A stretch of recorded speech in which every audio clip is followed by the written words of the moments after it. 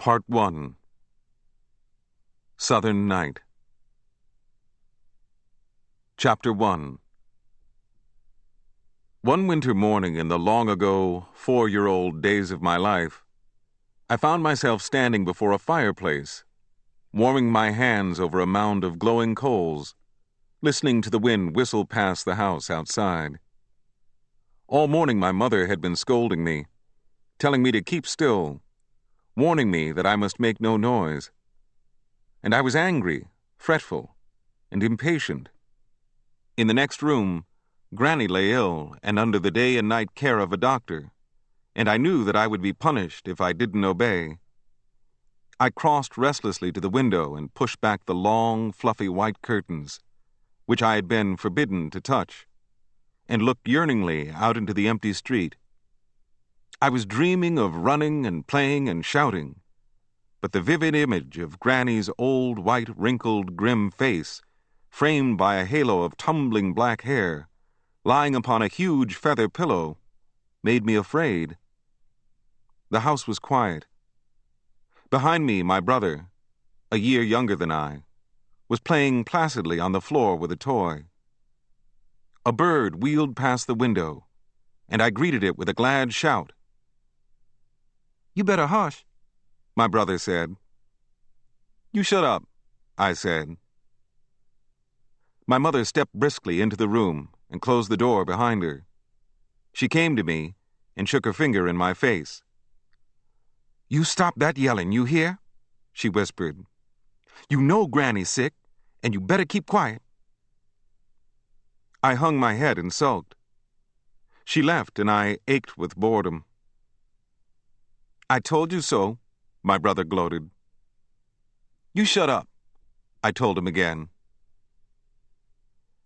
I wandered listlessly about the room, trying to think of something to do, dreading the return of my mother, resentful of being neglected. The room held nothing of interest, except the fire, and finally I stood before the shimmering embers, fascinated by the quivering coals. An idea of a new kind of game grew and took root in my mind. Why not throw something into the fire and watch it burn? I looked about. There was only my picture book, and my mother would beat me if I burned that. Then what? I hunted around until I saw the broom leaning in a closet. That's it. Who would bother about a few straws if I burned them?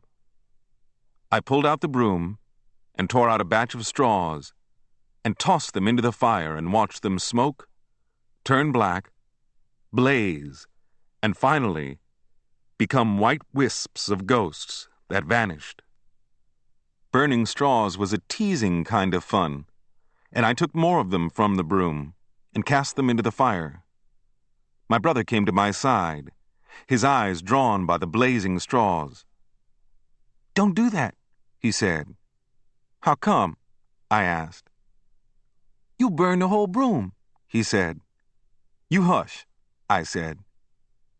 "I'll tell," he said. "And I'll hit you," I said. My idea was growing, blooming. Now I was wondering just how the long, fluffy white curtains would look if I lit a bunch of straws and held it under them. Would I try it? Sure. I pulled several straws from the broom and held them to the fire until they blazed. I rushed to the window and brought the flame in touch with the hems of the curtains. My brother shook his head. "Nah," he said. He spoke too late. Red circles were eating into the white cloth. Then a flare of flames shot out. Startled, I backed away. The fire soared to the ceiling, and I trembled with fright. Soon, a sheet of yellow lit the room.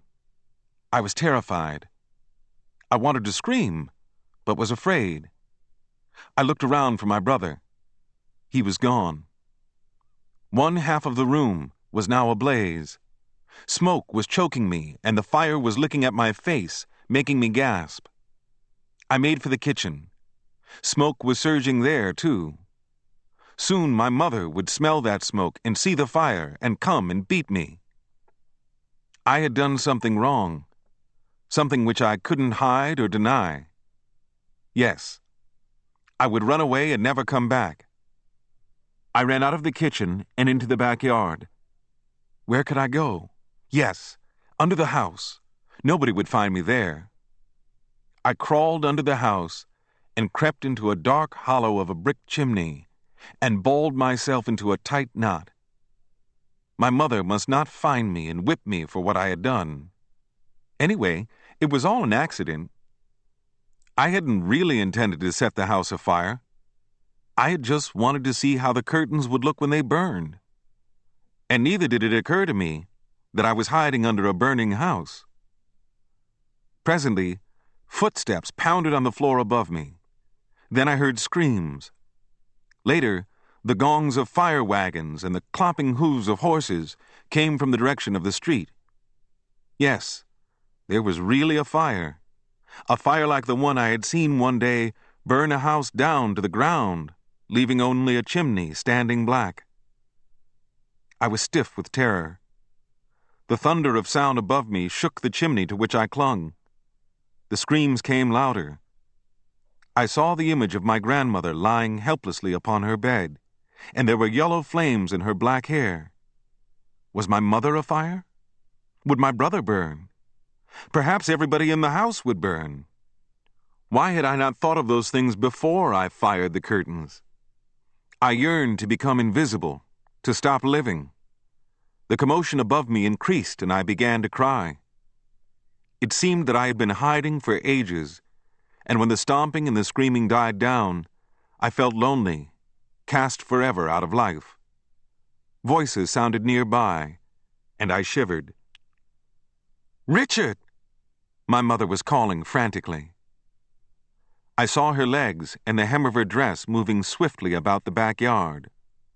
Her wails were full of an agony whose intensity told me that my punishment would be measured by its depth. Then I saw her taut face peering under the edge of the house. She had found me. I held my breath and waited to hear her command me to come to her. Her face went away. No. She hadn't seen me, huddled in the dark nook of the chimney. I tucked my head into my arms, and my teeth chattered. "Richard!"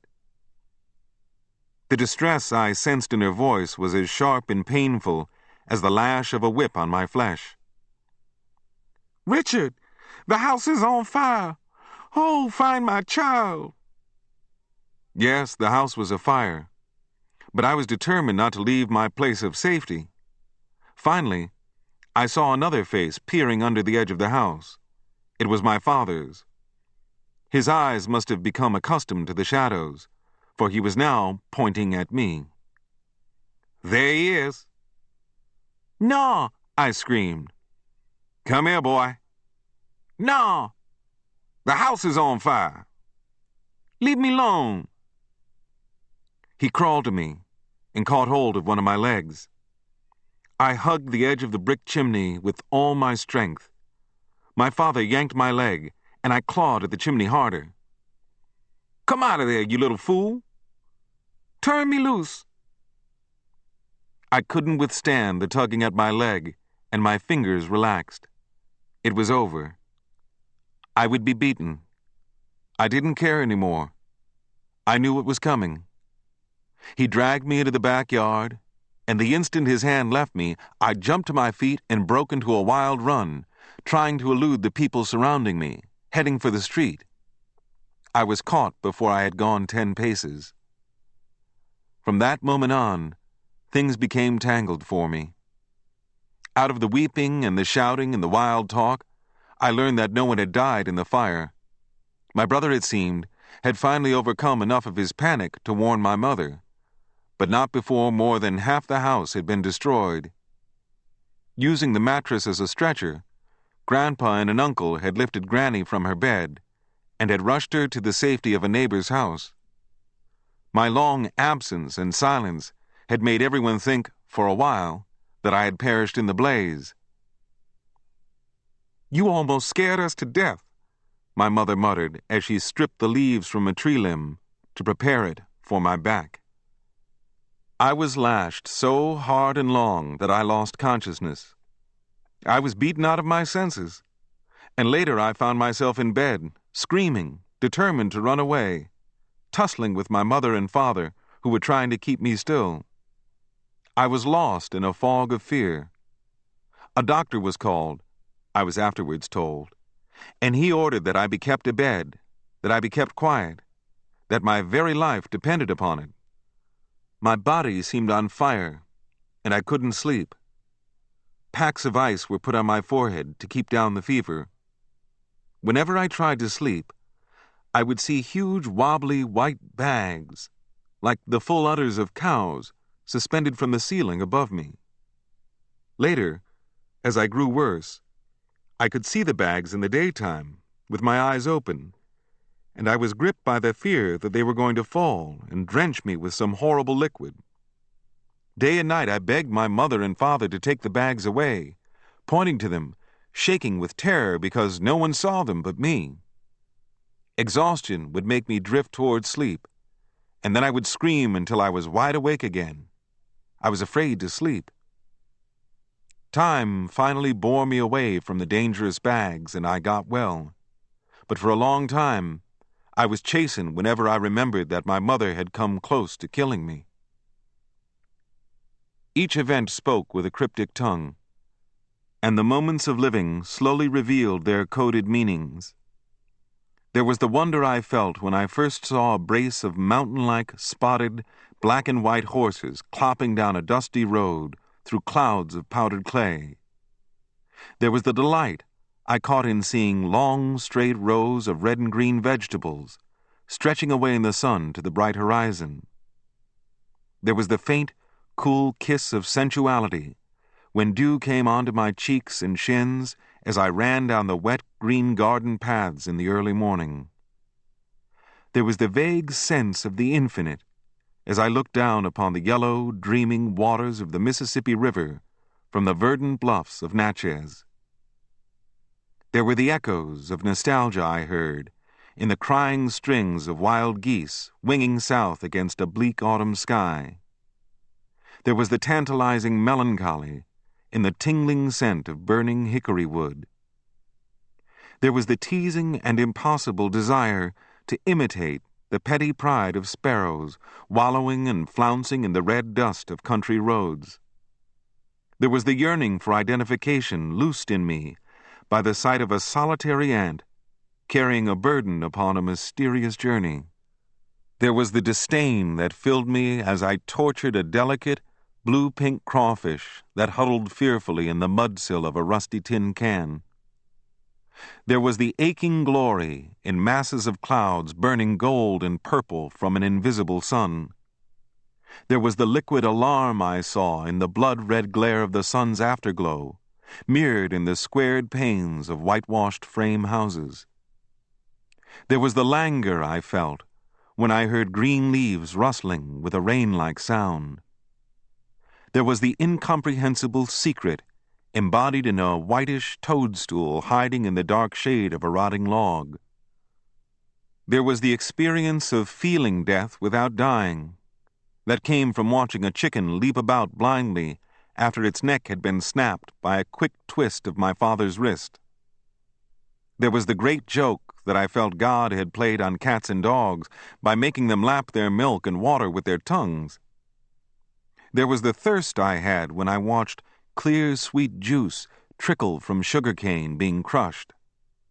There was the hot panic that welled up in my throat and swept through my blood when I first saw the lazy, limp coils of a blue-skinned snake sleeping in the sun.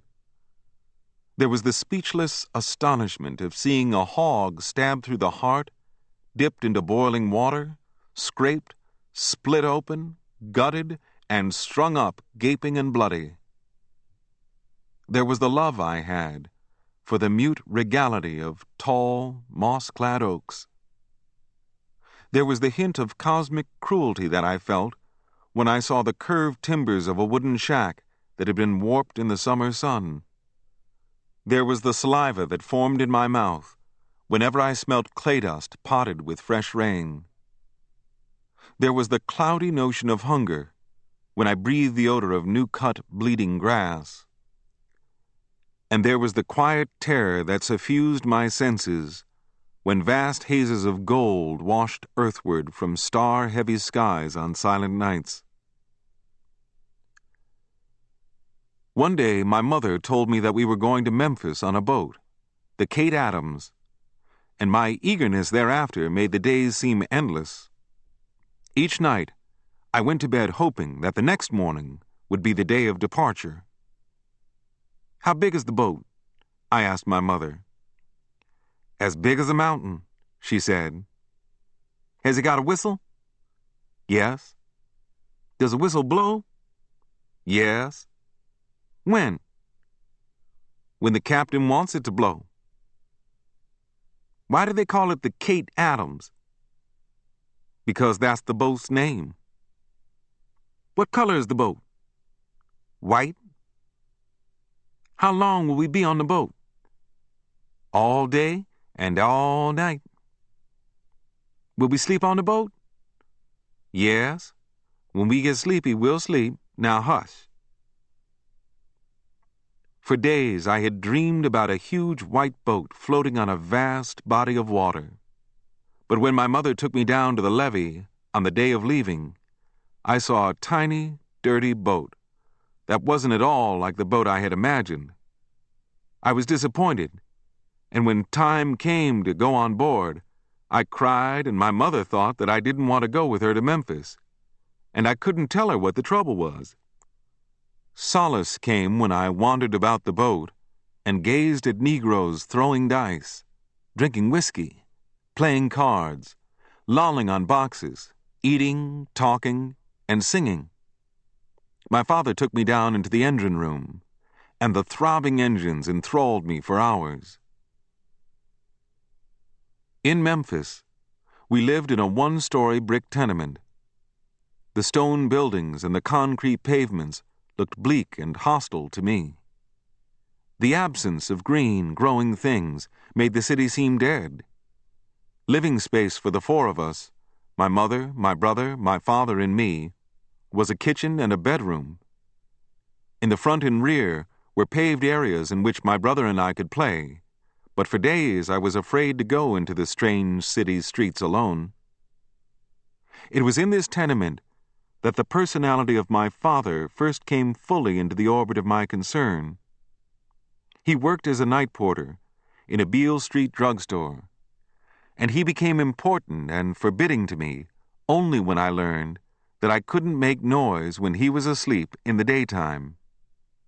He was the lawgiver in our family, and I never laughed in his presence. I used to lurk timidly in the kitchen doorway and watch his huge body sitting slumped at the table. I stared at him with awe as he gulped his beer from a tin bucket, as he ate long and heavily, sighed, belched, closed his eyes to nod on a stuffed belly. He was quite fat, and his bloated stomach always lapped over his belt. He was always a stranger to me, always somehow alien and remote. One morning my brother and I, while playing in the rear of our flat, found a stray kitten that set up a loud, persistent meowing.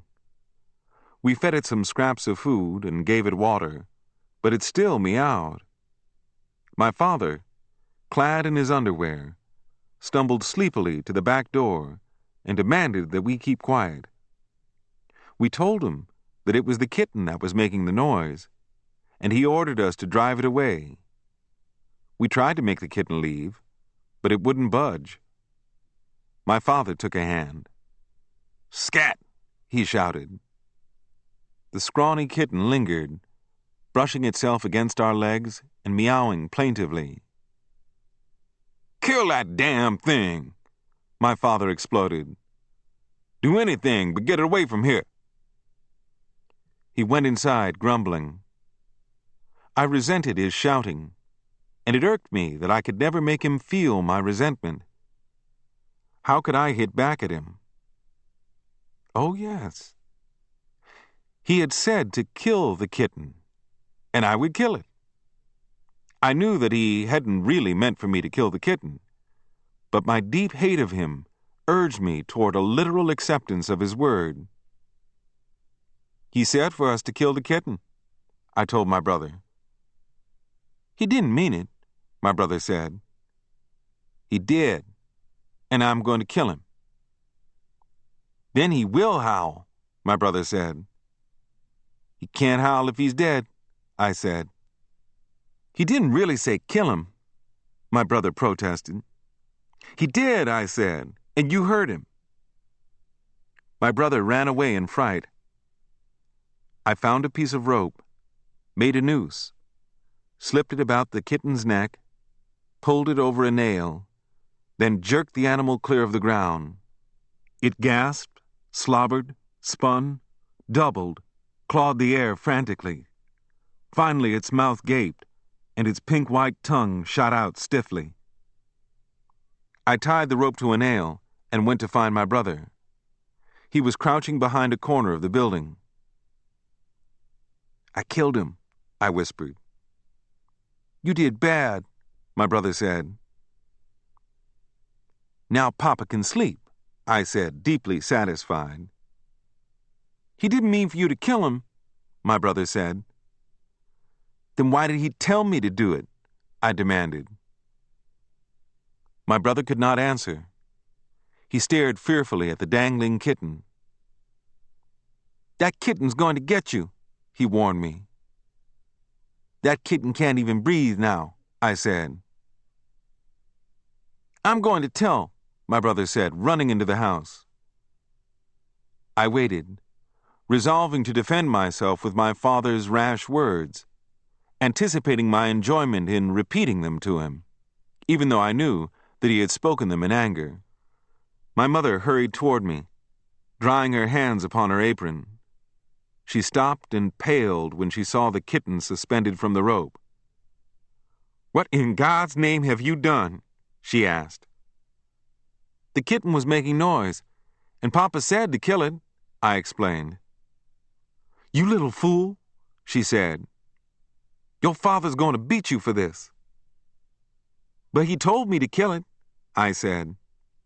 You shut your mouth. She grabbed my hand and dragged me to my father's bedside and told him what I had done. You know better than that, my father stormed. You told me to kill him, I said. I told you to drive him away, he said. You told me to kill him, I countered positively. You get out of my eyes before I smack you down, my father bellowed in disgust, then turned over in bed. I had had my first triumph over my father. I had made him believe that I had taken his words literally. He couldn't punish me now without risking his authority. I was happy, because I had at last found a way to throw my criticism of him into his face. I had made him feel that, if he whipped me for killing the kitten, I would never give serious weight to his words again. I had made him know that I felt he was cruel, and I had done it without his punishing me. But my mother, being more imaginative, retaliated with an assault upon my sensibilities that crushed me with the moral horror involved in taking a life. All that afternoon, she directed toward me calculated words that spawned in my mind a horde of invisible demons bent upon exacting vengeance for what I had done. As evening drew near, anxiety filled me, and I was afraid to go into an empty room alone. You owe a debt you can never pay, my mother said. I'm sorry, I mumbled. Being sorry can't make that kitten live again, she said. Then, just before I was to go to bed, she uttered a paralyzing injunction. She ordered me to go out into the dark, dig a grave, and bury the kitten. No, I screamed, feeling that if I went out of doors, Some evil spirit would whisk me away. "Get out there and bury that poor kitten," she ordered. "I'm scared." "And wasn't that kitten scared when you put that rope around its neck?" she asked. "But it was only a kitten," I explained.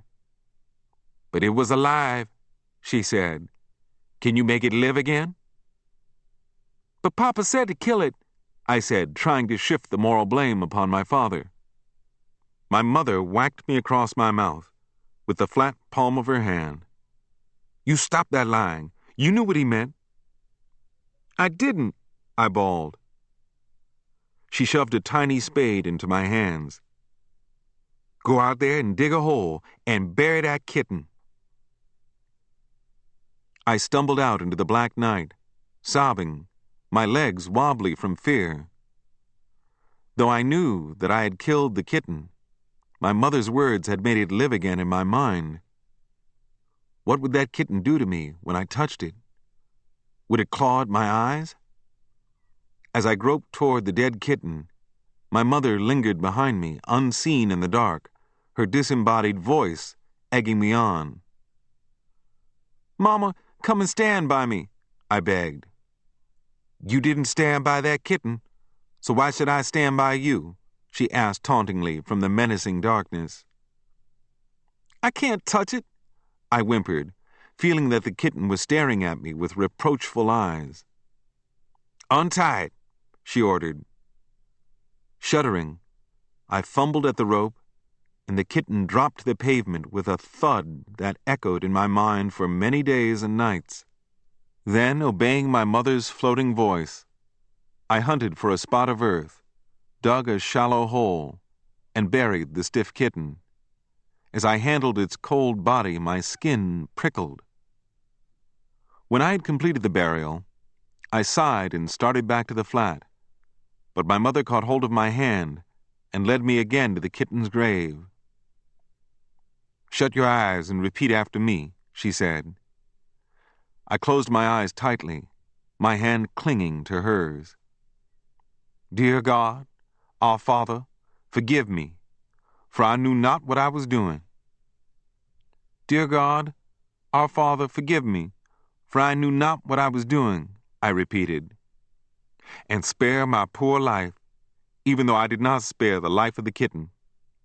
"And spare my poor life, even though I did not spare the life of the kitten," I repeated. "And while I sleep tonight, do not snatch the breath of life from me." I opened my mouth, but no words came. My mind was frozen with horror. I pictured myself gasping for breath and dying in my sleep. I broke away from my mother and ran into the night, crying, shaking with dread. "No," I sobbed. My mother called to me many times, but I wouldn't go to her. "Well, I suppose you've learned your lesson," she said at last.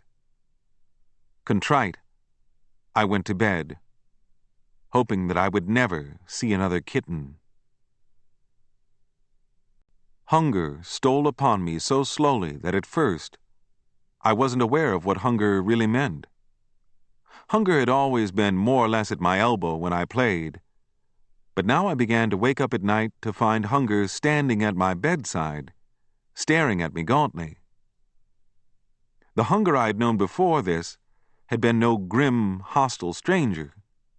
It had been a normal hunger that had made me beg constantly for bread, and when I ate a crust or two, I was satisfied. But this new hunger baffled me, scared me, made me angry and insistent. Whenever I begged for food now, my mother would pour me a cup of tea, which would still the clamor in my stomach for a moment or two. But a little while later I would feel hunger nudging my ribs, twisting my empty guts until they ached. I would grow dizzy, and my vision would dim. I became less active in my play, and for the first time in my life, I had to pause and think of what was happening to me. "Mama, I'm hungry," I complained one afternoon. "Jump up and catch a hungry," she said, trying to make me laugh and forget. "What's a cungry?" "Is what little boys eat when they get hungry," she said. "What does it taste like?" "I don't know." "Then why do you tell me to catch one?" "Because you said that you were hungry," she said, smiling. I sensed that she was teasing me, and it made me angry. "But I'm hungry. I want to eat." "You'll have to wait." "But I want to eat now." "But there's nothing to eat," she told me. "Why?" "Just because there's none," she explained. "But I want to eat," I said, beginning to cry. "You'll just have to wait," she said again. "But why?" "For God to send some food." "When is he going to send it?" "I don't know." "But I'm hungry." She was ironing, and she paused and looked at me with tears in her eyes. "Where's your father?" she asked me. I stared in bewilderment. Yes, it was true that my father hadn't come home to sleep for many days now, and I could make as much noise as I wanted. Though I hadn't known why he was absent, I had been glad that he wasn't there to shout his restrictions at me. But it had never occurred to me that his absence would mean that there would be no food. "I don't know," I said. "Who brings food into the house?" my mother asked me.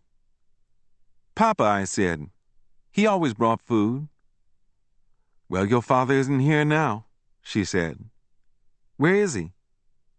"I don't know," she said. "But I'm hungry," I whimpered, stomping my feet. "You'll have to wait until I get a job and buy food," she said. As the days slid past, the image of my father became associated with my pangs of hunger, and whenever I felt hunger, I thought of him with a deep, biological bitterness. My mother finally went to work as a cook and left me and my brother alone in the flat each day with a loaf of bread and a pot of tea. When she returned at evening, she would be tired and dispirited and would cry a lot. Sometimes, when she was in despair, she would call us to her and talk to us for hours, telling us that we now had no father, that our lives would be different from those of other children, that we must learn as soon as possible to take care of ourselves, to dress ourselves, to prepare our own food, that we must take upon ourselves the responsibility of the flat while she worked. Half frightened, we would promise solemnly. We didn't understand what had happened between our father and our mother, and the most that these long talks did to us was to make us feel a vague dread. Whenever we asked why our father had left, she would tell us that we were too young to know. One evening, my mother told me that, thereafter, I would have to do the shopping for food. She took me to the corner store to show me the way. I was proud. I felt like a grown-up. The next afternoon, I looped the basket over my arm and went down the pavement toward the store. When I reached the corner, a gang of boys grabbed me, knocked me down, snatched the basket, took the money, and sent me running home in panic. That evening I told my mother what had happened, but she made no comment. She sat down at once, wrote another note, gave me some more money, and sent me out to the grocery again. I crept down the steps and saw the same gang of boys playing down the street. I ran back into the house. "What's the matter?" my mother asked. "It's those same boys," I said. "They'll beat me." "You've got to get over that," she said. "Now go on." "I'm scared," I said. "Go on and don't pay any attention to them," she said. I went out of the door and walked briskly down the sidewalk, praying that the gang wouldn't molest me. But when I came abreast of them, someone shouted, "There he is!" They came toward me, and I broke into a wild run toward home. They overtook me and flung me to the pavement. I yelled, pleaded, kicked, but they wrenched the money out of my hand. They yanked me to my feet, gave me a few slaps, and sent me home sobbing. My mother met me at the door. "They beat me," I gasped. "They took the money." I started up the steps, seeking the shelter of the house. "Don't you come in here," my mother warned me. I froze in my tracks and stared at her. "But they're coming after me," I said. "You just stay right where you are," she said in a deadly tone. "I'm going to teach you this night to stand up and fight for yourself." She went into the house, and I waited, terrified, wondering what she was about. Presently she returned, with more money and another note. She also had a long, heavy stick. "Take this money, this note, and this stick," she said. "Go to the store and buy those groceries. If those boys bother you, then fight." I was baffled. My mother was telling me to fight, a thing that she had never done before. "But I'm scared," I said. "Don't you come into this house until you've gotten those groceries," she said. They'll beat me, I said. "Then stay in the streets. Don't come back in here." I ran up the steps and tried to force my way past her into the house. A stinging slap came on my jaw. I stood on the sidewalk, crying.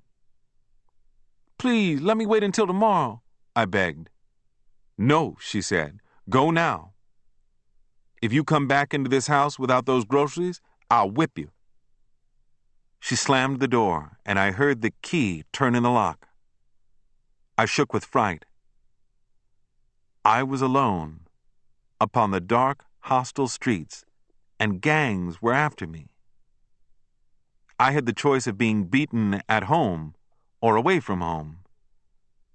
I clutched the stick, crying, trying to reason. If I were beaten at home, there was absolutely nothing that I could do about it. But if I were beaten in the streets, I had a chance to fight and defend myself.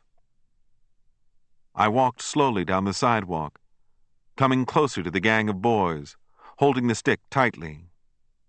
I was so full of fear that I could scarcely breathe. I was almost upon them now. "There he is again!" the cry went up. They surrounded me quickly and began to grab for my hand. "I'll kill you," I threatened. They closed in. In blind fear, I let the stick fly, feeling it crack against a boy's skull. I swung again, lamming another skull, then another. Realizing that they would retaliate if I let up for but a second, I fought to lay them low, to knock them cold, to kill them, so that they could not strike back at me. I flayed with tears in my eyes, teeth clenched, stark fear making me throw every ounce of my strength behind each blow. I hit again and again, dropping the money in the grocery list. The boys scattered, yelling, nursing their heads, staring at me in utter disbelief. They had never seen such frenzy. I stood panting, egging them on, taunting them to come on and fight. When they refused, I ran after them, and they tore out for their homes, screaming. The parents of the boys rushed into the streets and threatened me, and for the first time in my life, I shouted at grown-ups, telling them that I would give them the same if they bothered me. I finally found my grocery list and the money and went to the store. On my way back, I kept my stick poised for instant use, but there was not a single boy in sight. That night, I won the right to the streets of Memphis. Of a summer morning, When my mother had gone to work, I would follow a crowd of black children, abandoned for the day by their working parents, to the bottom of a sloping hill whose top held a long row of ramshackle wooden outdoor privies, whose open rear ends provided a raw and startling view. We would crouch at the foot of the slope and look up, a distance of 25 feet or more, at the secret and fantastic anatomies of black, brown, yellow, and ivory men and women. For hours we would laugh, point, whisper, joke, and identify our neighbors by the signs of their physiological oddities, commenting upon the difficulty or projectile force of their excretions. Finally, some grown-up would see us and drive us away with disgusted shouts. Occasionally, children of 2 or 3 years of age would emerge from behind the hill with their faces smeared and their breath reeking.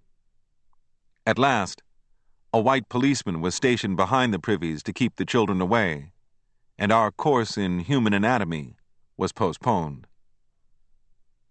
To keep us out of mischief, my mother often took my brother and me with her to her cooking job. Standing hungrily and silently in a corner of the kitchen, we would watch her go from the stove to the sink, from the cabinet to the table. I always loved to stand in the white folks' kitchen when my mother cooked, for it meant that I got occasional scraps of bread and meat. But many times I regretted having come, for my nostrils would be assailed with the scent of food that didn't belong to me and which I was forbidden to eat. Toward evening, my mother would take the hot dishes into the dining room where the white people were seated, and I would stand as near the dining room door as possible to get a quick glimpse of the white faces gathered around the loaded table, eating, laughing, talking. If the white people left anything, my brother and I would eat well, but if they didn't, we would have our usual bread and tea. Watching the white people eat would make my empty stomach churn, and I would grow vaguely angry. Why could I not eat when I was hungry? Why did I always have to wait until others were through? I couldn't understand why some people had enough food and others didn't. I now found it irresistible to roam during the day while my mother was cooking in the kitchens of the white folks. A block away from our flat was a saloon, in front of which I used to loiter all day long. Its interior was an enchanting place that both lured and frightened me. I would beg for pennies, then peer under the swinging doors to watch the men and women drink. When some neighbor would chase me away from the door, I would follow the drunks about the streets, trying to understand their mysterious mumblings, pointing at them, teasing them, laughing at them, imitating them, jeering, mocking, and taunting them about their lurching antics. For me, the most amusing spectacle was a drunken woman stumbling and urinating, the dampness seeping down her stocking legs. Or I would stare in horror at a man retching. Somebody informed my mother about my fondness for the saloon, and she beat me. But it didn't keep me from peering under the swinging doors and listening to the wild talk of drunks when she was at work. One summer afternoon, in my 6th year, while peering under the swinging doors of the neighborhood saloon, a black man caught hold of my arm and dragged me into its smoky, noisy depths. The odor of alcohol stung my nostrils. I yelled and struggled, trying to break free of him, afraid of the staring crowd of men and women, but he wouldn't let me go. He lifted me and sat me upon the counter, put his hat upon my head, and ordered a drink for me. The tipsy men and women yelled with delight. Somebody tried to jam a cigar into my mouth, but I twisted out of the way. "How do you feel, sitting there like a man, boy?" a man asked. "Make him drunk, and he'll stop peeping in here," somebody said. "Let's buy him drinks," somebody said. Some of my fright left me as I stared about. Whiskey was set before me. "Drink it, boy," somebody said. I shook my head. The man who had dragged me in urged me to drink it, telling me that it wouldn't hurt me. I refused. "Drink it. It'll make you feel good," he said. I took a sip and coughed. The men and women laughed. The entire crowd in the saloon gathered about me now, urging me to drink. I took another sip, then another. My head spun, and I laughed. I was put on the floor, and I ran giggling and shouting among the yelling crowd. As I would pass each man, I would take a sip from an offered glass. Soon, I was drunk. A man called me to him and whispered some words into my ear and told me that he would give me a nickel if I went to a woman and repeated them to her. I told him that I would say them.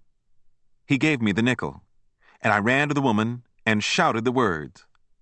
A gale of laughter went up in the saloon. "Don't teach that boy that," someone said. "He doesn't know what it is," another said.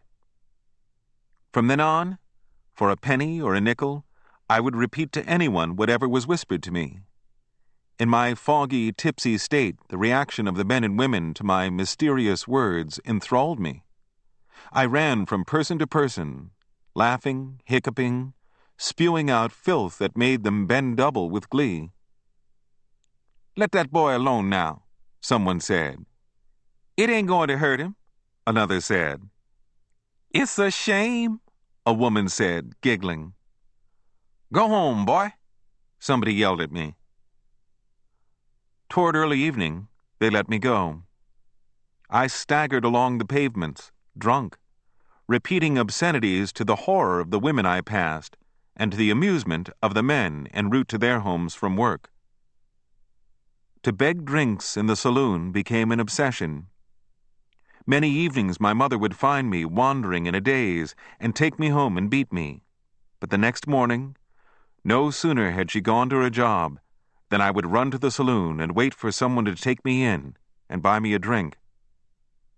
My mother protested tearfully to the proprietor of the saloon, who ordered me to keep out of his place. But the men, reluctant to surrender their sport, would buy me drinks anyway, letting me drink out of their flasks on the streets, urging me to repeat obscenities. I was a drunkard in my 6th year, before I had begun school. With a gang of children, I roamed the streets, begging pennies from passers-by, haunting the doors of saloons, wandering farther and farther away from home each day. I saw more than I could understand, and heard more than I could remember. The point of life became for me the times when I could beg drinks. My mother was in despair. She beat me. Then she prayed and wept over me, imploring me to be good, telling me that she had to work, all of which carried no weight to my wayward mind. Finally, she placed me and my brother in the keeping of an old black woman who watched me every moment to keep me from running to the doors of the saloons to beg for whiskey. The craving for alcohol finally left me, and I forgot the taste of it. In the immediate neighborhood, there were many school children who, in the afternoons, would stop and play en route to their homes. They would leave their books upon the sidewalk, and I would thumb through the pages and question them about the baffling black print. When I had learned to recognize certain words, I told my mother that I wanted to learn to read, and she encouraged me. Soon, I was able to pick my way through most of the children's books I ran across. There grew in me a consuming curiosity about what was happening around me, and when my mother came home from a hard day's work, I would question her so relentlessly about what I had heard in the streets that she refused to talk to me. One cold morning, my mother awakened me and told me that, because there was no coal in the house, she was taking my brother to the job with her, and that I must remain in bed until the coal she had ordered was delivered. For the payment of the coal, She left a note, together with some money, under the dresser's scarf. I went back to sleep and was awakened by the ringing of the doorbell. I opened the door, let in the coal man, and gave him the money and the note. He brought in a few bushels of coal, then lingered, asking me if I were cold. "Yes," I said, shivering. He made a fire, then sat and smoked. "How much change do I owe you?" he asked me. "I don't know," I said. "Shame on you," he said. "Don't you know how to count?" "No, sir," I said. "Listen, and repeat after me," he said. He counted to 10, and I listened carefully. Then he asked me to count alone, and I did.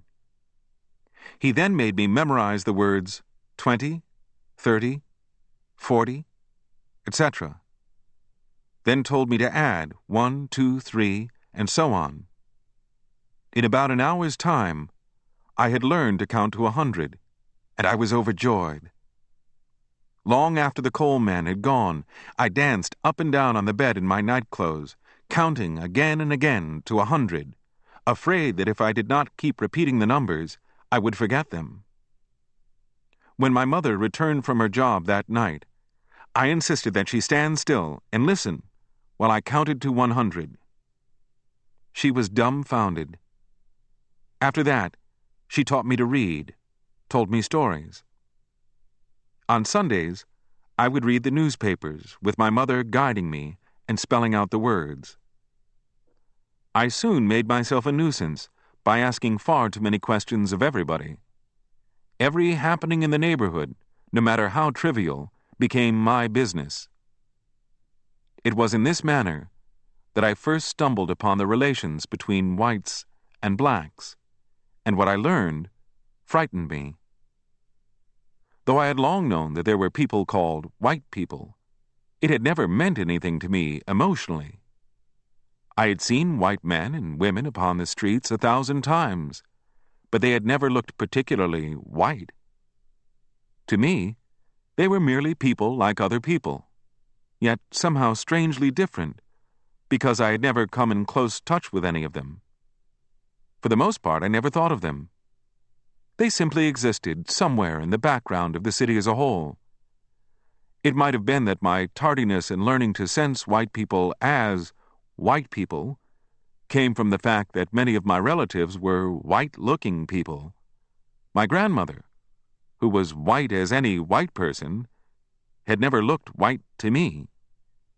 And when word circulated among the black people of the neighborhood that a black boy had been severely beaten by a white man, I felt that the white man had the right to beat the black boy, for I naively assumed that the white man must have been the black boy's father. And did not all fathers, like my father, have the right to beat their children? A paternal right was the only right, to my understanding, that a man had to beat a child. But when my mother told me that the white man was not the father of the black boy, was no kin to him at all, I was puzzled. Then why did the white man whip the black boy? I asked my mother. The white man did not whip the black boy, my mother told me. He beat the black boy. But why? You're too young to understand. I'm not going to let anybody beat me, I said stoutly. Then stop running wild in the streets, my mother said. I brooded for a long time about the seemingly causeless beating of the black boy by the white man, and the more questions I asked, the more bewildering it all became. Whenever I saw white people now, I stared at them, wondering what they were really like. I began school at Howard Institute at a later age than was usual. My mother hadn't been able to buy me the necessary clothes to make me presentable. The boys of the neighborhood took me to school the first day, and when I reached the edge of the school grounds, I became terrified, wanted to return home, wanted to put it off. But the boy simply took my hand and pulled me inside the building. I was frightened, speechless, and the other children had to identify me, tell the teacher my name and address.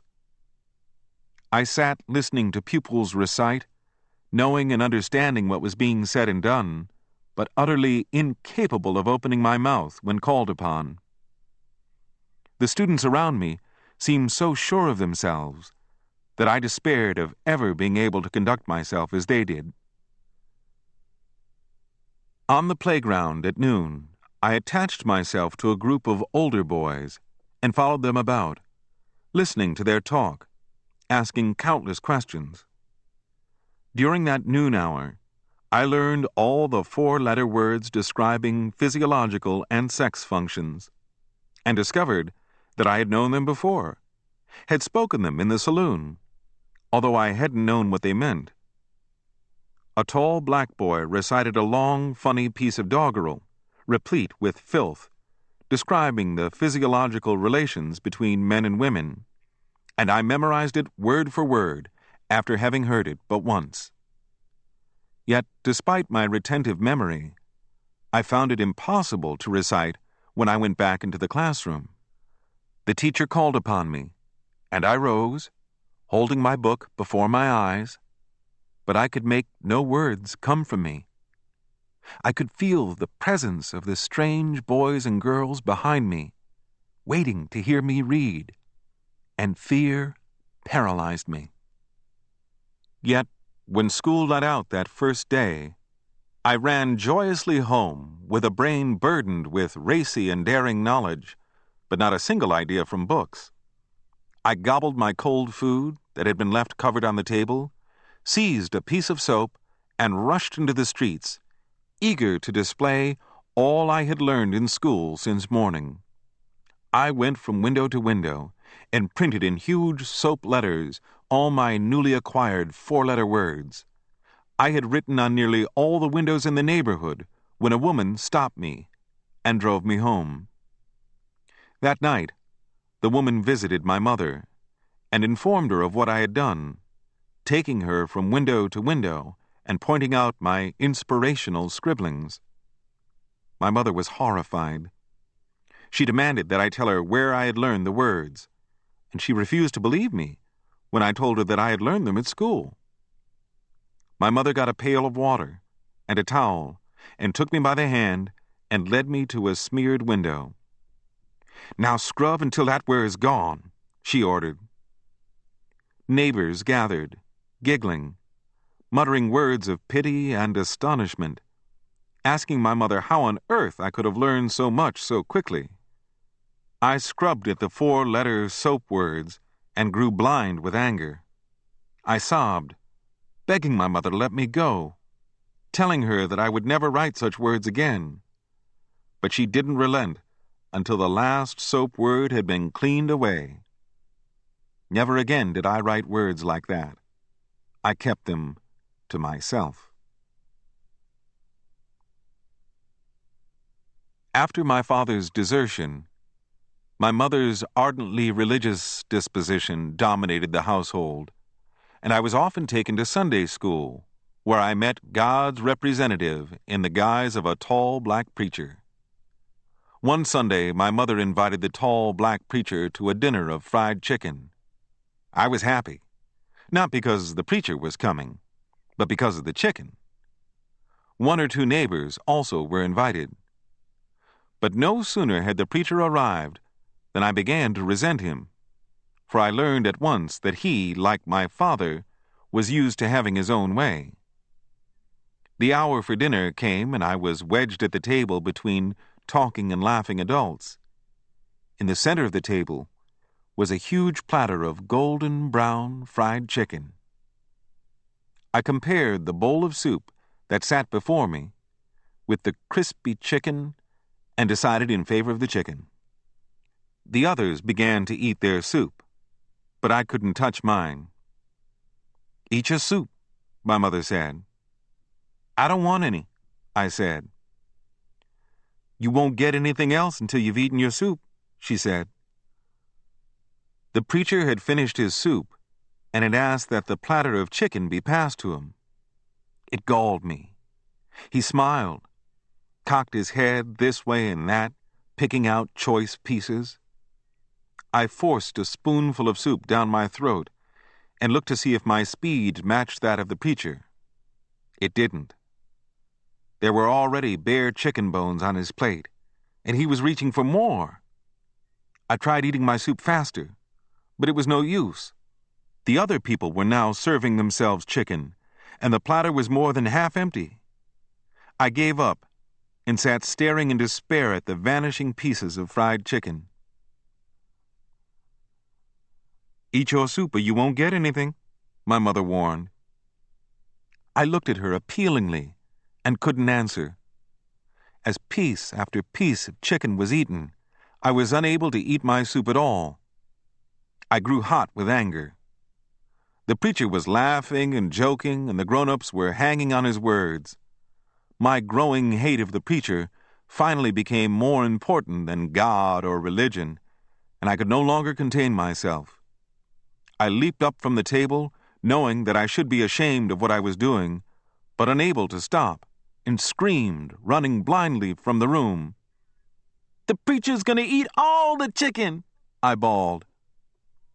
The preacher tossed back his head and roared with laughter, but my mother was angry and told me that I was to have no dinner because of my bad manners. When I awakened one morning, my mother told me that we were going to see a judge who would make my father support me and my brother. An hour later, all three of us were sitting in a huge, crowded room. I was overwhelmed by the many faces and the voices which I could not understand. High above me was a white face, which my mother told me was the face of the judge. Across the huge room sat my father, smiling confidently, looking at us. My mother warned me not to be fooled by my father's friendly manner. She told me that the judge might ask me questions, and if he did, I must tell him the truth. I agreed, yet I hoped that the judge wouldn't ask me anything. For some reason, the entire thing struck me as being useless. I felt that if my father were going to feed me, then he would have done so regardless of what a judge said to him.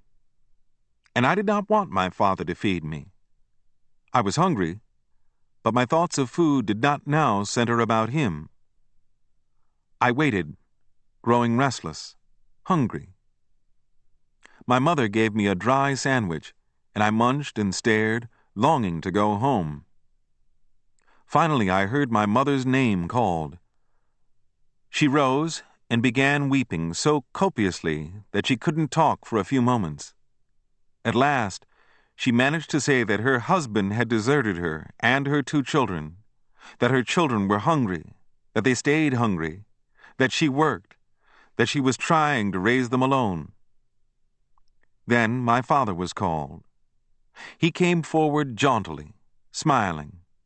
He tried to kiss my mother, but she turned away from him. I only heard one sentence of what he said.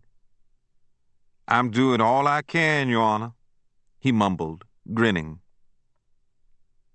It had been painful to sit and watch my mother crying and my father laughing, and I was glad when we were outside in the sunny streets.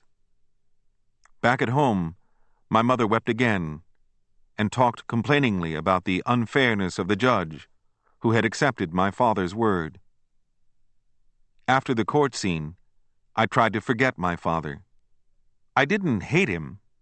I simply didn't want to think of him. Often when we were hungry, my mother would beg me to go to my father's job and ask him for $1, a dime, a nickel. But I would never consent to go. I didn't want to see him. My mother fell ill, and the problem of food became an acute daily agony. Hunger was with us, always. Sometimes the neighbors would feed us, or a $1 bill would come in the mail from my grandmother. It was winter, and I would buy a dime's worth of coal each morning from the corner coal yard and lug it home in paper bags. For a time, I remained out of school to wait upon my mother. Then Granny came to visit us, and I returned to school. At night, there were long, halting discussions about our going to live with Granny, but nothing came of it. Perhaps there wasn't enough money for railroad fare. Angered by having been hauled into court, my father now spurned us completely. I heard long, angry, whispered conversations between my mother and grandmother to the effect that woman ought to be killed for breaking up a home. What irked me was the ceaseless talk and no action. If someone had suggested that my father be killed, I would perhaps have become interested. If someone had suggested that his name never be mentioned, I would no doubt have agreed. If someone had suggested that we move to another city, I would have been glad. But there was only endless talk that led nowhere, and I began to keep away from home as much as possible, preferring the simplicity of the streets to the worried, futile talk at home. Finally, we could no longer pay the rent for our dingy flat. The few dollars that Granny had left us before she went home were gone. Half sick and in despair, my mother made the rounds of the charitable institutions seeking help. She found an orphan home that agreed to assume the guidance of me and my brother, provided my mother worked and made small payments. My mother hated to be separated from us, but she had no choice. The orphan home was a 2-story frame building, set amid trees in a wide green field. My mother ushered me and my brother one morning into the building, and into the presence of a tall, gaunt, mulatto woman who called herself Miss Simon. At once, she took a fancy to me, and I was frightened speechless. I was afraid of her the moment I saw her, and my fear lasted during my entire stay in the home. The house was crowded with children, and there was always a storm of noise. The daily routine was blurred to me, and I never quite grasped it. The most abiding feeling I had each day was hunger and fear. The meals were skimpy, and there were only 2 of them. Just before we went to bed each night, we were given a slice of bread smeared with molasses. The children were silent, hostile, vindictive, continuously complaining of hunger. There was an all-over atmosphere of nervousness and intrigue, of children telling tales upon others, of children being deprived of food to punish them. The home didn't have the money to check the growth of the wide stretches of grass by having it mown, so it had to be pulled by hand. Each morning, after we had eaten a breakfast that seemed like no breakfast at all, an older child would lead a herd of us to the vast lawn, and we would get to our knees and wrench the grass loose from the dirt with our fingers. At intervals, Miss Simon would make a tour of inspection, examining the pile of pulled grass beside each child, scolding or praising according to the size of the pile. Many mornings, I was too weak from hunger to pull the grass. I would grow dizzy, and my mind would become blank, and I would find myself, after an interval of unconsciousness, upon my hands and knees, my head whirling, my eyes staring in bleak astonishment at the green grass, wondering where I was, feeling that I was emerging from a dream. During the first days, my mother came each night to visit me and my brother. Then her visits stopped. I began to wonder if she too, like my father, had disappeared into the unknown. I was rapidly learning to distrust everything and everybody. When my mother did come, I asked her why she had remained away so long, and she told me that Miss Simon had forbidden her to visit us, that Miss Simon had said that she was spoiling us with too much attention. I begged my mother to take me away. She wept and told me to wait, that soon she would take us to Arkansas. She left, and my heart sank. Miss Simon tried to win my confidence. She asked me if I would like to be adopted by her, if my mother consented, and I said no. She would take me into her apartment and talk to me, but her words had no effect. Dread and distrust had already become a daily part of my being, and my memory grew sharp, my senses more impressionable. I began to be aware of myself as a distinct personality striving against others. I held myself in, afraid to act or speak until I was sure of my surroundings, feeling most of the time that I was suspended over a void. My imagination soared. I dreamed of running away. Each morning I vowed that I would leave the next morning, but the next morning always found me afraid. One day, Miss Simon told me that, thereafter, I was to help her in the office. I ate lunch with her, and strangely, when I sat facing her at the table, my hunger vanished. The woman killed something in me. Next, she called me to her desk, where she sat addressing envelopes. "Step up close to the desk," she said. "Don't be afraid." I went and stood at her elbow. There was a wart on her chin, and I stared at it. "Now, take a blotter from over there and blot each envelope after I'm through writing on it," she instructed me, pointing to a blotter that stood about a foot from my hand. I stared and did not move or answer. "Take the blotter," she said. I wanted to reach for the blotter, and succeeded only in twitching my arm. "Here," she said sharply, reaching for the blotter and shoving it into my fingers. She wrote in ink on the envelope and pushed it toward me. Holding the blotter in my hand, I stared at the envelope and could not move. "Blot it," she said. I couldn't lift my hand. I knew what she had said. I knew what she wanted me to do, and I had heard her correctly.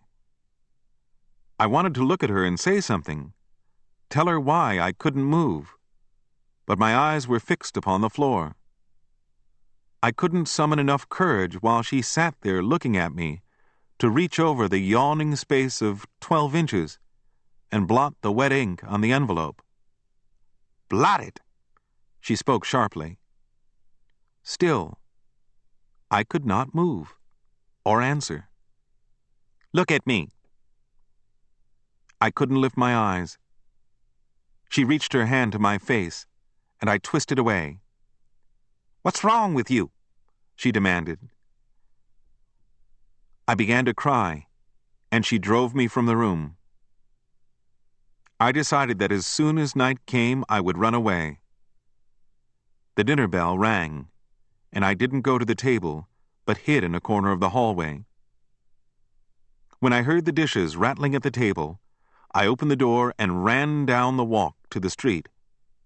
Dusk was falling. Doubt made me stop. Ought I go back? No. Hunger was back there, and fear. I went on, coming to concrete sidewalks. People passed me. Where was I going? I didn't know. The farther I walked, the more frantic I became. In a confused and vague way, I knew that I was doing more running away from than running toward something. I stopped. The streets seemed dangerous. The buildings were massive and dark. The moon shone and the trees loomed frighteningly. No, I couldn't go on. I would go back. But I had walked so far and had turned too many corners and hadn't kept track of the direction. Which way led back to the orphan home? I didn't know. I was lost. I stood in the middle of the sidewalk and cried. A white policeman came to me, and I wondered if he was going to beat me. He asked me what was the matter, and I told him that I was trying to find my mother. His white face created a new fear in me. I was remembering the tale of the white man who had beaten the black boy. A crowd gathered, and I was urged to tell where I lived. Curiously, I was too full of fear to cry now. I wanted to tell the white face that I had run off from an orphan home and that Miss Simon ran it, but I was afraid. Finally, I was taken to the police station where I was fed. I felt better. I sat in a big chair where I was surrounded by white policemen, but they seemed to ignore me. Through the window, I could see that night had completely fallen and that lights now gleamed in the streets. I grew sleepy and dozed. My shoulder was shaken gently, and I opened my eyes and looked into a white face of another policeman who was sitting beside me. He asked me questions in a quiet, confidential tone, and quite before I knew it, he wasn't white anymore. I told him that I had run away from an orphan home and that Miss Simon ran it. It was but a matter of minutes before I was walking alongside a policeman heading toward the home. The policeman led me to the front gate, and I saw Miss Simon waiting for me on the steps. She identified me, and I was left in her charge. I begged her not to beat me, but she yanked me upstairs into an empty room and lashed me thoroughly. Sobbing, I slunk off to bed, resolved to run away again, but I was watched closely after that. My mother was informed upon her next visit that I had tried to run away, and she was terribly upset. "Why did you do it?" she asked. "I don't want to stay here," I told her. "But you must," she said. "How can I work if I'm to worry about you? You must remember that you have no father." "I'm doing all I can." "I don't want to stay here," I repeated. "Then if I take you to your father?" "I don't want to stay with him either," I said. "But I want you to ask him for enough money for us to go to my sister's in Arkansas," she said. Again, I was faced with choices I didn't like, but I finally agreed. After all, my hate for my father wasn't so great and urgent as my hate for the orphan home. My mother held to her idea, and one night, a week or so later, I found myself standing in a room in a frame house. My father and a strange woman were sitting before a bright fire that blazed in a grate. My mother and I were standing about 6 feet away, as though we were afraid to approach them any closer. "It's not for me," my mother was saying. "It's for your children that I'm asking you for money." "I ain't got nothing," my father said, laughing. "Come here, boy," the strange woman called to me. I looked at her and didn't move. "Give him a nickel," the woman said. "He's cute." "Come here, Richard," my father said, stretching out his hand. I backed away, shaking my head, keeping my eyes on the fire. "He is a cute child," the strange woman said. "You ought to be ashamed," my mother said to the strange woman. "You're starving my children." "Now don't you all fight," my father said, laughing. "I'll take that poker and hit you," I blurted at my father. He looked at my mother and laughed louder. "You told him to say that," he said. "Don't say such things, Richard," my mother said. "You ought to be dead," I said to the strange woman. The woman laughed and threw her arms about my father's neck. I grew ashamed and wanted to leave. "How can you starve your children?" my mother asked. "Let Richard stay with me," my father said. "Do you want to stay with your father, Richard?" my mother asked. "No," I said. "You'll get plenty to eat," he said. "I'm hungry now," I told him, "but I won't stay with you." "Aw, give the boy a nickel," the woman said. My father ran his hand into his pocket and pulled out a nickel. "Here, Richard," he said. "Don't take it," my mother said. "Don't teach him to be a fool," my father said. "Here, Richard, take it." I looked at my mother, at the strange woman, at my father, then into the fire. I wanted to take the nickel, but I didn't want to take it from my father. "You ought to be ashamed," my mother said, weeping. "Giving your son a nickel when he's hungry. If there's a God, he'll pay you back."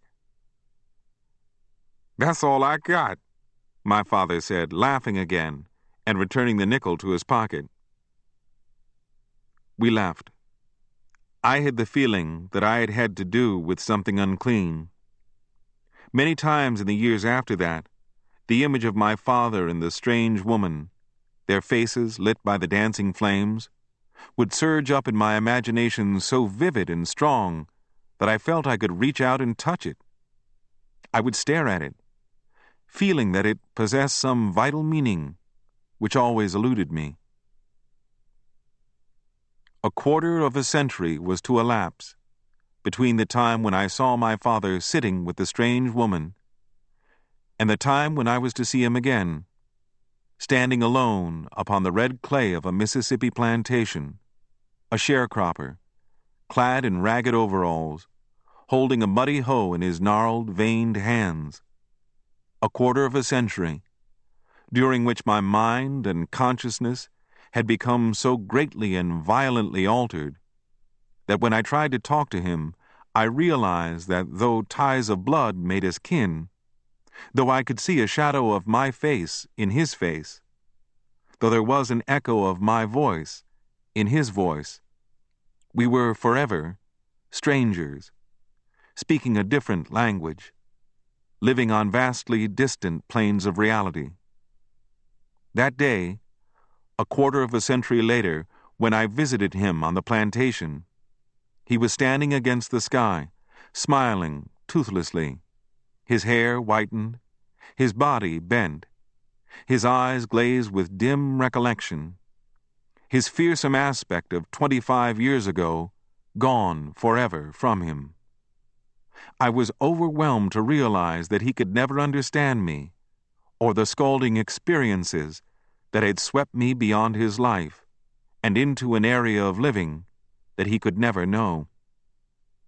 I stood before him, poised, my mind aching as it embraced the simple nakedness of his life, feeling how completely his soul was imprisoned by the slow flow of the seasons, by wind and rain and sun, how fastened were his memories to a crude and raw past, how chained were his actions and emotions to the direct, animalistic impulses of his withering body. From the white landowners above him, there had not been handed to him a chance to learn the meaning of loyalty, of sentiment, of tradition. Joy was as unknown to him as was despair. As a creature of the earth, he endured, hardy, whole, seemingly indestructible, with no regrets and no hope. He asked easy, drawling questions about me, his other son, his wife, and he laughed, amused, when I informed him of their destinies. I forgave him and pitied him as my eyes looked past him to the unpainted wooden shack. From far beyond the horizons that bound this bleak plantation, there had come to me through my living the knowledge that my father was a black peasant who had gone to the city seeking life, but who had failed in the city. A black peasant whose life had been hopelessly snarled in the city, and who had, at last, fled the city. That same city which had lifted me in its burning arms and borne me toward alien and undreamed-of shores of knowing. Chapter 2. The glad days that dawned gave me liberty for the free play of impulse, and from anxiety and restraint, I leaped to license and thoughtless action. My mother arrived one afternoon with the news that we were going to live with her sister in Elaine, Arkansas, and that en route we would visit Granny, who had moved from Natchez to Jackson, Mississippi. As the words fell from my mother's lips, a long and heavy anxiety lifted from me. Excited, I rushed about and gathered my ragged clothes. I was leaving the hated home, hunger, fear, leaving days that had been as dark and lonely as death. While I was packing, a playmate came to tell me that one of my shirts was hanging damp upon the clothesline. Filled more with the sense of coming freedom than with generosity, I told him that he could have it. What was a shirt to me now? The children stood about and watched me with envious eyes as I crammed my things into a suitcase, but I didn't notice them. The moment I had learned that I was to leave, my feelings had recoiled so sharply and quickly from the home that the children simply did not exist for me anymore. Their faces possessed the power of evoking in me a million memories that I longed to forget, and instead of my leaving drawing me to them in communion, it had flung me forever beyond them. I was so eager to be gone that when I stood in the front hallway, packed and ready, I didn't even think of saying goodbye to the boys and girls with whom I had eaten and slept and lived for so many weeks. My mother scolded me for my thoughtlessness and bade me say goodbye to them. Reluctantly, I obeyed her, wishing that I didn't have to do so. As I shook the dingy palms extended to me, I kept my eyes averted, not wanting to look again into the faces that hurt me because they had become so thoroughly associated in my feelings with hunger and fear. In shaking hands, I was doing something that I was to do countless times in the years to come, acting in conformity with what others expected of me, even though, by the very nature and form of my life, I didn't and couldn't share their spirit. After I had outlived the shocks of childhood, after the habit of reflection had been born in me, I used to mull over the strange absence of real kindness in Negroes. How unstable was our tenderness, how lacking in genuine passion we were, how void of great hope, how timid our joy, how bare our traditions, how hollow our memories, how lacking we were in those intangible sentiments that bind man to man, and how shallow was even our despair. After I had learned other ways of life, I used to brood upon the unconscious irony of those who felt that Negroes led so passional an existence. I saw that what had been taken for our emotional strength was our negative confusions, our flights, our fears, our frenzy under pressure. Whenever I thought of the essential bleakness of black life in America, I knew that Negroes had never been allowed to catch the full spirit of Western civilization, that they lived somehow in it, but not of it. And when I brooded upon the cultural barrenness of black life, I wondered if clean, positive tenderness, love, honor, loyalty, and the capacity to remember were native with man. I asked myself if these human qualities were not fostered, won, struggled and suffered for, preserved in ritual from one generation to another. Granny's home in Jackson was an enchanting place to explore. It was a 2-story frame structure of 7 rooms.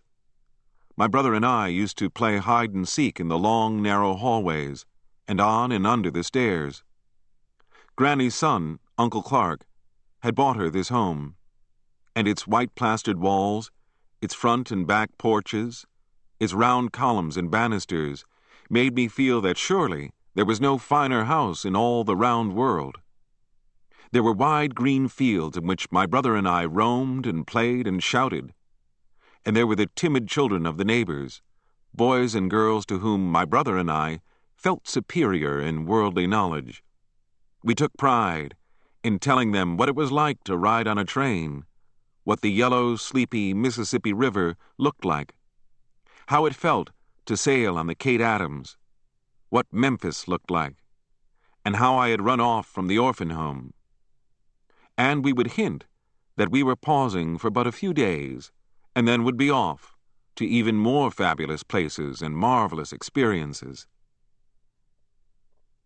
To help support the household, my grandmother boarded a colored schoolteacher, Ella, a young woman with so remote and dreamy and silent a manner that I was as much afraid of her as I was attracted to her.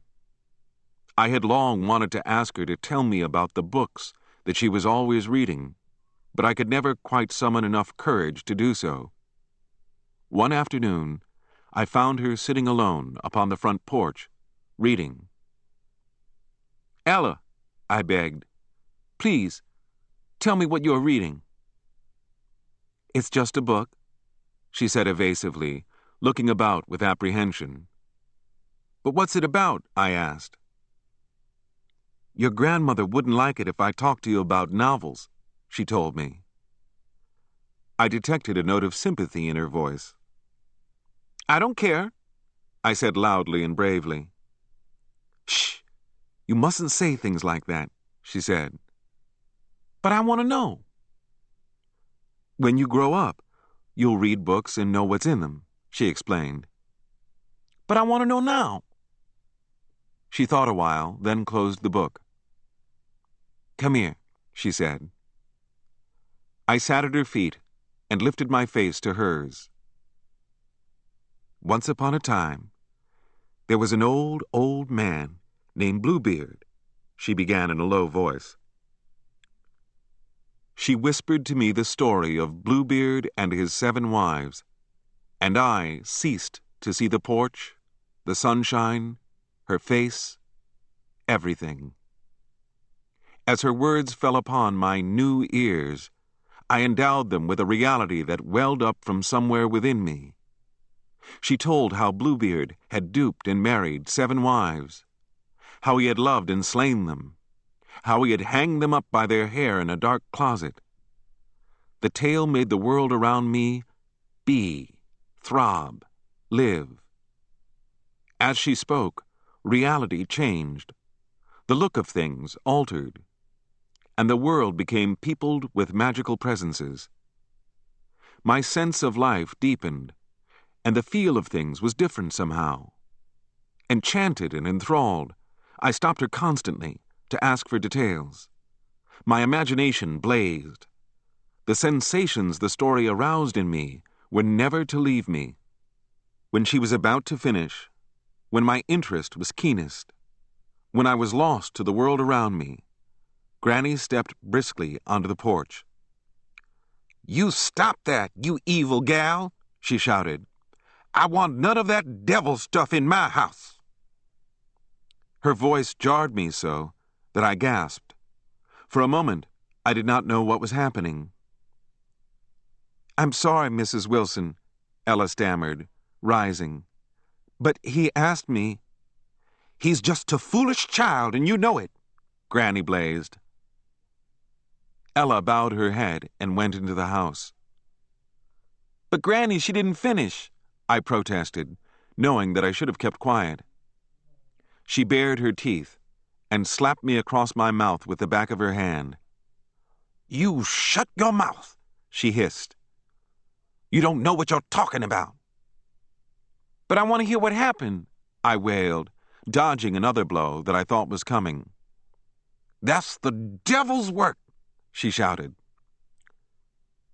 My grandmother was as nearly white as a Negro can get without being white, which means that she was white.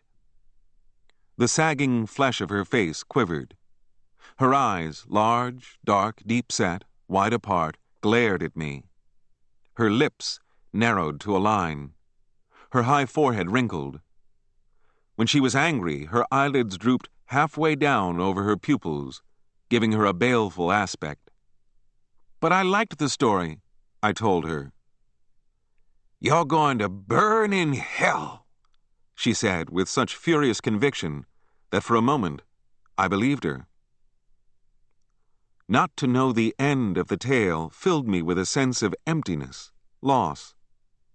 I hungered for the sharp, frightening, breathtaking, almost painful excitement that the story had given me, and I vowed that as soon as I was old enough, I would buy all the novels there were and read them to feed that thirst for violence that was in me, for intrigue, for plotting, for secrecy, for bloody murders.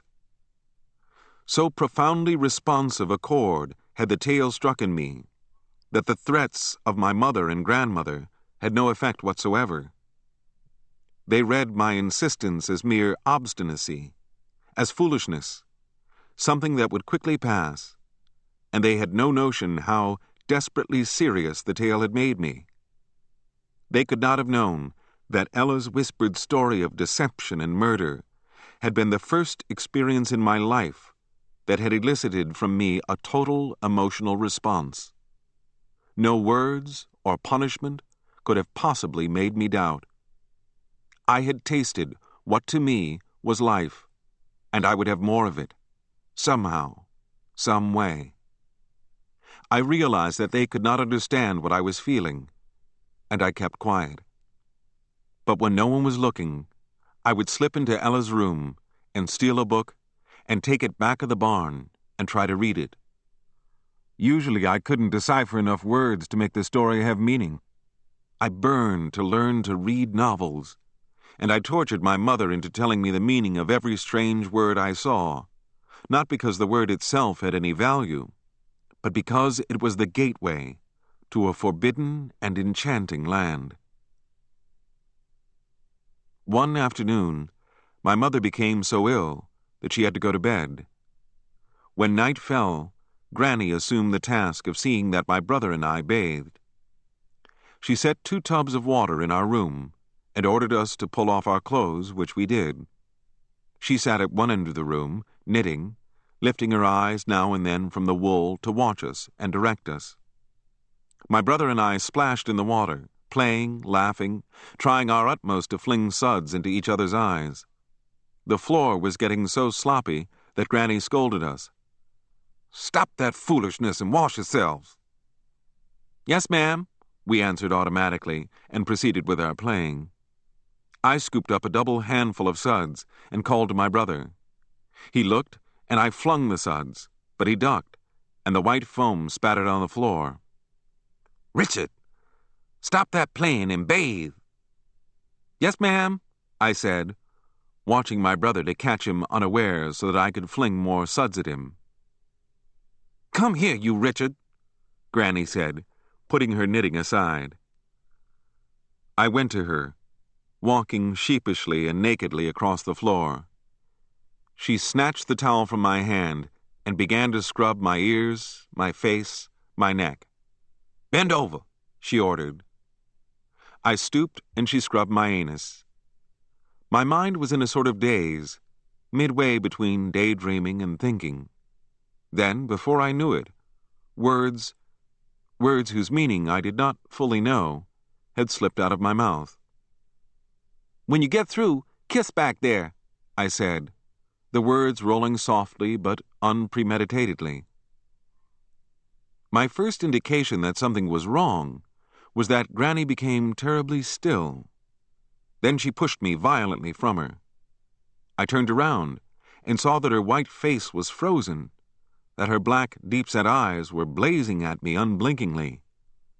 Taking my cue from her queer expression, I knew that I had said something awful, but I had no notion at that moment just how awful it was.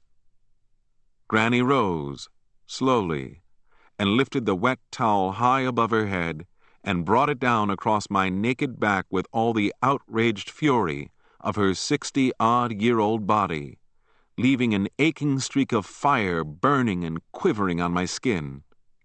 I gasped and held my breath, fighting against the pain. Then I howled and cringed. I had not realized the meaning of what I had said. Its moral horror was unfelt by me, and her attack seemed without cause. She lifted the wet towel and struck me again, with such force that I dropped to my knees. I knew that if I did not get out of her reach, she would kill me. Naked, I rose and ran out of the room, screaming. My mother hurried from her bed. "What's the matter, Mama?" she asked Granny. I lingered in the hallway, trembling, looking at Granny, trying to speak, but only moving my lips. Granny seemed to have gone out of her mind, for she stood like stone, her eyes dead upon me, not saying a word. "Richard, what have you done?" my mother asked. Poised to run again, I shook my head. "What's the matter, for God's sake?" my mother asked of me, of Granny, of my brother, turning her face from one to the other. Granny wilted, half turned, flung the towel to the floor, then burst into tears. I was trying to wash him," Granny whimpered. "Here," she continued, pointing, "and that black little devil." Her body was shaking with insult and rage. "He told me to kiss him there when I was through." Now my mother stared without speaking. "No," my mother exclaimed. "He did," Granny whimpered. "He didn't say that," my mother protested. "He did," Granny sighed. I listened, vaguely knowing now that I had committed some awful wrong that I couldn't undo, that I had uttered words that I couldn't recall even though I ached to nullify them, kill them, turn back time to the moment before I had talked, so that I could have another chance to save myself. My mother picked up the wet towel and came toward me. I ran into the kitchen, naked, yelling. She came hard upon my heels, and I scuttled into the backyard, running blindly in the dark, butting my head against the fence, the tree, bruising my toes on sticks of wood, still screaming. I had no way of measuring the gravity of my wrong, and I assumed that I had done something for which I would never be forgiven.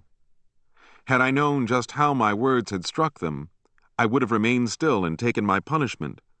But it was the feeling that anything could or would happen to me that made me wild with fear. "Come here, you little filthy fool," my mother called. I dodged her and ran back into the house, then again into the hallway, my naked body flashing frantically through the air. I crouched in a dark corner. My mother rushed upon me, breathing hard. I ducked, crawled, stood, and ran again. "You may as well stand still," my mother said. "I'm going to beat you tonight if it's the last thing I do on this earth." Again she charged me, and I dodged, just missing the stinging swish of the wet towel, and scooted into the room where my brother stood. "What's the matter?" he asked, for he had not heard what I had said. A blow fell on my mouth. I whirled. Granny was upon me. She struck me another blow on my head with the back of her hand. Then my mother came into the room. I fell to the floor and crawled under the bed. "You come out of there," my mother called. "No," I cried. "Come out, or I'll beat you to within an inch of your life," she said. "No," I said. "Call Papa," Granny said. I trembled. Granny was sending my brother to fetch Grandpa, of whom I was mortally afraid. He was a tall, skinny, silent, grim black man who had fought in the Civil War with the Union Army. When he was angry, he gritted his teeth with a terrifying grating sound. He kept his army gun in his room, standing in a corner, loaded. He was under the delusion that the war between the states would be resumed. I heard my brother rush out of the room, and I knew it was but a matter of minutes before Grandpa would come. I balled myself into a knot and moaned, "No, no, no." Grandpa came and ordered me from under the bed. I refused to move. "Come out of there, little man," he said. "No." "Do you want me to get my gun?" "No, sir. Please don't shoot me," I cried. "Then come out." I remained still. Grandpa took hold of the bed and pulled it. I clung to a bedpost and was dragged over the floor. Grandpa ran at me and tried to grab my leg, but I crawled out of reach. I rested on all fours and kept in the center of the bed, and each time the bed moved, I moved following it. "Come out and get your whipping," my mother called. I remained still. The bed moved, and I moved. I did not think, I did not plan, I did not plot. Instinct told me what to do. There was painful danger, and I had to avoid it. Grandpa finally gave up and went back to his room. "When you come out, you'll get your whipping," my mother said. "No matter how long you stay under there, you're going to get it. And no food for you tonight." "What did he do?" my brother asked. "Something he ought to be killed for," Granny said. "But what?" my brother asked. "Shut you up and get to bed," my mother said. I stayed under the bed, far into the night. The household went to sleep. Finally, hunger and thirst drove me out. When I stood up, I found my mother lurking in the doorway, waiting for me. "Come into the kitchen," she said. I followed her, and she beat me, but she did not use the wet towel. Grandpa had forbade that. Between strokes of the switch, she would ask me where I had learned the dirty words, and I could not tell her, and my inability to tell her made her furious. "I'm going to beat you until you tell me," she declared. And I couldn't tell her, because I didn't know. None of the obscene words I had learned at school in Memphis had dealt with perversions of any sort, although I might have learned the words while loitering drunkenly in saloons. The next day, Granny said emphatically that she knew who had ruined me, that she knew I had learned about foul practices from reading Ella's books. And when I asked what foul practices were, my mother beat me afresh. No matter how hard I tried to convince them that I hadn't read the words in a book, or that I couldn't remember having heard anyone say them, they wouldn't believe me. Granny finally charged Ella with telling me things I shouldn't know, and Ella, weeping and distraught, packed her things and moved. The tremendous upheaval that my words had caused made me know that there lay back of them much more than I could figure out, and I resolved that in the future I would learn the meaning of why they had beat and denounced me. The days and hours began to speak now with a clearer tongue. Each experience had a sharp meaning of its own. There was the breathlessly anxious fun of chasing and catching flitting fireflies on drowsy summer nights. There was the drenching hospitality in the pervading smell of sweet magnolias. There was the aura of limitless freedom distilled from the rolling sweep of tall green grass swaying and glinting in the wind and sun.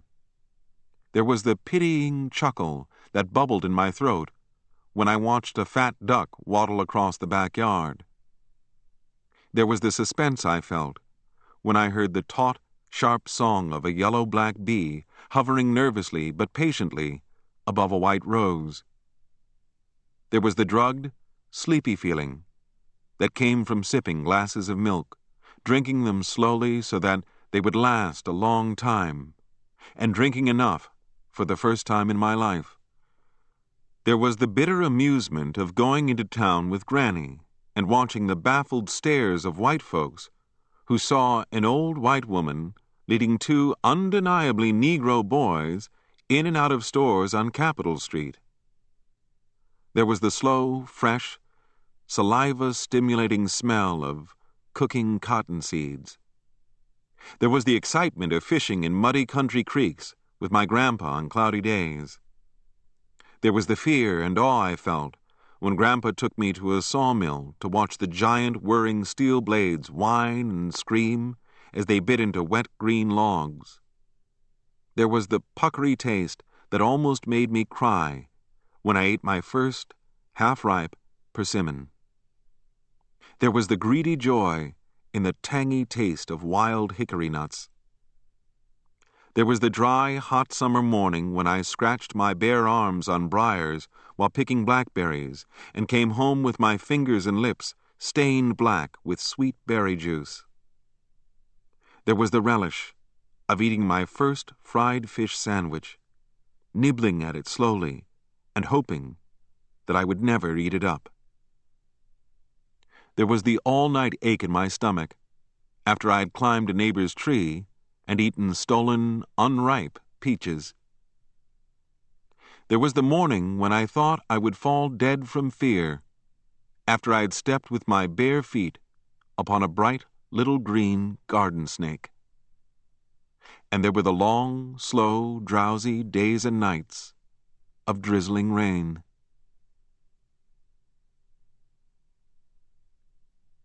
At last we were at the railroad station with our bags, waiting for the train that would take us to Arkansas. And for the first time, I noticed that there were two lines of people at the ticket window, a white line and a black line.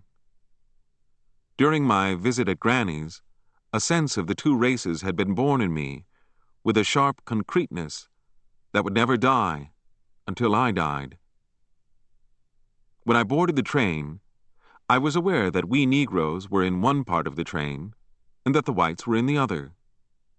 Naively, I wanted to go and see how the whites looked while sitting in their part of the train. "Can I go and peep at the white folks?" I asked my mother. "You keep quiet," she said. "But that wouldn't be wrong, would it?" "Well, you keep still." "But why can't I?" "Quit talking foolishness."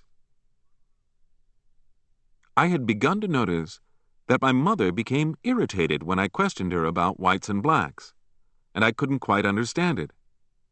I wanted to understand these two sets of people who lived side by side and never touched, it seemed, except in violence. Now there was my grandmother. Was she white? Just how white was she? What did the whites think of her whiteness? "Mama, is Granny white?" I asked as the train rolled through the darkness. "If you've got eyes, you can see what color she is," my mother said. "I mean, do the white folks think she's white?" "Why don't you ask the white folks that?" she countered. "But you know," I insisted. "Why should I know?" she asked. "I'm not white." "Granny looks white," I said, hoping to establish one fact at least. "Then why is she living with us colored folks?" "Don't you want Granny to live with us?" she asked, blunting my question. "Yes." "Then why are you asking?" "I want to know." "Doesn't Granny live with us?" "Yes." "Isn't that enough?" "But does she want to live with us?" "Why didn't you ask Granny that?" My mother evaded me again in a taunting voice. "Did Granny become colored when she married Grandpa?" "Will you stop asking silly questions?" "But did she?" "Granny didn't become colored," my mother said angrily. "She was born the color she is now."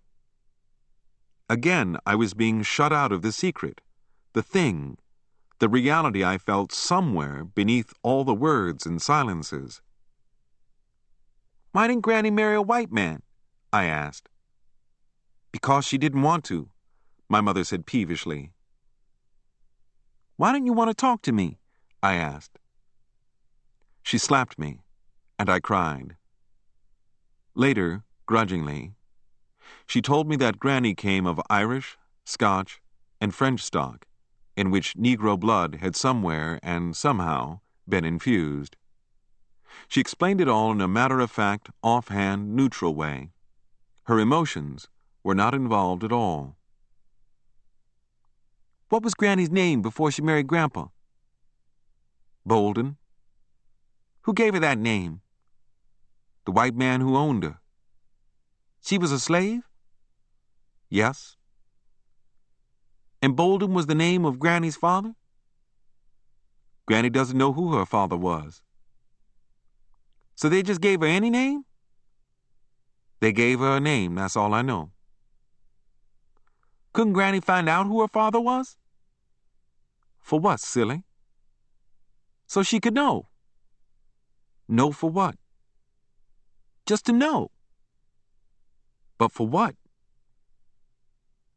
I could not say. I could not get anywhere. Mama, where did father get his name? From his father. And where did the father of my father get his name? Like Granny got hers, from a white man. Do they know who he is? I don't know. Why don't they find out? For what? My mother demanded harshly. And I could think of no rational or practical reason why my father should try to find out who his father's father was. What has Papa got in him? I asked.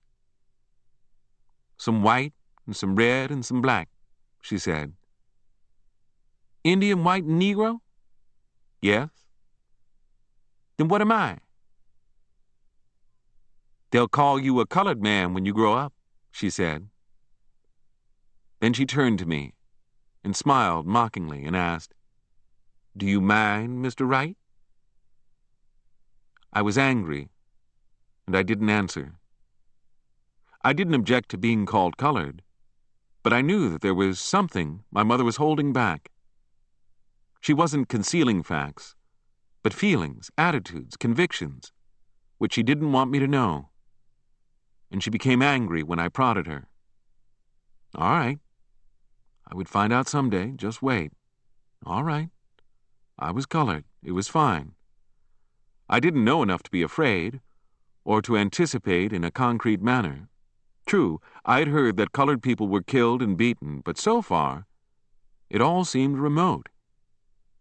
There was, of course, a vague uneasiness about it all. But I would be able to handle that when I came to it. It would be simple. If anybody tried to kill me, then I would kill them first. When we arrived at Elaine, I saw that Aunt Maggie lived in a bungalow that had a fence around it. It looked like home, and I was glad.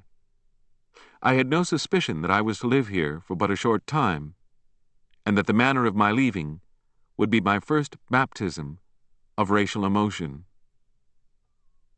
A wide, dusty road ran past the house, and on each side of the road, wild flowers grew. It was summer, and the smell of clay dust was everywhere, day and night. I would get up early every morning to wade with my bare feet through the dust of the road, reveling in the strange mixture of the cold, dew-wet crust on top of the road and the warm, sun-baked dust beneath. After sunrise, the bees would come out, and I discovered that by slapping my two palms together smartly, I could kill a bee.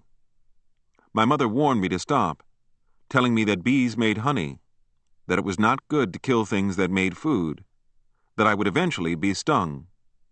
But I felt confident of outwitting any bee. One morning, I slapped an enormous bee between my hands, just as it had lit upon a flower, and it stung me in the tender center of my left palm. I ran home screaming. Good enough for you, my mother commented dryly. I never crushed any more bees. Aunt Maggie's husband, Uncle Hoskins, owned a saloon that catered to the hundreds of Negroes who worked in the surrounding sawmills. Remembering the saloon of my Memphis days, I begged Uncle Hoskins to take me to see it, and he promised. But my mother said no. She was afraid that I would grow up to be a drunkard if I went inside of a saloon again while still a child. Well, if I could not see the saloon, at least I could eat. And at mealtime, Aunt Maggie's table was so loaded with food that I could scarcely believe it was real. It took me some time to get used to the idea of there being enough to eat. I felt that if I ate enough, there would not be anything left for another time. When I first sat down at Aunt Maggie's table, I couldn't eat until I had asked, "Can I eat all I want?" Eat as much as you like, Uncle Hoskins said. I didn't believe him. I ate until my stomach hurt, but even then, I didn't want to get up from the table. Your eyes are bigger than your stomach, my mother said. Let him eat all he wants to and get used to food, Uncle Hoskins said. When supper was over, I saw that there were many biscuits piled high upon the bread platter, an astonishing and unbelievable sight to me. Though the biscuits were right before my eyes, and though there was more flour in the kitchen, I was apprehensive lest there be no bread for breakfast in the morning. I was afraid that somehow the biscuits might disappear during the night while I was sleeping. I did not want to wake up in the morning, as I had so often in the past, feeling hungry and knowing that there was no food in the house. So surreptitiously, I took some of the biscuits from the platter and slipped them into my pocket, not to eat, but to keep as a bulwark against any possible attack of hunger. Even after I had got used to seeing the table loaded with food at each meal, I still stole bread and put it into my pockets. In washing my clothes, my mother found the gummy wads and scolded me to break me of the habit. I stopped hiding the bread in my pockets and hid it about the house, in corners, behind dressers. I didn't break the habit of stealing and hoarding bread until my faith that food would be forthcoming at each meal had been somewhat established. Uncle Hoskins had a horse and buggy, and sometimes he used to take me with him to Helena, where he traded. One day, when I was riding with him, he said, "Richard, would you like to see this horse drink water out of the middle of the river?" "Yes," I said, laughing. "But this horse can't do that." "Yes, he can," Uncle Hoskins said. "Just wait and see." He lashed the horse and headed the buggy straight for the Mississippi River. "Where are you going?" I asked, alarm mounting in me. "We're going to the middle of the river so the horse can drink," he said. He drove over the levee and down the long slope of cobblestones to the river's edge, and the horse plunged wildly in. I looked at the mile stretch of water that lay ahead and leaped up in terror. "No!" I screamed. "This horse has to drink," Uncle Hoskins said grimly. "The river's deep," I shouted. "The horse can't drink here," Uncle Hoskins said, lashing the back of the struggling animal. The buggy went farther. The horse slowed a little and tossed his head above the current. I grabbed the sides of the buggy, ready to jump, even though I could not swim. "Sit down or you'll fall out," Uncle Hoskins shouted. "Let me out!" I screamed. The water now came up to the hubs of the wheels of the buggy. I tried to leap into the river, and he caught hold of my leg. We were now surrounded by water. "Let me out!" I continued to scream. The buggy rolled on, and the water rose higher. The horse wagged his head, arched his neck, flung his tail about, walled his eyes, and snorted. I gripped the sides of the buggy with all the strength I had, ready to wrench free and leap if the buggy slipped deeper into the river. Uncle Hoskins and I tussled. "Whoa!" he yelled at last to the horse. The horse stopped and neighed. The swirling yellow water was so close that I could have touched the surface of the river. Uncle Hoskins looked at me and laughed. "Did you really think that I was going to drive this buggy into the middle of the river?" he asked. I was too scared to answer. My muscles were so taut that they ached. "It's all right," he said soothingly. He turned the buggy around and started back toward the levee. I was still clutching the sides of the buggy so tightly that I could not turn them loose. "We're safe now," he said. The buggy rolled onto dry land, and, as my fear ebbed, I felt that I was dropping from a great height. It seemed that I could smell a sharp, fresh odor. My forehead was damp, and my heart thumped heavily. "I want to get out," I said. "What's the matter?" he asked. "I want to get out." "We're back on land now, boy." "No, stop, I want to get out." He did not stop the buggy. He didn't even turn his head to look at me. He didn't understand. I wrenched my leg free with a lunge and leaped headlong out of the buggy, landing in the dust of the road, unhurt. He stopped the buggy. "Are you really that scared?" he asked softly. I didn't answer. I couldn't speak. My fear was gone now, and he loomed before me like a stranger, like a man I had never seen before, a man with whom I could never share a moment of intimate living. "Come on, Richard, and get back into the buggy," he said. "I'll take you home now." I shook my head and began to cry. "Listen, son, don't you trust me?" he asked. "I was born on that old river. I know that river. There's stone and brick way down under that water. You could wade out for half a mile, and it wouldn't come over your head." His words meant nothing, and I would not re-enter the buggy. "I'd better take you home," he said soberly. I started down the dusty road. He got out of the buggy and walked beside me.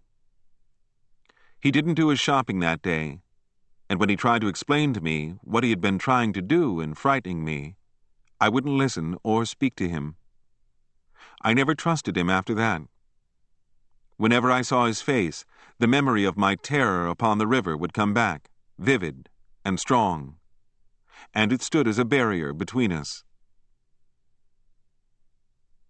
Each day, Uncle Hoskins went to his saloon in the evening and didn't return home until the early hours of the morning.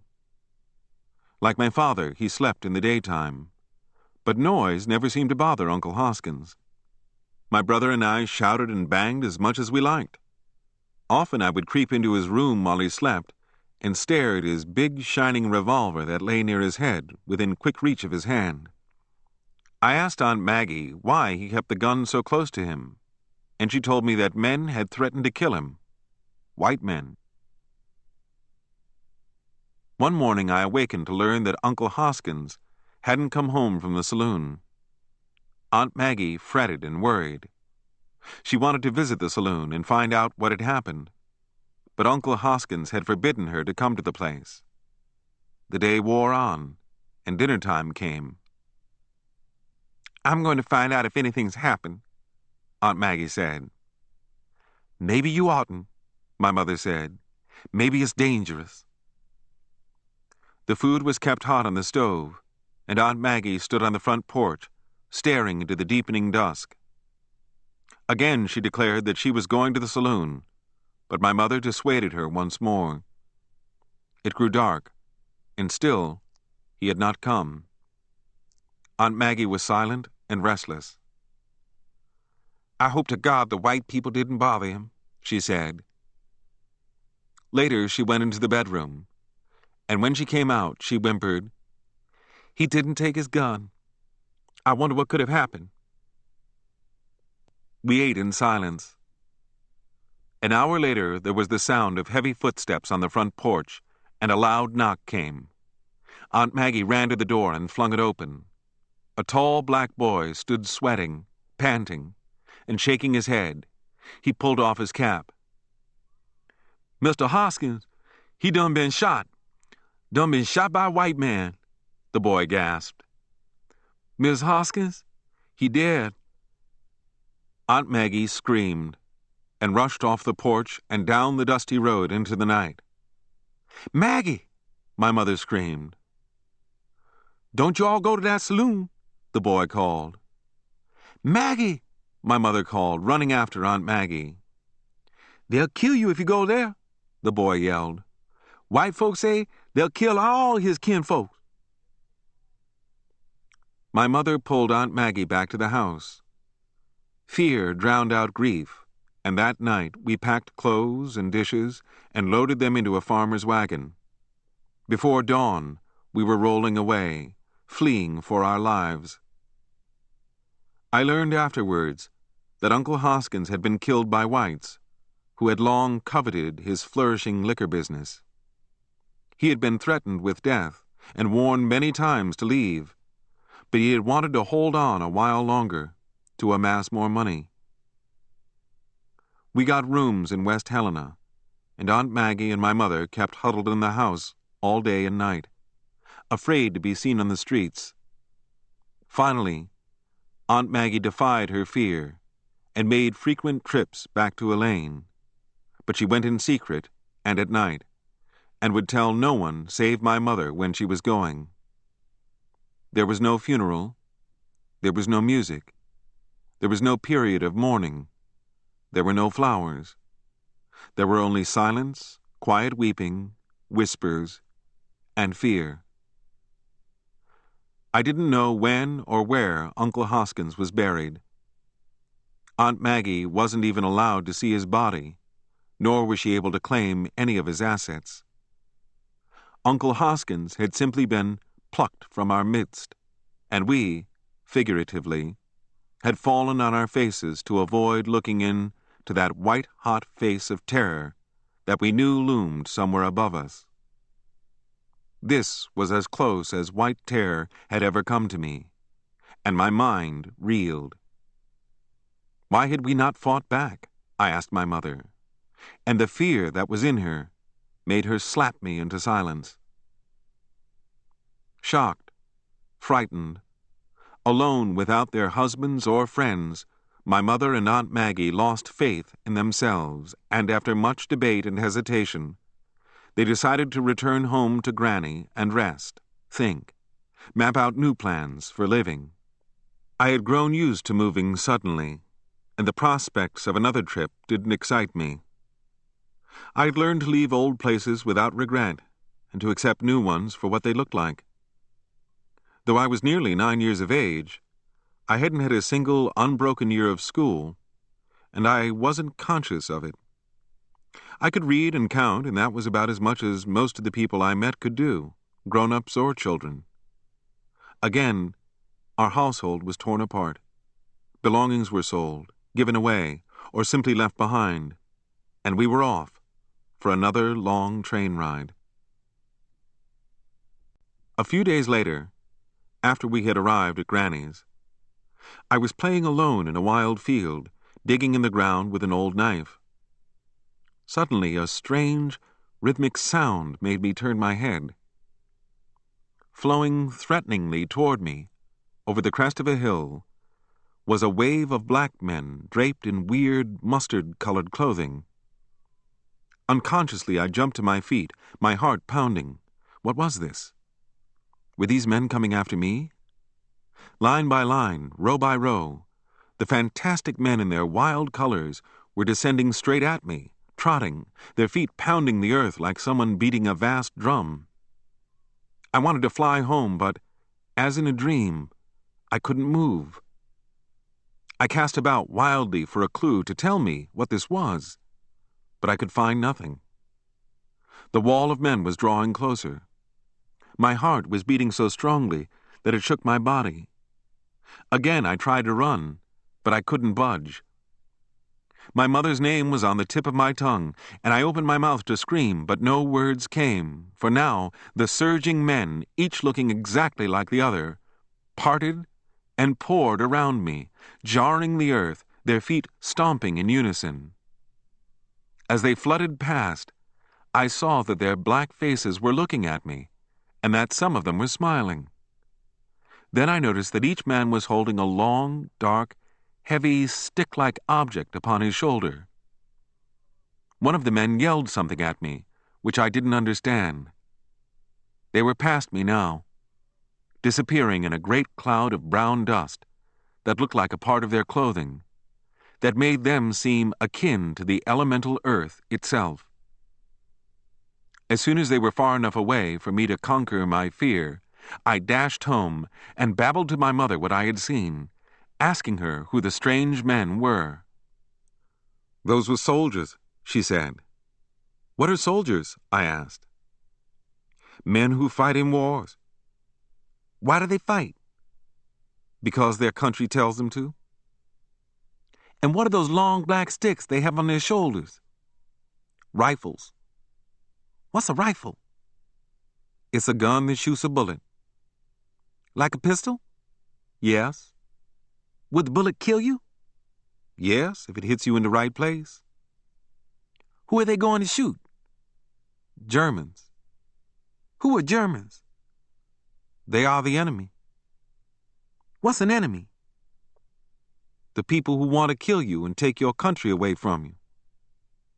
Where do they live? Way across the sea, my mother explained. Don't you remember that I told you that war has been declared? I remembered. But when she had told me, it hadn't seemed at all important. I asked my mother what the war was about, and she spoke of England, France, Russia, Germany, of men dying. But the reality of it was too vast and alien for me to be moved or further interested. Upon another day, I was playing out of doors in front of the house, and I accidentally looked down the road and saw what seemed to me to be a herd of elephants coming slowly toward me. There was in me this time none of that naked terror I had felt when I had seen the soldiers. For these strange creatures were moving slowly, silently, with no suggestion of threat. Yet I edged cautiously toward the steps of the house, holding myself ready to run if they should prove to be more violent than they appeared. The strange elephants were a few feet from me now, and I saw that their faces were like the faces of men. I stared, my mind trying to adjust memory to reality. What kind of men were these? I saw that there were two lines of creatures that looked like men on either side of the road, and that there were a few white faces and a great many black faces. I saw that the white faces were the faces of white men, and they were dressed in ordinary clothing, but the black faces were men wearing what seemed to me to be elephants' clothing. As the strange animals came abreast of me, I saw that the legs of the black animals were held together by irons, and that their arms were linked with heavy chains that clanked softly and musically as they moved. The black creatures were digging a shallow ditch on each side of the road, working silently, grunting as they lifted spades of earth and flung them into the middle of the roadway. One of the strange, striped animals turned a black face upon me. "What are you doing?" I asked in a whisper, not knowing if one actually spoke to elephants. He shook his head and cast his eyes guardedly back at a white man, then dug on again. Suddenly I noticed that the white men were holding the long, heavy black sticks, rifles, on their shoulders. After they had passed, I ran breathlessly into the house. "Mama!" I yelled. "What?" she answered from the kitchen. "There are elephants in the street." She came to the kitchen door and stared at me. "Elephants?" she asked. "Yes, come and see them. They're digging in the street." My mother dried her hands on her apron and rushed to the front door. I followed, wanting her to interpret the baffling spectacle I had seen. She looked out of the door and shook her head. "Those are not elephants," she said. "What are they?" "That's a chain gang." "What's a chain gang?" "It's just what you see," she said. "A gang of men chained together and made to work." "Why?" "Because they've done something wrong, and they're being punished." "What do they do?" "I don't know." "But why do they look like that?" "That's to keep them from running away," she said. "You see, everybody will know that they're convicts because of their stripes." "Why don't the white men wear stripes?" "They're the guards." Do white men ever wear stripes? Sometime. Did you ever see any? No. Why are there so many black men wearing stripes? It's because, well, they're harder on black people. The white people? Yes. Then why don't all the black men fight all the white men out there? There are more black men than white men. But the white men have guns and the black men don't, my mother said. She looked at me and asked, "What made you call them elephants?" I could not answer her at that moment. But later, brooding over the black and white striped clothing of the black men, I remembered that in a lane I had had a book that carried the gaudy pictures and names of jungle beasts. What had struck me most vividly were the striped zebras that looked as if someone had painted them. The other animals that had gripped my imagination were the elephants, and by association, the zebras and the elephants had become linked and identified in my mind to such an extent that when I had seen the convicts dressed in the white and black stripes of zebras, I had thought they were elephants, beasts of the jungle. Again, after an undetermined stretch of time, my mother announced that we were going to move, that we were going back to West Helena. She had grown tired of the strict religious routine of Granny's home, of the half-dozen or more daily family prayers that Granny insisted upon, her fiat that the day began at sunrise and that night commenced at sundown, the long, rambling Bible readings, the individual invocations muttered at each meal, and her declaration that Saturday was the Lord's Sabbath, and that no one who lived in her house could work upon that day. In West Helena, we could have a home of our own, a condition that now loomed desirable after a few months of Granny's anxiety about the state of our souls. Naturally, a trip was agreeable to me. Again, we packed. Again, we said goodbye. Again, we rode the train. Again, we were in West Helena. We rented one half of a double-corner house, in front of which ran a stagnant ditch carrying sewage. The neighborhood swarmed with rats, cats, dogs, fortune-tellers, cripples, blind men, whores, salesmen, rent collectors, and children. In front of our flat was a huge roundhouse where locomotives were cleaned and repaired. There was an eternal hissing of steam, the deep grunting of steel engines, and the tolling of bells. Smoke obscured the vision, and cinders drifted into the house, into our beds, into our kitchen, into our food, and a tar-like smell was always in the air. Bareheaded and barefooted, my brother and I, along with nameless and countless other black children, used to stand and watch the men crawl in, out, over, and under the huge black metal engines. When the men were not looking, we would climb into the engineer's cab and pull our small bodies to the window and look out, imagining that we were grown and had got a job as an engineer running a train, and that it was night, and there was a storm, and we had a long string of passenger cars behind us, trying to get them safely home. Woo-wee, we would say, dong, dong, dong, huff, huff, huff, huff, huff. Huff, huff, huff, huff, we would say. But our greatest fun came from wading in the sewage ditch, where we found old bottles, tin cans that held tiny crawfish, rusty spoons, bits of metal, old toothbrushes, dead cats and dogs, and occasional pennies.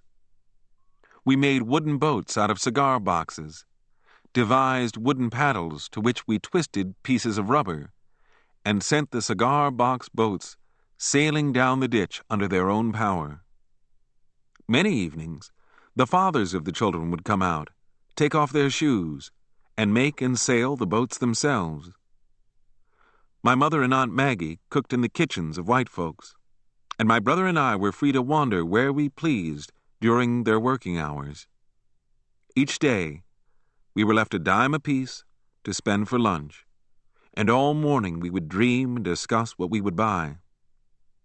At 10 or 11 o'clock, we would go to the corner grocery, owned by a Jew, and buy a nickel's worth of ginger snaps and a bottle of Coca-Cola.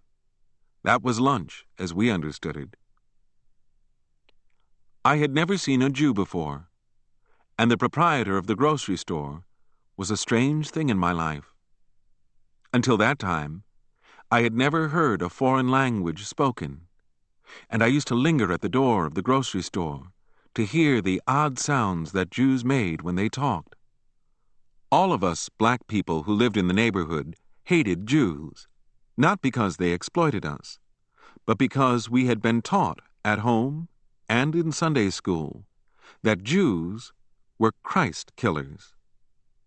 With the Jews thus singled out for us, we made them fair game for ridicule.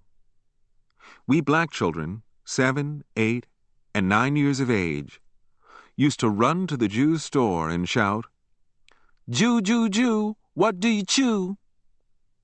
Or we would form a long line and weave back and forth in front of the door singing, "Jew, Jew, 245, that's what keeps Jew alive." Or we would chant, "Bloody Christ killers, never trust a Jew. Bloody Christ killers, what won't a Jew do?" To one of the red-headed Jewish boys we sang, "Red-head Jewish bread, 5 cents a Jewish head." To the fat Jewish woman we sneered, "Red, white, and blue, your pa was a Jew, your ma a dirty dago, what the hell is you?" And when the bald-headed proprietor would pass by, we black children, poor, half-starved, ignorant, victims of racial prejudice, would sing with a proud lilt, "A rotten egg never fries, a cheating dog never thrives." There were many more folk ditties, some mean, others filthy, all of them cruel. No one ever thought of questioning our right to do this. Our mothers and parents generally approved, either actively or passively. To hold an attitude of antagonism or distrust toward Jews was bred in us from childhood. It was not merely racial prejudice. It was part of our cultural heritage. One afternoon, a group of black boys and girls were standing about outside playing, laughing, talking. A black man dressed in overalls went up the steps and into the flat adjoining the one in which I lived. "This is Saturday," a black girl said to me. "Yeah, but why you say it?" I asked. "They're going to make a lot of money in there today," she said, pointing to the door through which the man had disappeared. "How?" Another black man went up the steps and into the flat. "Don't you know?" the girl asked, incredulous.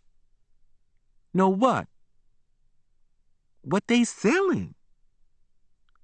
"Where?" "In there where them men went," she said. "Nobody sells things in there," I said. "You kidding?" the girl said in honest disbelief.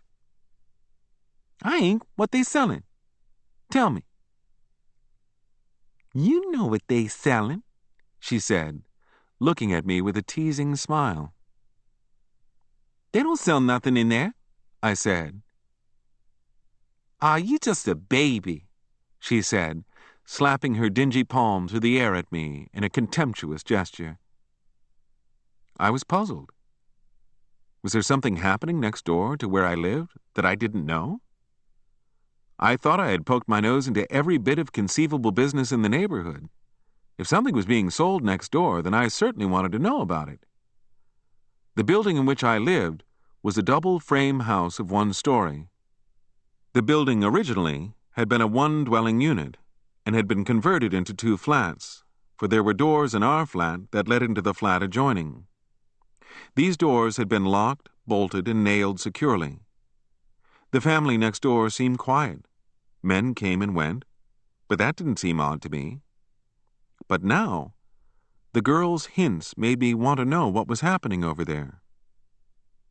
I entered our house and locked the door, then put my ear to the thin wall that divided the two flats and listened. I heard faint sounds, but could make nothing of them. I listened at a bolted door, and the sounds came a little louder, but I still could understand nothing. Quietly, I pulled up a chair, placed a box upon it, and climbed up, and peered through a crack at the top of the door. I saw, in the dim shadows of the room beyond, a naked man and a naked woman upon a bed, the man on top of the woman. I lost my balance and toppled backwards to the floor. I lay still, wondering if the man and woman next door had heard me. But all seemed quiet, and my curiosity returned. Just as I had climbed up again to look, a sharp rapping came on the window pane behind me. I turned my head and saw the landlady from next door looking at me. My heart thumped and I scrambled down. The landlady's black face was pressed hard against the window pane. Her mouth was moving violently and her eyes were glaring. I was afraid to stay in the house or go out. Evidently, I had done something terrible, if the wild anger written on the woman's face was any indication. Her face went from the window, and a moment later, a loud pounding came at the front door. "Open this door, you boy!" I trembled and didn't answer. "Open this door or I'll have to break it." "My mama ain't here," I said vaguely. "This is my house and you open this door," she shouted. Her voice overpowered me and I opened the door. She rushed in, then stopped and stared at the clumsy scaffolding I had rigged up to look into her flat. Why hadn't I taken it down before I opened the door? "Boy, what do you mean?" she asked. I couldn't answer. "You scared my customers," she said. "Customers?" I repeated vaguely. "You little snot," she blazed. "I got a good mind to beat you." "No, you won't," I said. "I want to make your folks move out of here," she railed. "I got to make a living, and you go and spoil my Saturday for me?" I was just looking." "Looking?" She smiled suddenly, relenting a little. "Why don't you come on over like the rest and spend a quarter?" "I don't want to go to your old house," I told her with my 9-year-old indignation. "You're a plague," she said, deciding that I wouldn't be a customer. "I'm going to get you out of here." When my mother and Aunt Maggie came home that night, there was a scalding argument. The women shouted at each other over the wooden railings on the front porch, and their voices could be heard for half a mile. Neighbors listened. Children gathered and gaped. The argument boiled down to one issue. The landlady demanded that my mother beat me, and, for once, my mother refused. "You oughtn't have that in your house," my mother told her. "It's my house, and I'll have in it what I damn please," the landlady said. "I wouldn't have moved in here if I had thought you were running that kind of business," my mother said. "Don't talk to me like that, you high-toned bitch," the landlady shouted. "What do you expect children to do when you do that?" my mother asked. "Them bastard brats of yours ain't no angels," the landlady said. "You're just a common prostitute," Aunt Maggie pitched in. "And what kind of whore is you?" the landlady shouted. "Don't you talk to my sister like that," my mother warned. "Pack up your rags, you black bastards, and get," the landlady ordered. It ended with our packing and moving that night into another frame house on the same street, a few doors away. I still had only a hazy notion of what the landlady was selling. The boys later told me the name of it, but I had no exact conception of it in my mind. Though I knew that others felt it was something terribly bad, I was still curious. In time, I would find out what it was. Something secret was happening in our house, and it had reached a serious stage before I knew it. Each night, just as I was dozing off to sleep, I would hear a light tapping on Aunt Maggie's window pane, a door creaking open, whispers, then long silences. Once I got out of bed and crept to the door of the front room and stole a look. There was a well-dressed black man sitting on the sofa, talking in a soft voice to Aunt Maggie. Why was it that I couldn't meet the man? I crept back to bed, but was awakened later by low voices saying goodbye. The next morning I asked my mother who had been in the house, and she told me that no one had been there. "But I heard a man talking," I said. "You didn't," she said. "You were sleeping." "But I saw a man. He was in the front room." "You were dreaming," my mother said.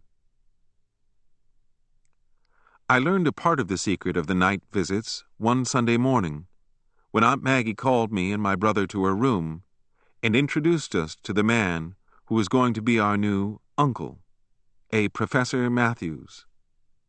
He wore a high, snow-white collar and rimless eyeglasses. His lips were thin, and his eyelids seemed never to blink. I felt something cold and remote in him, and when he called me, I wouldn't go to him.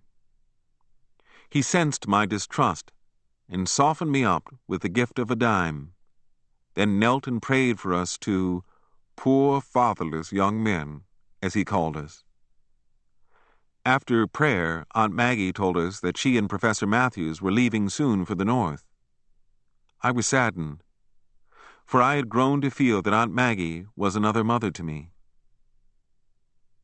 I didn't meet the new uncle again, though each morning I saw evidences of his having been in the house. My brother and I were puzzled, and we speculated as to what our new uncle could be doing. Why did he always come at night?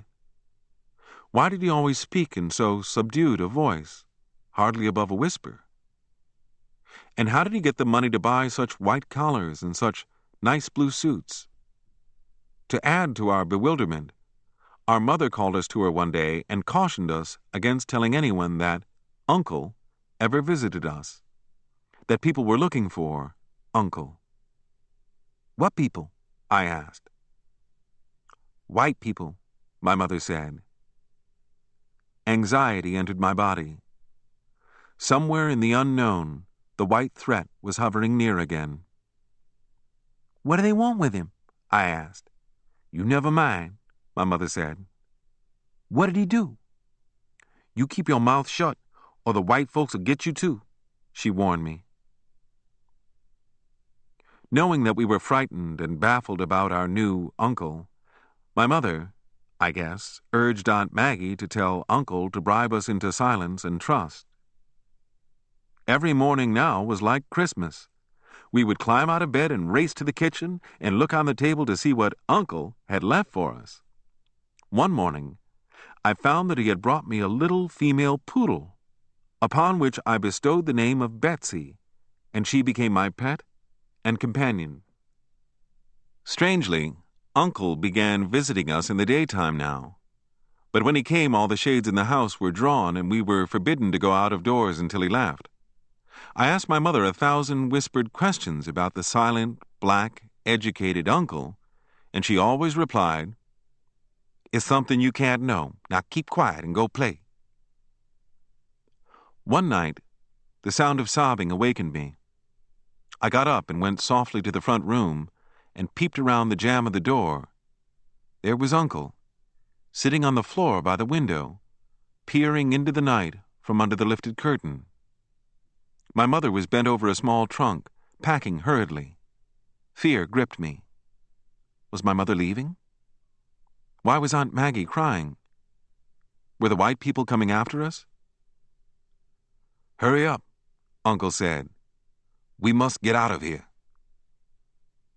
Oh, Maggie, my mother said. I don't know if you ought to go. You keep out of this, Uncle said, still peering into the dark street. But what did you do? Aunt Maggie asked. I'll tell you later, Uncle said. We got to get out of here before they come. But you've done something terrible, Aunt Maggie said, or you wouldn't be running like this.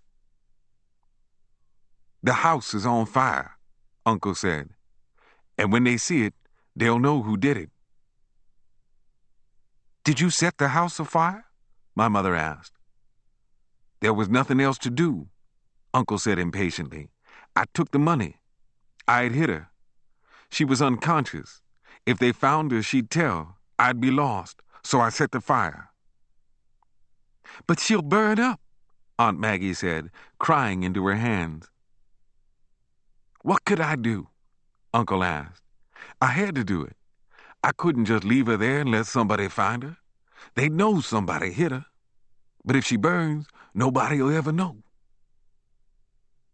Fear filled me. What was happening? Were white people coming after all of us? Was my mother going to leave me? Mama, I wailed, running into the room. Uncle leaped to his feet. A gun was in his hand, and he was pointing it at me. I stared at the gun, feeling that I was going to die at any moment. Richard, my mother whispered fiercely. You're going away, I yelled. My mother rushed to me and clapped her hand over my mouth. Do you want us all to be killed? She asked, shaking me.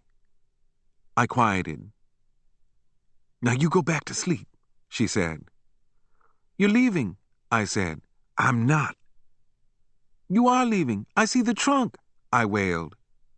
You stop that noise, my mother said, and she caught my arms in so tight a grip of fury that my crying ceased because of the pain. Now you get back to bed. She led me back to bed, and I lay awake, listening to whispers, footsteps, doors creaking in the dark, and the sobs of Aunt Maggie. Finally, I heard the sound of a horse and buggy rolling up to the house. I heard the scraping of a trunk being dragged across the floor. Aunt Maggie came into my room, crying softly. She kissed me and whispered goodbye. She kissed my brother, who did not even waken. Then she was gone. The next morning, my mother called me into the kitchen and talked to me for a long time, cautioning me that I must never mention what I had seen and heard, that white people would kill me if they even thought I knew. Know what? I could not help but ask. Never you mind now, she said. Forget what you saw last night. But what did Uncle do? I can't tell you. He killed somebody, I ventured timidly. If anybody heard you say that, you'll die, my mother said. That settled it for me. I would never mention it. A few days later, a tall white man with a gleaming star on his chest and a gun on his hip came to the house. He talked with my mother a long time, and all I could hear was my mother's voice. I don't know what you're talking about. Search the house if you like. The tall white man looked at me and my brother, but he said nothing to us. For weeks I wondered what it was that Uncle had done, but I was destined never to know, not even in all the years that followed. With Aunt Maggie gone, my mother could not earn enough to feed us, and my stomach kept so consistently empty that my head ached most of the day. One afternoon, hunger haunted me so acutely that I decided to try to sell my dog Betsy and buy some food. Betsy was a tiny, white, fluffy poodle, and when I had washed, dried, and combed her, she looked like a toy. I tucked her under my arm and went for the first time alone into a white neighborhood, where there were wide, clean streets and big white houses. I went from door to door, ringing the bells. Some white people slammed the door in my face. Others told me to come to the rear of the house, but pride would never let me do that. Finally, a young white woman came to the door and smiled. "What do you want?" she asked. "Do you want to buy a pretty dog?" I asked. "Let me see it." She took the dog into her arms and fondled and kissed it. "What's its name?" "Betsy." "She is cute," she said. "What do you want for her?" $1, I said. "Wait a moment," she said. "Let me see if I have $1." She took Betsy into the house with her, and I waited on the porch, marveling at the cleanliness, the quietness of the white world, how orderly everything was. Yet I felt out of place. I had no desire to live here. Then I remembered that these houses were the homes in which lived those white people who made Negroes leave their homes and flee into the night. I grew tense. Would someone say that I was a bad nigger and try to kill me here? What was keeping the woman so long? Would she tell other people that a nigger boy had said something wrong to her? Perhaps she was getting a mob. Maybe I ought to leave now and forget about Betsy. My mounting anxieties drowned out my hunger.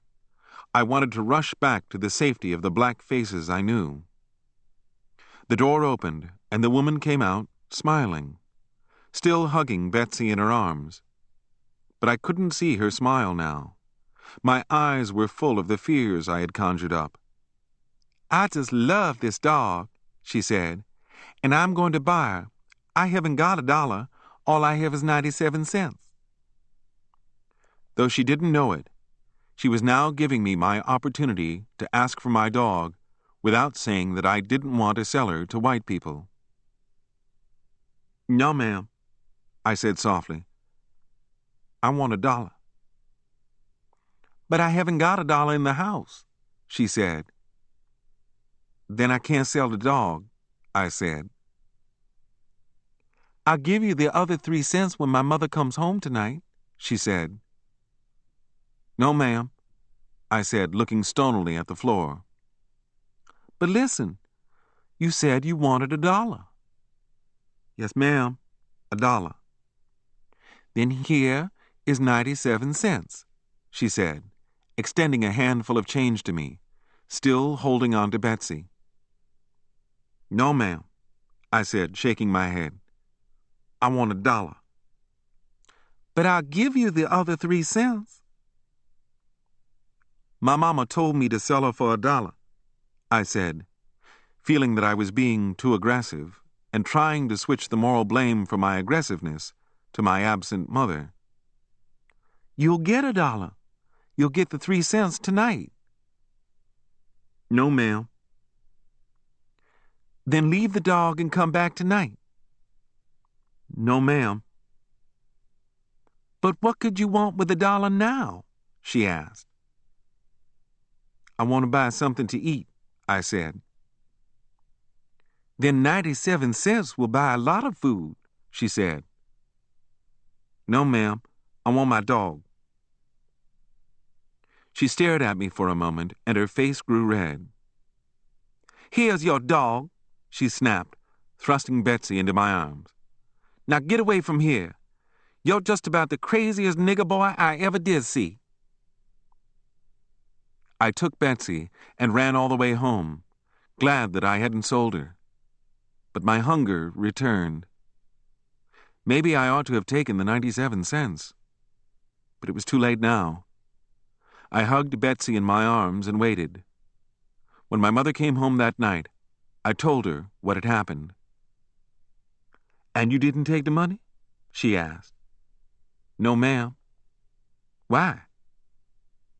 "I don't know," I said uneasily. "Don't you know that 97 cents is almost $1? She asked. "Yes, ma'am," I said, counting on my fingers. 98, 99, 100. But I didn't want to sell Betsy to white people. "Why?" "Because they're white," I said. "You're foolish," my mother said. A week later, Betsy was crushed to death beneath the wheels of a coal wagon. I cried and buried her in the backyard and drove a barrel staving into the ground at the head of her grave.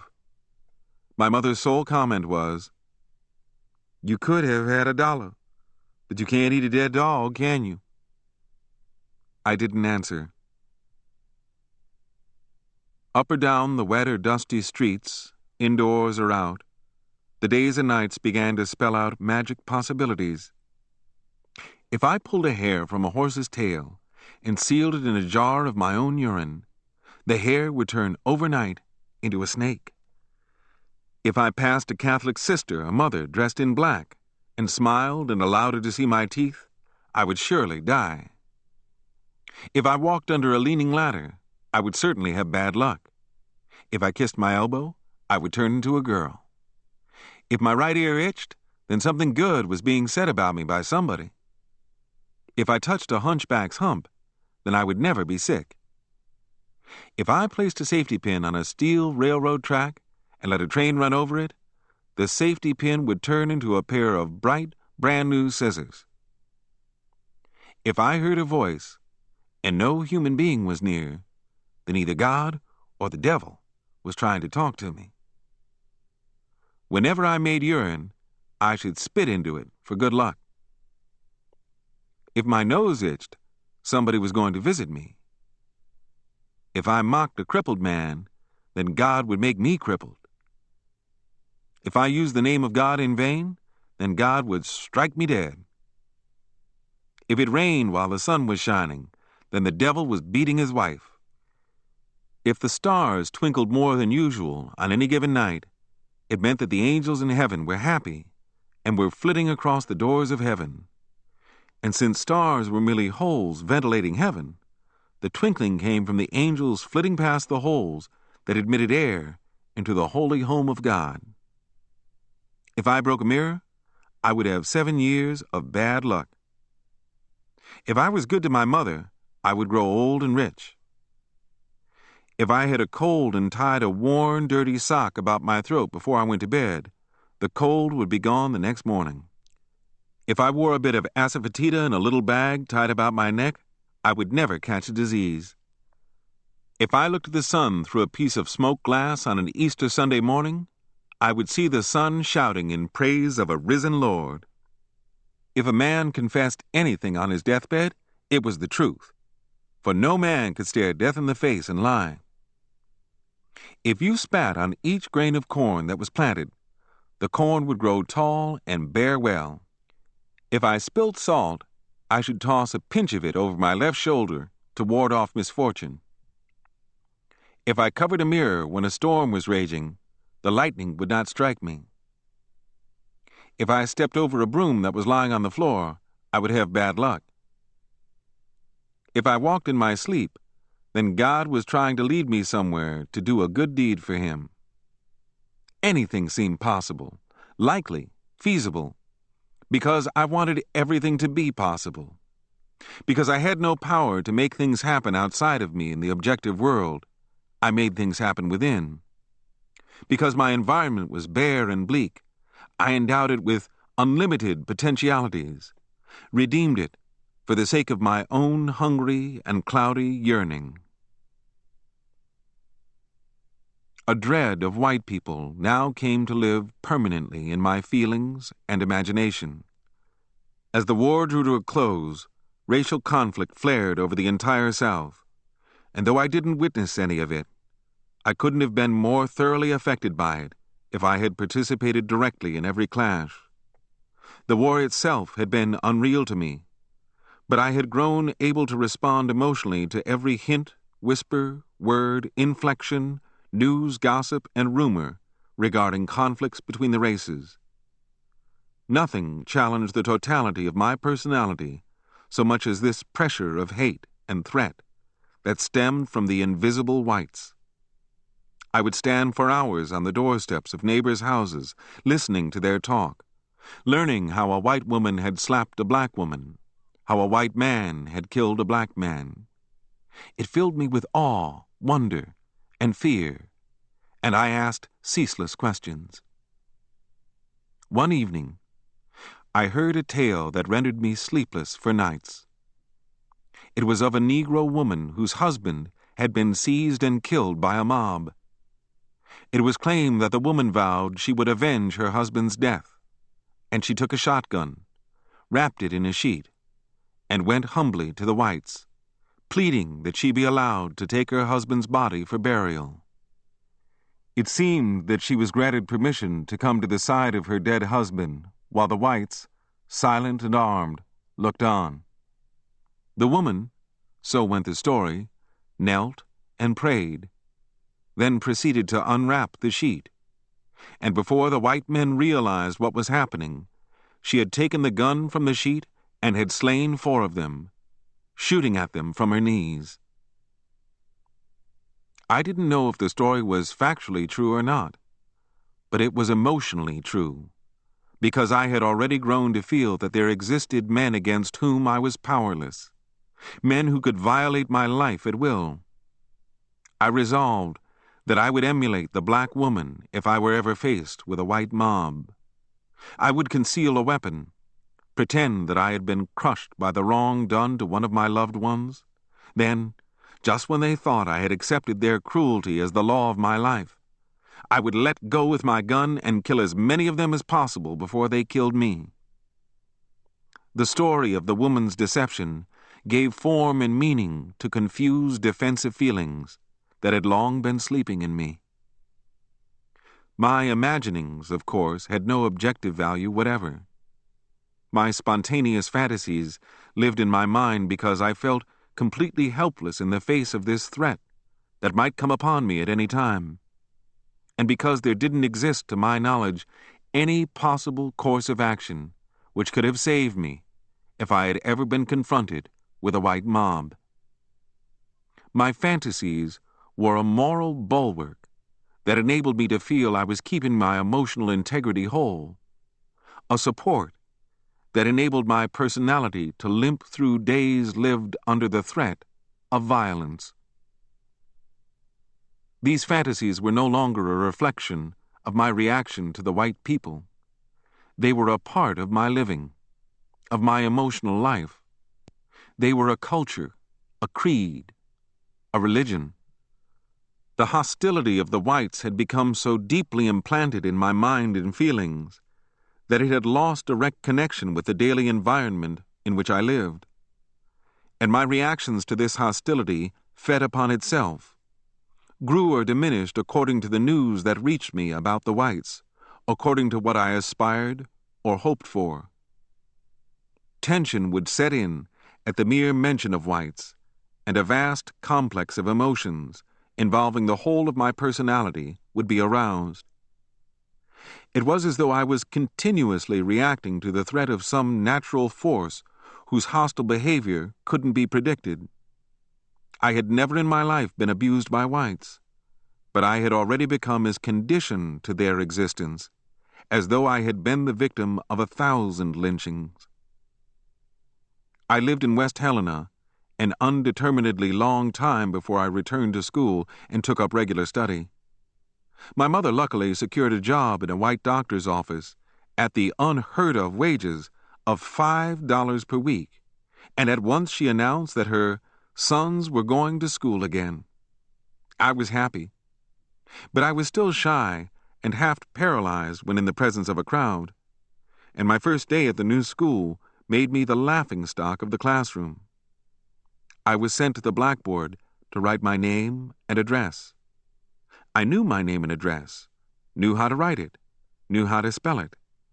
But standing at the blackboard, with the eyes of the many girls and boys looking at my back, made me freeze inside, and I was unable to write a single letter. "Write your name," the teacher called to me. I lifted the white chalk to the blackboard, and as I was about to write, my mind went blank, empty. I couldn't remember my name, not even the first letter. Somebody giggled, and I stiffened. "Just forget us and write your name and address," the teacher coaxed. An impulse to write would flash through me, but my hand would refuse to move. The children began to twitter, and I flushed hotly. "Don't you know your name?" the teacher asked. I looked at her and couldn't answer. The teacher rose and walked to my side, smiling at me to give me confidence. She placed her hand tenderly upon my shoulder. "What's your name?" she asked. "Richard," I whispered. "Richard what?" "Richard Wright." "Spell it." I spelled my name in a wild rush of letters, trying desperately to redeem my paralyzing shyness. "Spell it slowly so I can hear it," she directed me. I did. "Now, can you write?" "Yes, ma'am." "Then write it." Again, I turned to the blackboard and lifted my hand to write. Then I was blank and void within. I tried frantically to collect my senses, but I could remember nothing. A sense of the girls and boys behind me filled me to the exclusion of everything. I realized how utterly I was failing, and I grew weak and leaned my hot forehead against the cold blackboard. The room burst into a loud and prolonged laugh, and my muscles froze. "You may go to your seat," the teacher said. I sat and cursed myself. Why did I always appear so dumb when I was called upon to perform something in a crowd? I knew how to write as well as any pupil in the classroom, and no doubt I could read better than any of them, and I could talk fluently and expressively when I was sure of myself. Then why did strange faces make me freeze? I sat, with my ears and neck burning, hearing the pupils whisper about me, hating myself, hating them. I sat still as a stone, and a storm of emotion surged through me. While sitting in class one day, I was startled to hear whistles blowing and bells ringing. Soon the bedlam was deafening. The teacher lost control of her class, and the girls and boys ran to the windows. The teacher left the room, and when she returned, she announced, "Everybody, pack your things and go home." "Why? What's happened?" "The war is over," the teacher said. I followed the rest of the children into the streets and saw that white and black people were laughing and singing and shouting. I felt afraid as I pushed through crowds of white people, but my fright left when I entered my neighborhood and saw smiling black faces. I wandered among them, trying to realize what war was, what it meant, and I could not. I noticed that many girls and boys were pointing at something in the sky. I looked up too, and saw what seemed to be a tiny bird wheeling and sailing. "Look, a plane!" I had never seen a plane. "It's a bird," I said. The crowd laughed. "That's a plane, boy," a man said. "It's a bird," I said. "I see it." A man lifted me upon his shoulder. "Boy, remember this," he said. "You're seeing man fly." I still did not believe it. It still looked like a bird to me. That night at home, my mother convinced me that men could fly. Christmas came, and I had but one orange. I was hurt, and wouldn't go out to play with the neighborhood children who were blowing horns and shooting firecrackers. I nursed my orange all of Christmas Day. At night, just before going to bed, I ate it, first taking a bite out of the top and sucking the juice from it as I squeezed it. Finally, I tore the peeling into bits and munched them slowly. Chapter 3. Having grown taller and older, I now associated with older boys, and I had to pay for my admittance into their company by subscribing to certain racial sentiments. The touchstone of fraternity was my feeling toward white people. how much hostility I held toward them, what degrees of value and honor I assigned to race. None of this was premeditated, but sprang spontaneously out of the talk of black boys who met at the crossroads. It was degrading to play with girls, and in our talk we relegated them to a remote island of life. We had somehow caught the spirit of the role of our sex, and we flocked together for common moral schooling. We spoke boastfully in bass voices. We used the word nigger to prove the tough fiber of our feelings. We spouted excessive profanity as a sign of our coming manhood. We pretended callousness toward the injunctions of our parents, and we strove to convince one another that our decisions stem from ourselves and ourselves alone. Yet we frantically concealed how dependent we were upon one another. Of an afternoon, when school had let out, I would saunter down the street, idly kicking an empty tin can or knocking a stick against the palings of a wooden fence, or whistling, until I would stumble upon one or more of the gang, loitering at a corner, standing in a field, or sitting upon the steps of somebody's house. "Hey," timidly. "You eat yet?" Uneasily trying to make conversation. "Yeah, man. I done really fed my face." Casually. "I had cabbage and potatoes." Confidently. "I had buttermilk and black-eyed peas." Meekly informational. "Hell, I ain't gonna stand near you, nigga." Pronouncement. "How come?" Feigned innocence. "'Cause you gonna smell up this air in a minute." A shouted accusation. Laughter runs through the crowd. "Nigga, your mind's in a ditch." Amusingly moralistic. "Ditch nothing. Nigga, you gonna break wind any minute now." Triumphant pronouncement creating suspense. "Yeah, when them black-eyed peas tells that buttermilk to move over, that buttermilk ain't gonna want to move, and there's gonna be a war in your guts, and your stomach's gonna swell up and bust." Climax. The crowd laughs loud and long. "Man, them white folks ought to catch you and send you to the zoo and keep you for the next war." Throwing the subject into a wider field. "Then when the fighting starts, they ought to feed you on buttermilk and black-eyed peas and let you break wind." The subject is accepted and extended. "You'd win the war with a new kind of poison gas." A shouted climax. There is high laughter that simmers down slowly.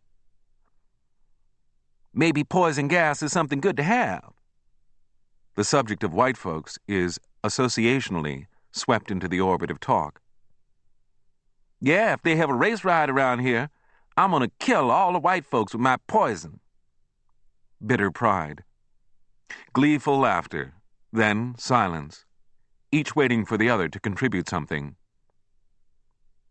"Them white folks sure scared of us, though." Sober statement of an old problem. "Yeah, they send you to war, make you lick them Germans, teach you how to fight, and when you come back, they scared of you, want to kill you." Half boastful and half complaining. "My mama says that old white woman, where she works, talked about slapping her, and Ma said, 'Miss Green, if you slaps me, I kill you and go to hell and pay for it.'" Extension, development, sacrificial boasting. "Hell, I would have just killed her if she had said that to me." An angry grunt of supreme racial assertion. Silence. "Man, them white folks sure is mean." Complaining. "That's how come so many colored folks leaving the South." Informational. "And man, they sure hate for you to leave." Pride of personal and racial worth implied. "Yeah, they want to keep you here and work you to death." "The first white son of a bitch that bothers me is going to get a hole knocked in his head." Naive rebellion. "That ain't going to do you no good. Hell, they'll catch you." Rejection of naive rebellion. "Ha ha ha, yeah, God damn it, they really catch you now." Appreciation of the thoroughness of white militancy. "Yeah, White folks sit on their white asses day and night, but let a nigger do something, and they get every bloodhound that was ever born and put him on his trail. Bitter pride in realizing what it cost to defeat them. Man, you reckon these white folks is ever gonna change? Timid, questioning hope. Hell no. They just born that way. Rejecting hope for fear that it could never come true. Shucks, man. I'm going north when I get grown. Rebelling against futile hope and embracing flight. A colored man's all right up north. Justifying flight.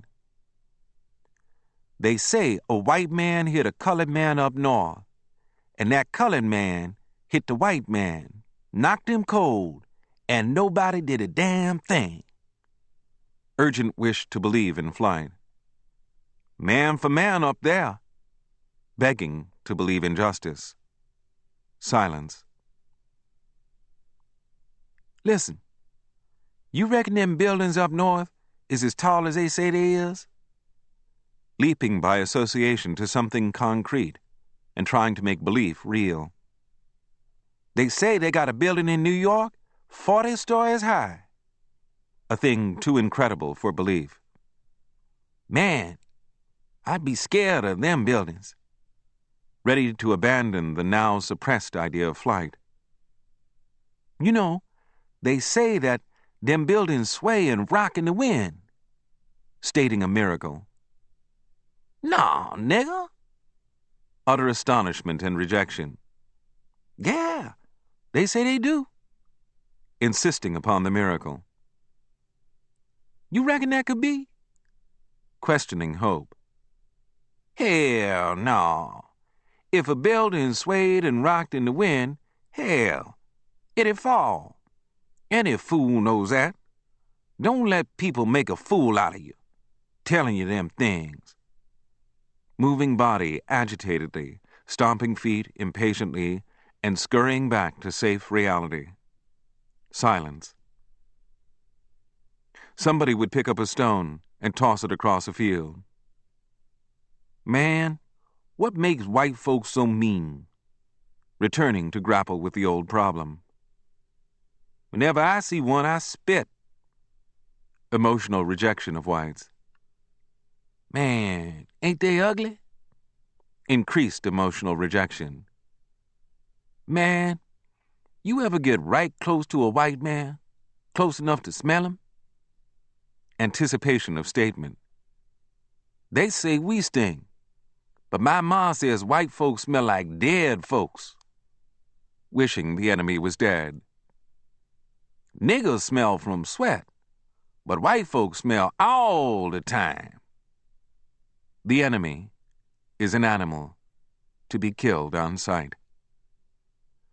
And the talk would weave, roll, surge, spurt, veer, swell, having no specific aim or direction, touching vast areas of life, expressing the tentative impulses of childhood, money, God, race, sex, color, war, planes, machines, trains, swimming, boxing, anything.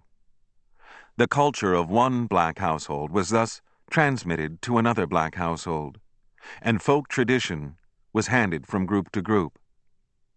Our attitudes were made, defined, set, or corrected. Our ideas were discovered, discarded, enlarged, torn apart, and accepted. Night would fall. Bats would zip through the air. Crickets would cry from the grass. Frogs would croak. The stars would come out. Dew would dampen the earth. Yellow squares of light would glow in the distance as kerosene lamps were lit in our homes. Finally, from across the fields or down the road, a long, slow yell would come. You, Davy! Easy laughter among the boys, but no reply. Calling the hogs. Go home, pig. Laughter again. A boy would slowly detach himself from the gang. You, Davy! He would not answer his mother's call, for that would have been a sign of dependence.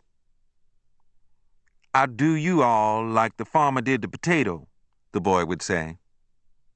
"How's that?" "Plant you now and dig you later."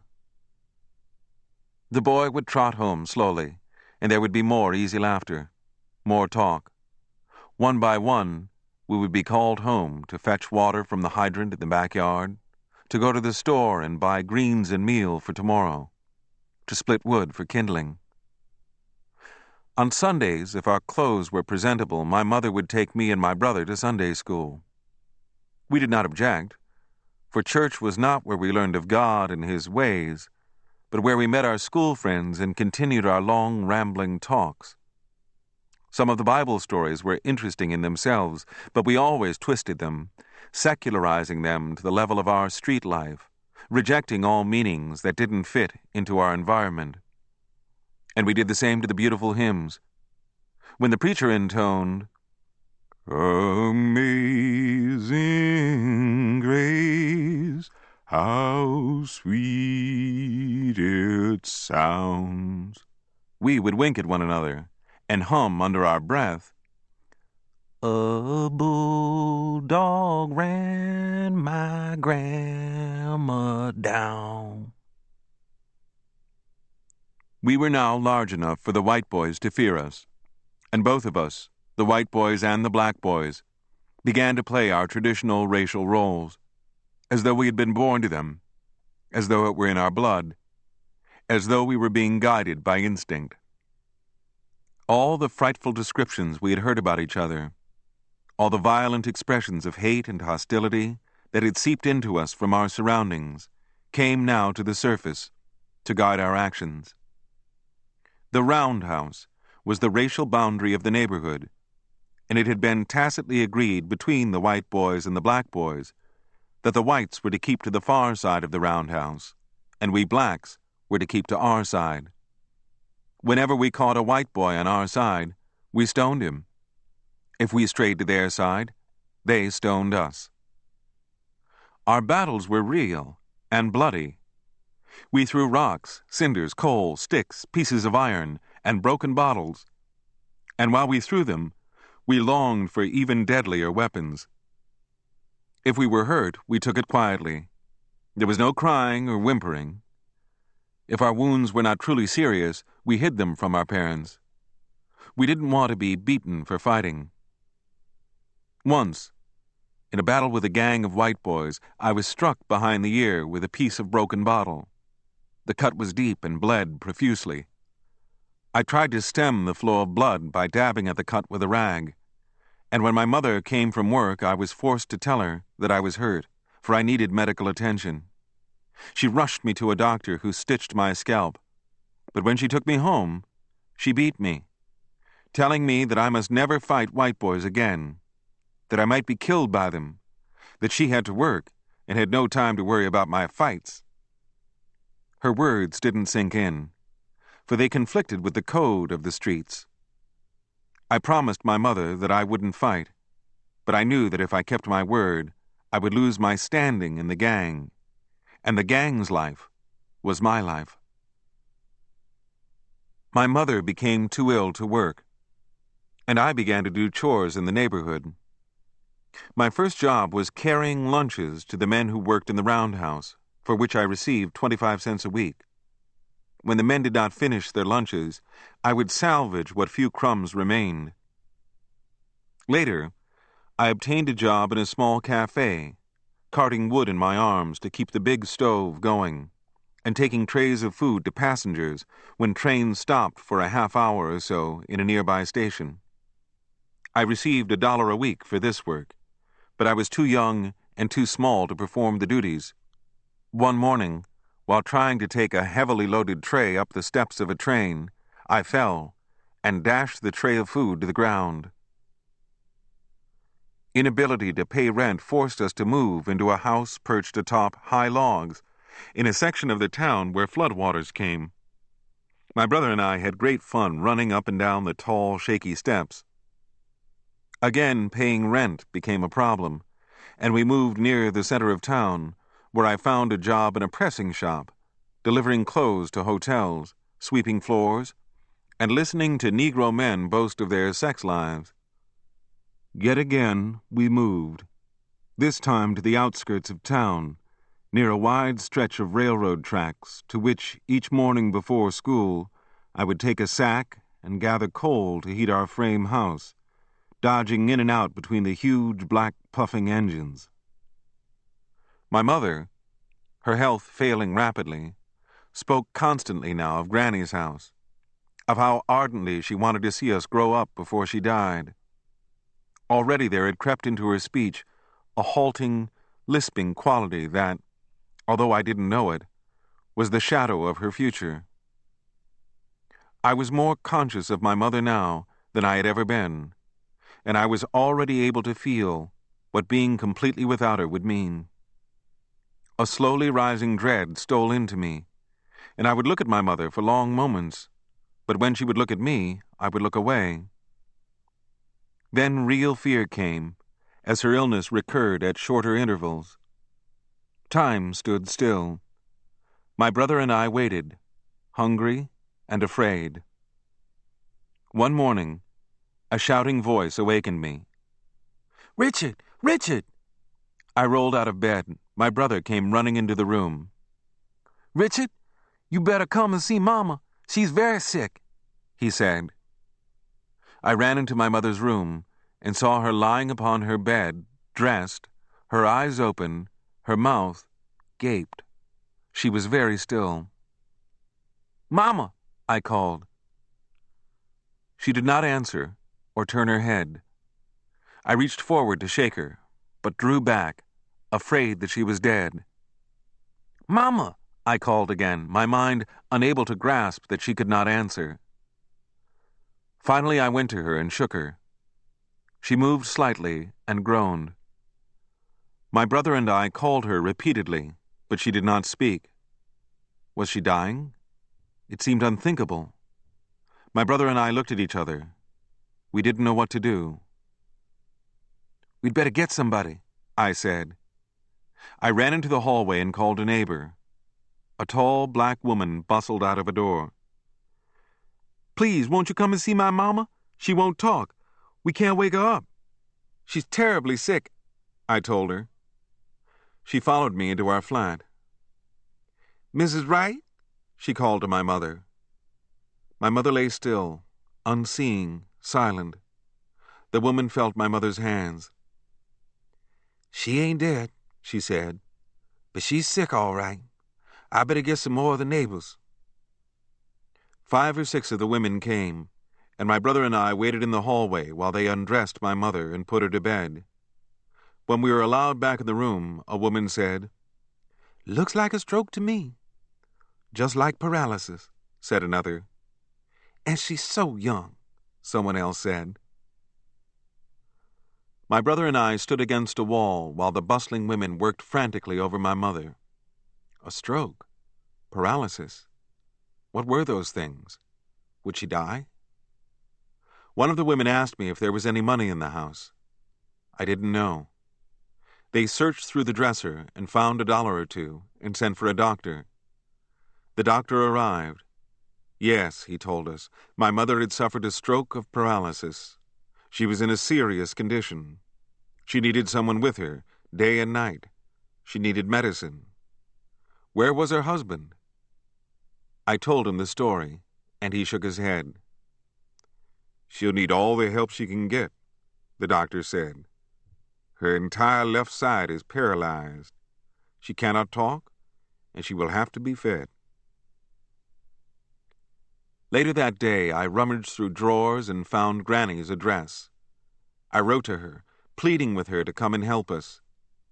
The neighbors nursed my mother day and night, fed us and washed our clothes. I went through the days with a stunned consciousness, unable to believe what had happened. Suppose Granny didn't come. I tried not to think of it. She had to come. The utter loneliness was now terrifying. I had been suddenly thrown emotionally upon my own. Within an hour, the half-friendly world that I had known had turned cold and hostile. I was too frightened to weep. I was glad that my mother wasn't dead, but there was the fact that she would be sick for a long, long time, perhaps for the balance of her life. I became morose. Though I was a child, I could no longer feel as a child, could no longer react as a child. The desire for play was gone, and I brooded, wondering if Granny would come and help us. I tried not to think of a tomorrow that was neither real nor wanted, for all tomorrows held questions that I could not answer. When the neighbors offered me food, I refused, already ashamed that so often in my life I had to be fed by strangers. And after I had been prevailed upon to eat, I would eat as little as possible, feeling that some of the shame of charity would be taken away. It pained me to think that other children were wondering if I were hungry, and whenever they asked me if I wanted food, I would say no, even though I was starving. I was tense during the days I waited for Granny, and when she came, I gave up, letting her handle things, answering questions automatically, obeying, knowing that somehow I had to face things alone. I withdrew into myself. I wrote letters that Granny dictated to her 8 children, there were 9 of them including my mother, in all parts of the country, asking for money with which to take Ella and her 2 little children to our home. Money came, and again there were days of packing household effects. My mother was taken to the train in an ambulance and put on board upon a stretcher. We rode to Jackson in silence, and my mother was put abed upstairs. Aunt Maggie came from Detroit to help nurse and clean. The big house was quiet. We spoke in lowered voices. We walked with soft tread. The odor of medicine hung in the air. Doctors came and went. Night and day I could hear my mother groaning. We thought that she would die at any moment. Aunt Cleo came from Chicago. Uncle Clark came from Greenwood, Mississippi. Uncle Edward came from Carter's, Mississippi. Uncle Charles from Mobile, Alabama. Aunt Addie from a religious school in Huntsville, Alabama. Uncle Thomas from Hazelhurst, Mississippi. The house had an expectant air, and I caught whispered talk of, "What is to become of her children?" I felt dread, knowing that others, strangers even though they were relatives, were debating my destiny. I had never seen my mother's brothers and sisters before, and their presence made live again in me my old shyness. One day Uncle Edward called me to him, and he felt my skinny arms and legs. "He needs more flesh on him," he commented impersonally, addressing himself to his brothers and sisters. I was horribly embarrassed, feeling that my life had somehow been full of nameless wrong and unatonable guilt. "Food will make him pick up in weight," Granny said. Out of the family conferences, it was decided that my brother and I would be separated, that it was too much of a burden for any one aunt or uncle to assume the support of both of us. Where was I to go? Who would take me? I became more anxious than ever. When an aunt or an uncle would come into my presence, I could not look at them. I was always reminding myself that I mustn't do anything that would make any of them feel that they wouldn't want me in their homes. At night, my sleep was filled with wild dreams. Sometimes I would wake up screaming in terror.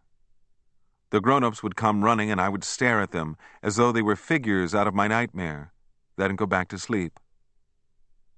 One night I found myself standing in the backyard. The moon was shining bright as day. Silence surrounded me. Suddenly I felt that someone was holding my hand. I looked and saw an uncle. He was speaking to me in a low, gentle voice. "What's the matter, son?" I stared at him, trying to understand what he was saying. I seemed to be wrapped in a kind of mist. "Richard, what are you doing?" I couldn't answer. It seemed that I couldn't wake up. He shook me. I came to myself and stared about at the moon-drenched yard. "Where are we going?" I asked him. "You were walking in your sleep," he said. Granny gave me fuller meals and made me take naps in the afternoon, and gradually my sleepwalking passed. The uneasy days and nights made me resolve to leave Granny's home as soon as I was old enough to support myself. It wasn't that they were unkind, but I knew that they didn't have enough money to feed me and my brother. I avoided going into my mother's room now. Merely to look at her was painful. She had grown very thin. She was still speechless, staring, quiet as stone. One evening, my brother and I were called into the front room, where a conference of aunts and uncles was being held. "Richard," said an uncle, "you know how sick your mother is?" "Yes, sir." "Well, Granny's now strong enough to take care of you two boys," he continued. "Yes, sir," I said, waiting for his decision. "Well, Aunt Maggie's going to take your brother to Detroit and send him to school." I waited. Who was going to take me? I had wanted to be with Aunt Maggie, but I didn't dare contest the decision. "Now, where would you like to go?" I was asked. The question caught me by surprise. I had been waiting for a fiat, and now a choice lay before me. But I didn't have the courage to presume that anyone wanted me. "Anywhere," I said. "Any of us are willing to take you," he said. Quickly, I calculated which of them lived nearest to Jackson. Uncle Clark lived in Greenwood, which was but a few miles distant. "I'd like to live with Uncle Clark, since he's close to the home here," I said. "Is that what you really want?" "Yes, sir." Uncle Clark came to me and placed his hand upon my head. "All right, I'll take you back with me and send you to school. Tomorrow we'll go and buy clothes." My tension eased somewhat, but stayed with me. My brother was happy. He was going north. I wanted to go, but I said nothing. A train ride, and I was in yet another little southern town. Home in Greenwood was a 4-room bungalow, comprising half of a double house that sat on a quiet, shady road. Aunt Jody, a medium-sized, neat, silent mulatto girl, had a hot supper waiting on the table. She baffled me with her serious, reserved manner. She seemed to be acting in conformity with a code unknown to me, and I assumed that she regarded me as a wrong one, a boy who, for some reason, didn't have a home. I felt that in her mind, she would push me to the outskirts of life, and I was awkward and self-conscious in her presence. Both Uncle Clark and Aunt Jody talked to me as though I were a grown-up, and I wondered if I could do what was expected of me. I had always felt a certain warmth with my mother, even when we had lived in squalor, but I felt none here. Perhaps I was too apprehensive to feel any. During supper, it was decided that I was to be placed in school the next day. Uncle Clark and Aunt Jody both had jobs, and I was told that at noon I would find lunch on the stove. "Now, Richard, this is your new home," Uncle Clark said. "Yes, sir." "After school, bring in wood and coal for the fireplaces." "Yes, sir." "Split kindling and lay a fire in the kitchen stove." "Yes, sir." "Bring in a bucket of water from the yard so that Jody can cook in the mornings." "Yes, sir." "After your chores are done, you may spend the afternoon studying." "Yes, sir." I had never been assigned definite tasks before, and I went to bed a little frightened. I lay sleepless, wondering if I should have come, feeling the dark night holding strange people, strange houses, strange streets. What would happen to me here? How would I get along? What kind of woman was Aunt Jody? How ought I act around her? Would Uncle Clark let me make friends with other boys? I awakened the next morning to see the sun shining into my room. I felt more at ease. "Richard?" My uncle was calling me. I washed, dressed, and went into the kitchen and sat wordlessly at the table. "Good morning, Richard," Aunt Jody said. "Oh, good morning," I mumbled, wishing that I had thought to say it first. "Don't people say good morning where you come from?" she asked. "Yes, ma'am." "I thought they did," she said pointedly. Aunt Jody and Uncle Clark began to question me about my life, and I grew so self-conscious that my hunger left me. After breakfast, Uncle Clark took me to school, introduced me to the principal. The first half of the school day passed without incident. I sat looking at the strange reading book, following the lessons. The subjects seemed simple, and I felt that I could keep up. My anxiety was still in me. I was wondering how I would get on with the boys. Each new school meant a new area of life to be conquered. Were the boys tough? How hard did they fight? I took it for granted that they fought.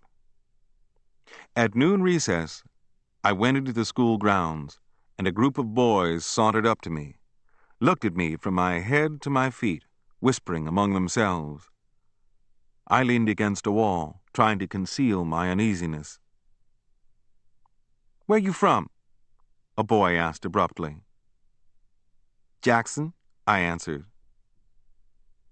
"How come they make you people so ugly in Jackson?" he demanded. There was loud laughter. "You're not any too good-looking yourself," I countered instantly. "Oh, you hear what he told him?" "You think you're smart, don't you?" the boy asked, sneering. "Listen, I ain't picking a fight," I said. "But if you want to fight, I'll fight." "Huh. Hard guy, ain't you?" "As hard as you." "Do you know who you can tell that to?" he asked me. "And you know who you can tell it back to?" I asked. "Are you talking about my mama?" he asked, edging forward.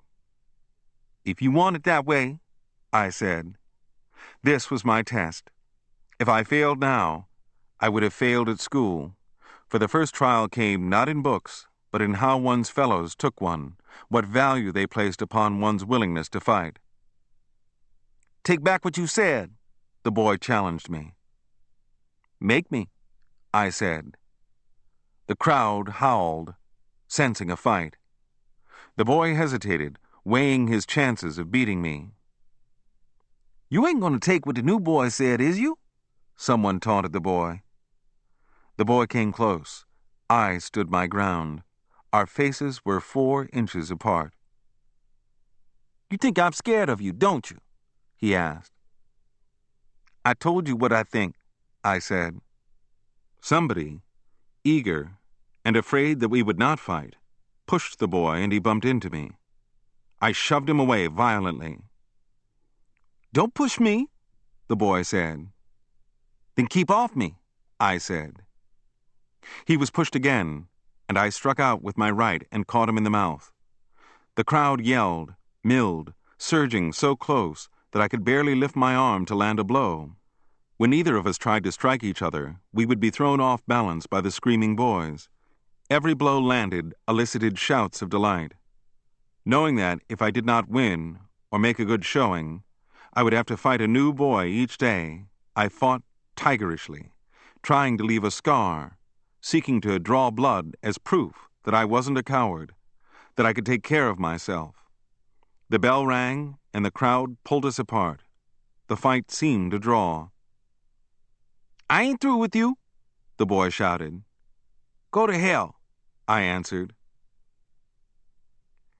In the classroom, the boys asked me questions about myself.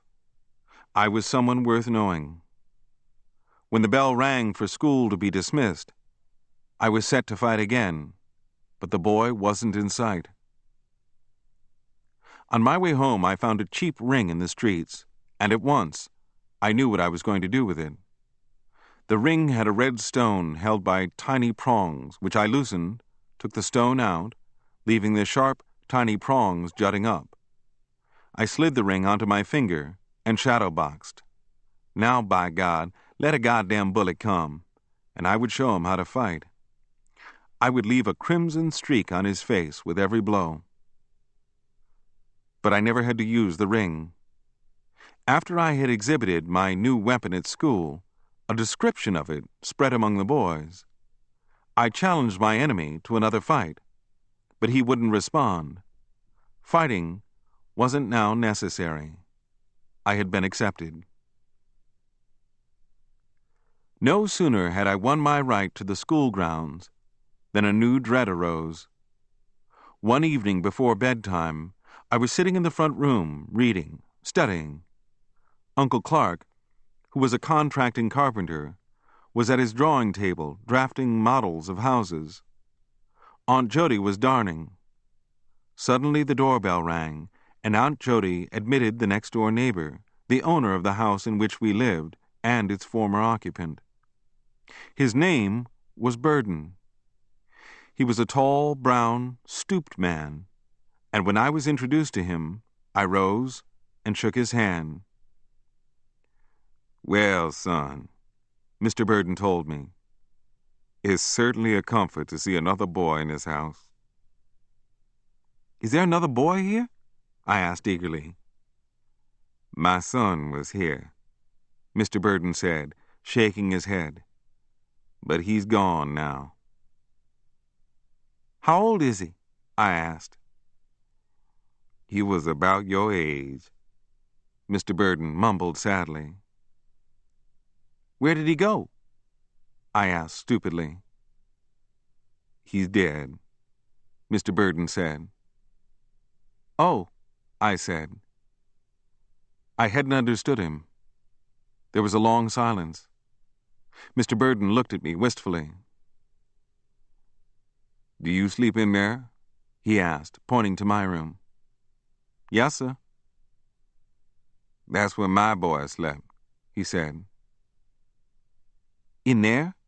I asked, just to make sure. "Yes, right in there." "On that bed?" I asked. "Yes, that was his bed. When I heard that you were coming, I gave your uncle that bed for you," he explained. I saw Uncle Clark shaking his head vigorously at Mr. Burden, but he was too late. At once, my imagination began to weave ghosts. I didn't actually believe in ghosts, but I had been taught that there was a God, and I had given a kind of uneasy assent to his existence. And if there was a God, then surely there must be ghosts. In a moment, I built up an intense loathing for sleeping in the room where the boy had died. Rationally, I knew that the dead boy couldn't bother me, but he had become alive for me in a way that I couldn't dismiss.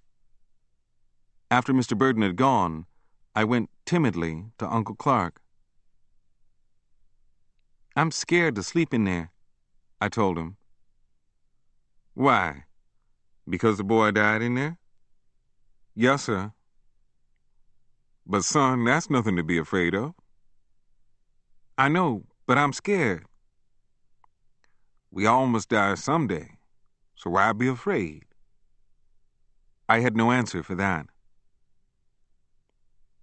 "When you die, do you want people to be afraid of you?" I couldn't answer that either. "This is nonsense," Uncle Clark went on. "But I'm scared," I told him. "You'll get over it." "Can't I sleep somewhere else?" There's nowhere else for you to sleep. Can I sleep here on the sofa? I asked. May I sleep on the sofa? Aunt Jody corrected me in a mocking tone. May I sleep on the sofa? I repeated after her. No, Aunt Jody said. I groped into the dark room and fumbled for the bed.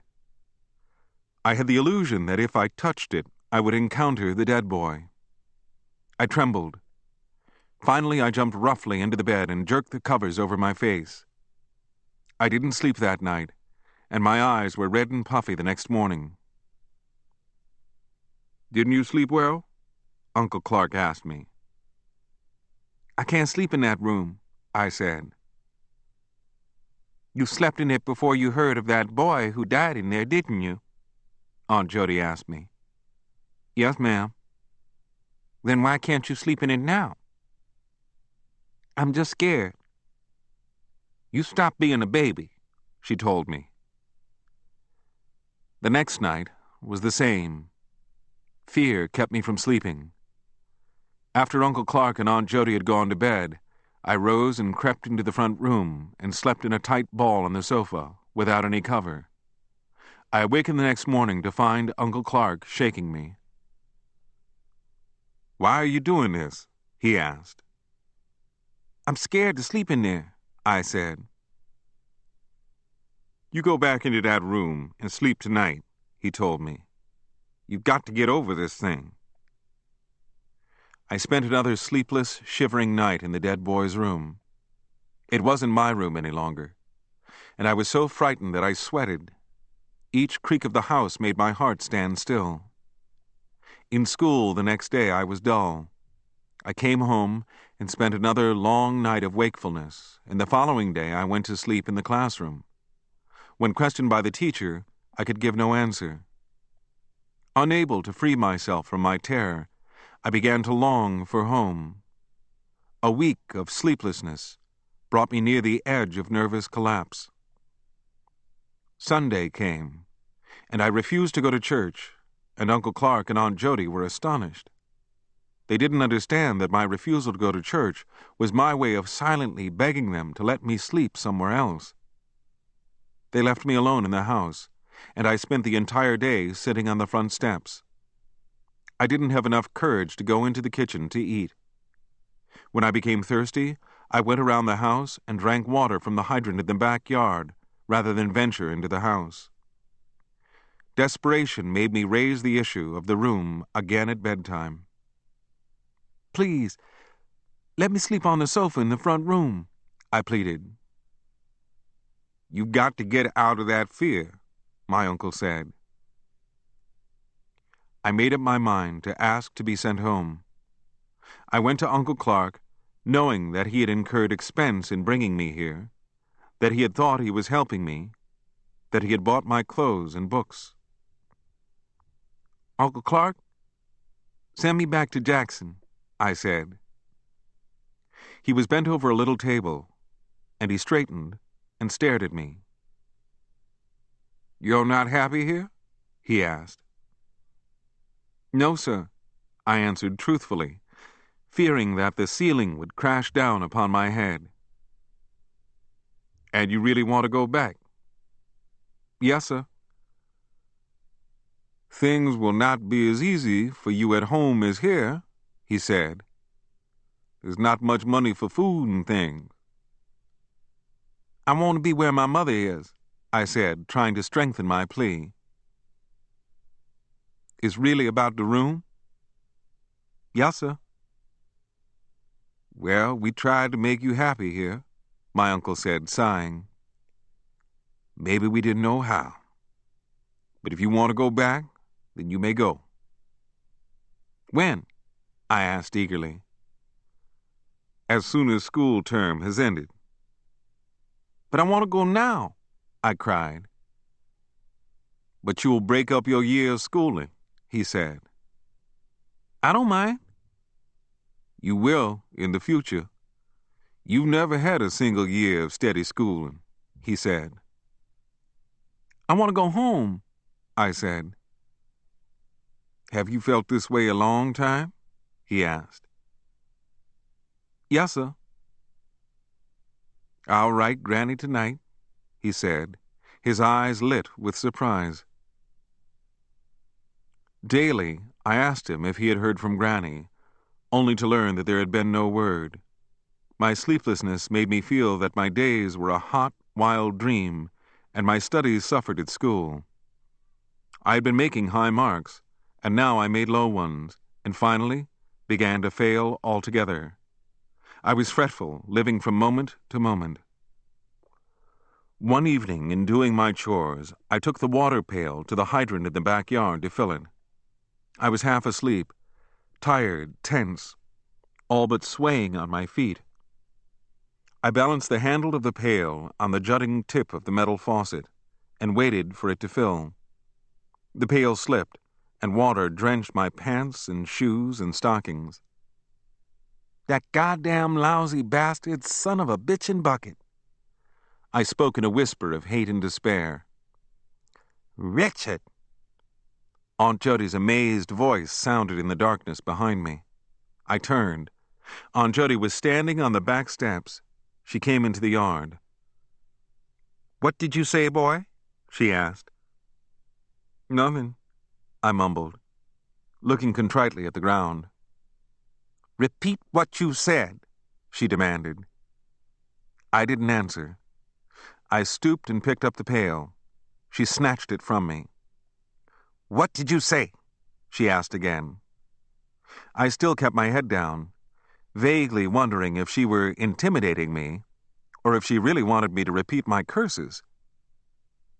I'm going to tell your uncle on you, she said at last. I hated her then. I thought that hanging my head and looking mutely at the ground was a kind of confession and a petition for forgiveness. But she had not accepted it as such. I don't care, I said. She gave me the pail, which I filled with water and carried to the house. She followed me. Richard, you are a very bad, bad boy, she said. I don't care, I repeated. I avoided her and went to the front porch and sat.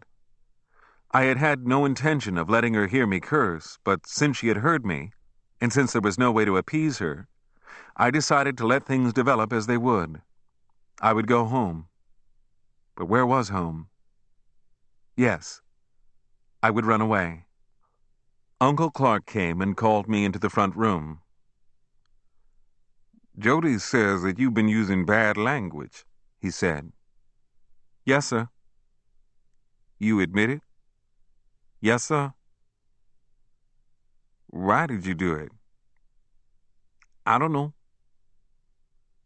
I'm going to whip you. Pull off your shirt. Wordlessly, I bared my back, and he lashed me with a strap. I gritted my teeth and didn't cry. Are you going to use that language again? He asked me. I want to go home, I said. Put on your shirt. I obeyed. I want to go home, I said again. But this is your home. I want to go to Jackson. You have no home in Jackson. I want to go to my mother. All right, he relented. I'll send you home Saturday. He looked at me with baffled eyes. Tell me, where did you learn those words Jody heard you say? I looked at him and didn't answer. There flashed through my mind a quick running picture of all the squalid hovels in which I had lived, and it made me feel more than ever a stranger as I stood before him. How could I have told him that I had learned to curse before I had learned to read?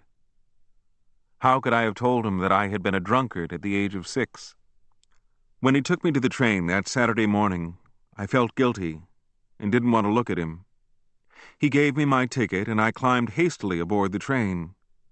I waved a stiff goodbye to him through the window as the train pulled out. When I could see his face no longer, I wilted, relaxing. Tears blurred my vision. I leaned back, closed my eyes, and slept all the way. I was glad to see my mother. She was much better, though still abed. Another operation had been advised by the doctor, and there was hope for recovery. But I was anxious. Why another operation? A victim myself of too many hopes that had never led anywhere, I was for letting my mother remain as she was. My feelings were governed by fear, and I spoke to no one about them. I had already begun to sense that my feelings varied too far from those of the people around me for me to blab about what I felt. I did not re-enter school. Instead, I played alone in the backyard, bouncing a rubber ball off the fence, drawing figures in the soft clay with an old knife, or reading what books I found about the house.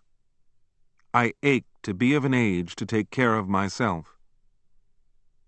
Uncle Edward arrived from Carter's to take my mother to Clarksdale for the operation.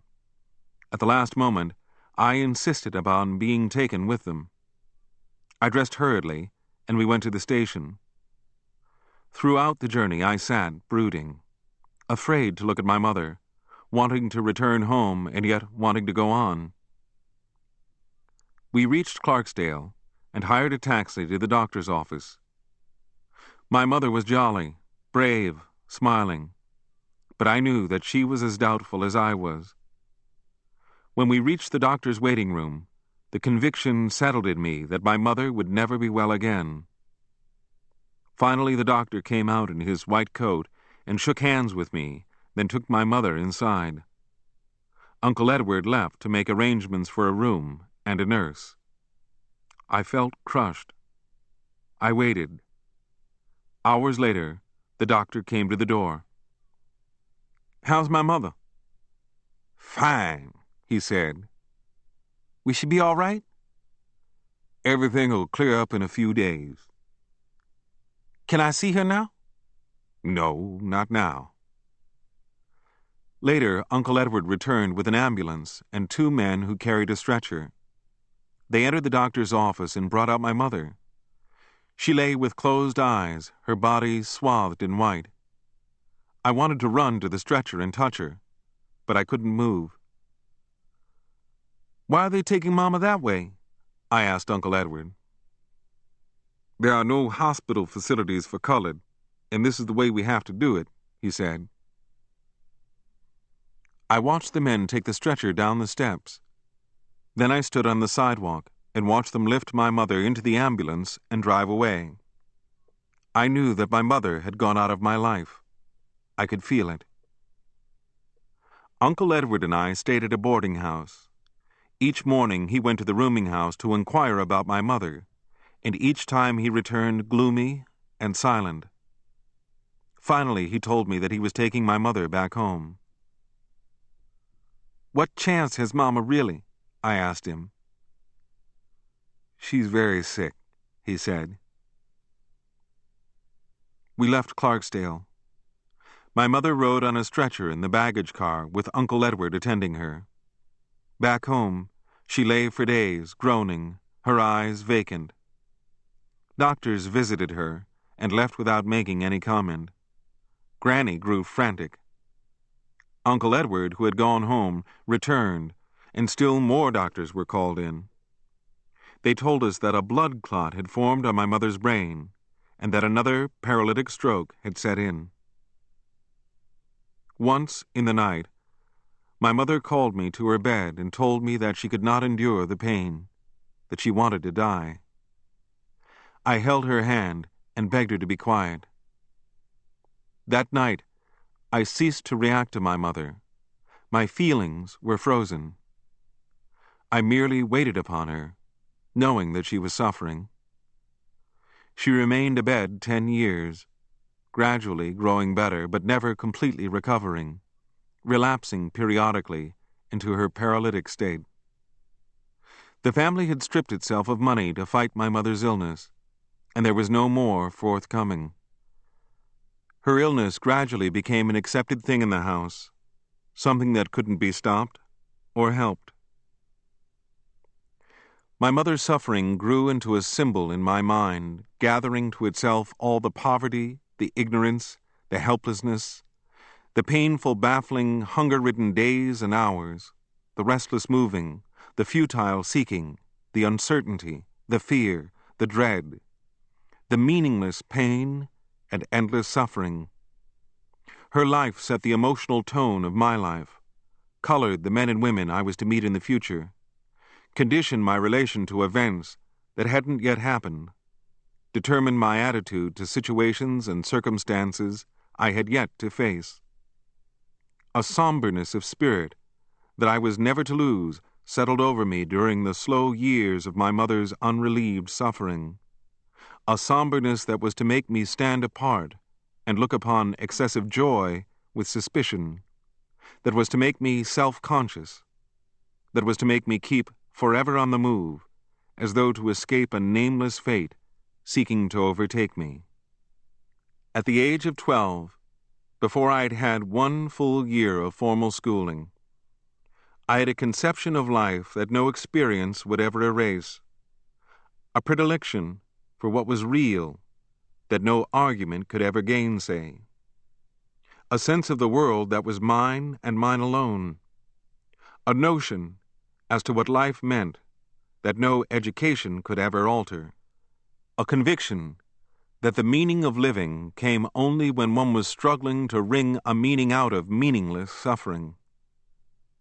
At the age of 12, I had an attitude toward life that was to endure, that was to make me seek those areas of living that would keep it alive, that was to make me skeptical of everything while seeking everything, tolerant of all and yet critical.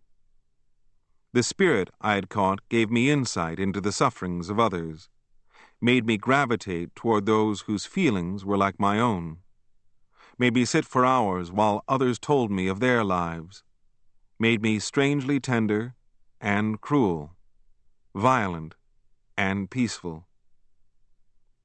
It made me want to drive coldly to the heart of every question and lay it open to the core of suffering I knew I would find there. It made me love burrowing into psychology, into realistic and naturalistic fiction and art, into those whirlpools of politics that had the power to claim the whole of men's souls. It directed my loyalties to the side of men in rebellion.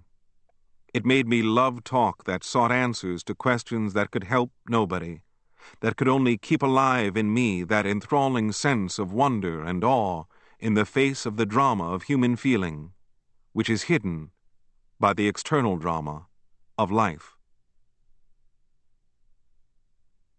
Chapter 4.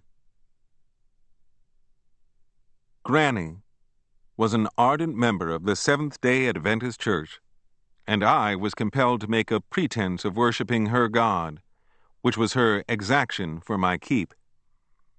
The elders of her church expounded a gospel clogged with images of vast lakes of eternal fire, of seas vanishing, of valleys of dry bones, of the sun burning to ashes, of the moon turning to blood, of stars falling to earth, of a wooden staff being transformed into a serpent, of voices speaking out of clouds, of men walking upon water, of God riding whirlwinds, of water changing into wine, of the dead rising and living, of the blind seeing, of the lame walking, a salvation that teemed with fantastic beasts having multiple heads and horns and eyes and feet, sermons of statues possessing heads of gold, shoulders of silver, legs of brass, and feet of clay, a cosmic tale that began before time and ended with the clouds of the sky rolling away at the second coming of Christ, chronicles that concluded with the Armageddon, dramas thronged with all the billions of human beings who had ever lived or died as God judged the quick and the dead. While listening to the vivid language of the sermons, I was pulled toward emotional belief. But as soon as I went out of the church and saw the bright sunshine and felt the throbbing life of the people in the streets, I knew that none of it was true and that nothing would happen. Once again I knew hunger, biting hunger, hunger that made my body aimlessly restless, hunger that kept me on edge, that made my temper flare, hunger that made hate leap out of my heart like the dart of a serpent's tongue, hunger that created in me odd cravings. No food that I could dream of seemed half so utterly delicious as vanilla wafers. Every time I had a nickel, I would run to the grocery store and buy a box of vanilla wafers and walk back home, slowly, so that I could eat them all up without having to share them with anyone. Then I would sit on the front steps and dream of eating another box. The craving would finally become so acute that I would force myself to be active in order to forget. I learned a method of drinking water that made me feel full temporarily, whether I had a desire for water or not. I would put my mouth under a faucet and turn the water on full force and let the stream cascade into my stomach until it was tight. Sometimes my stomach ached, but I felt full for a moment. No pork or veal was ever eaten at Granny's, and rarely was there meat of any kind. We seldom ate fish, and then only those that had scales and spines. Baking powder was never used. It was alleged to contain a chemical harmful to the body. For breakfast, I ate mush and gravy made from flour and lard, and for hours afterwards I would belch it up into my mouth. We were constantly taking bicarbonate of soda for indigestion. At 4 o'clock in the afternoon, I ate a plate of greens cooked with lard. Sometimes on Sundays we bought a dime's worth of beef, which usually turned out to be uneatable. Granny's favorite dish was a peanut roast, which she made to resemble meat, but which tasted like something else. My position in the household was a delicate one. I was a minor, an uninvited dependent, a blood relative who professed no salvation and whose soul stood in mortal peril. Granny intimated boldly, basing her logic on God's justice, that one sinful person in a household could bring down the wrath of God upon the entire establishment, damning both the innocent and the guilty, and on more than one occasion she interpreted my mother's long illness as the result of my faithlessness. I became skilled in ignoring these cosmic threats and developed a callousness toward all metaphysical preachments. But Granny won an ally in her efforts to persuade me to confess her God. Aunt Addie, her youngest child, had just finished the Seventh-day Adventist religious school in Huntsville, Alabama, and came home to argue that if the family was compassionate enough to feed me, then the least I could do in return was to follow its guidance.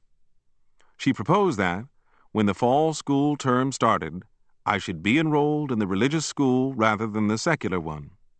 If I refused, I was placing myself not only in the position of a horrible infidel, but of a hard-hearted ingrate. I raised arguments and objections, but my mother sided with Granny and Aunt Addie, and I had to accept. The religious school opened, and I put in a sullen attendance. 20 pupils, ranging in age from 5 to 19, and in grades from primary to high school, were crowded into one room. Aunt Addie was the only teacher, and from the first day an acute, bitter antagonism sprang up between us. This was the first time she had ever taught school, and she was nervous, self-conscious because a blood relative of hers, a relative who would not confess her faith and who was not a member of her church, was in her classroom. She was determined that every student should know that I was a sinner of whom she did not approve and that I was not to be granted consideration of any kind. The pupils were a docile lot, lacking in that keen sense of rivalry which made the boys and girls who went to public school a crowd in which a boy was tested and weighed, in which he caught a glimpse of what the world was. These boys and girls were will-less, their speech flat, their gestures vague, their personalities devoid of anger, hope, laughter, enthusiasm, passion, or despair. I was able to see them with an objectivity that was inconceivable to them. They were claimed wholly by their environment and could imagine no other, whereas I had come from another plane of living, from the swinging doors of saloons, the railroad yard, the roundhouses, the street gangs, the river levees, an orphan home, had shifted from town to town and home to home, had mingled with grown-ups more than perhaps was good for me. I had to curb my habit of cursing, but not before I had shocked more than half of them and had embarrassed Aunt Addie to helplessness. As the first week of school drew to a close, the conflict that smoldered between Aunt Addie and me flared openly. One afternoon she rose from her desk and walked down the aisle and stopped beside me. "You know better than that," she said, tapping a ruler across my knuckles. "Better than what?" I asked, amazed, nursing my hand. "Just look at that floor," she said. I looked and saw that there were tiny bits of walnut meat scattered about. Some of them had been smeared into grease spots on the clean white pine boards. At once, I knew that the boy in front of me had been eating them. My walnuts were in my pocket, uncracked. "I don't know anything about that," I said. "You know better than to eat in the classroom," she said. "I haven't been eating," I said. "Don't lie. This is not only a school, but God's holy ground," she said with angry indignation. "Aunt Addie, my walnuts are here in my pocket." "I'm Miss Wilson," she shouted. I stared at her, speechless, at last comprehending what was really bothering her. She had warned me to call her Miss Wilson in the classroom, and for the most part I had done so. She was afraid that if I called her Aunt Addie, I would undermine the morale of the students. Each pupil knew that she was my aunt, and many of them had known her longer than I had. "I'm sorry," I said, and turned from her and opened a book. "Richard, get up." I didn't move. The room was tense. My fingers gripped the book, and I knew that every pupil in the room was watching. I hadn't eaten the nuts. I was sorry that I had called her Aunt Addie, but I didn't want to be singled out for gratuitous punishment. And too, I was expecting the boy who sat in front of me to devise some lie to save me, since it was really he who was guilty. "I asked you to get up," she shouted. I still sat, not taking my eyes off the book. Suddenly she caught me by the back of my collar and yanked me from the seat. I stumbled across the room. "I spoke to you," she shouted hysterically. I straightened and looked at her. There was hate in my eyes. "Don't you look at me that way, boy." "I didn't put those walnuts on the floor." "Then who did?" My street gang code was making it hard for me. I had never informed upon a boy in the public school, and I was waiting for the boy in front of me to come to my aid, lying, making up excuses, anything. In the past, I had taken punishment that was not mine to protect the solidarity of the gang, and I had seen other boys do the same. But the religious boy, God helping him, didn't speak.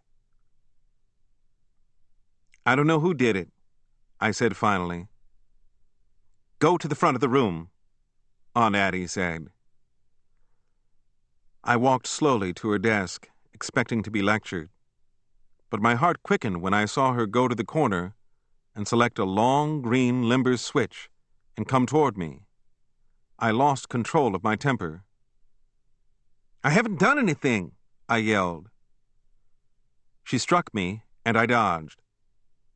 "Stand still, boy," she blazed, her face livid with fury, her body trembling. I stood still, feeling more defeated by the righteous boy behind me than by Aunt Addie. "Hold out your hand." I held out my hand, vowing that never again would this happen to me, no matter what the price. She stung my palm until it was red, then lashed me across my bare legs until welts rose. I clamped my teeth to keep from uttering a single whimper. When she finished, I continued to hold out my hand, indicating to her that her blows could never really reach me, my eyes fixed and unblinking upon her face. "Put down your hand and go to your seat," she said. I dropped my hand and turned on my heels, my palm and legs on fire, my body taut. I walked in a fog of anger toward my desk. "And I'm not through with you," she called after me.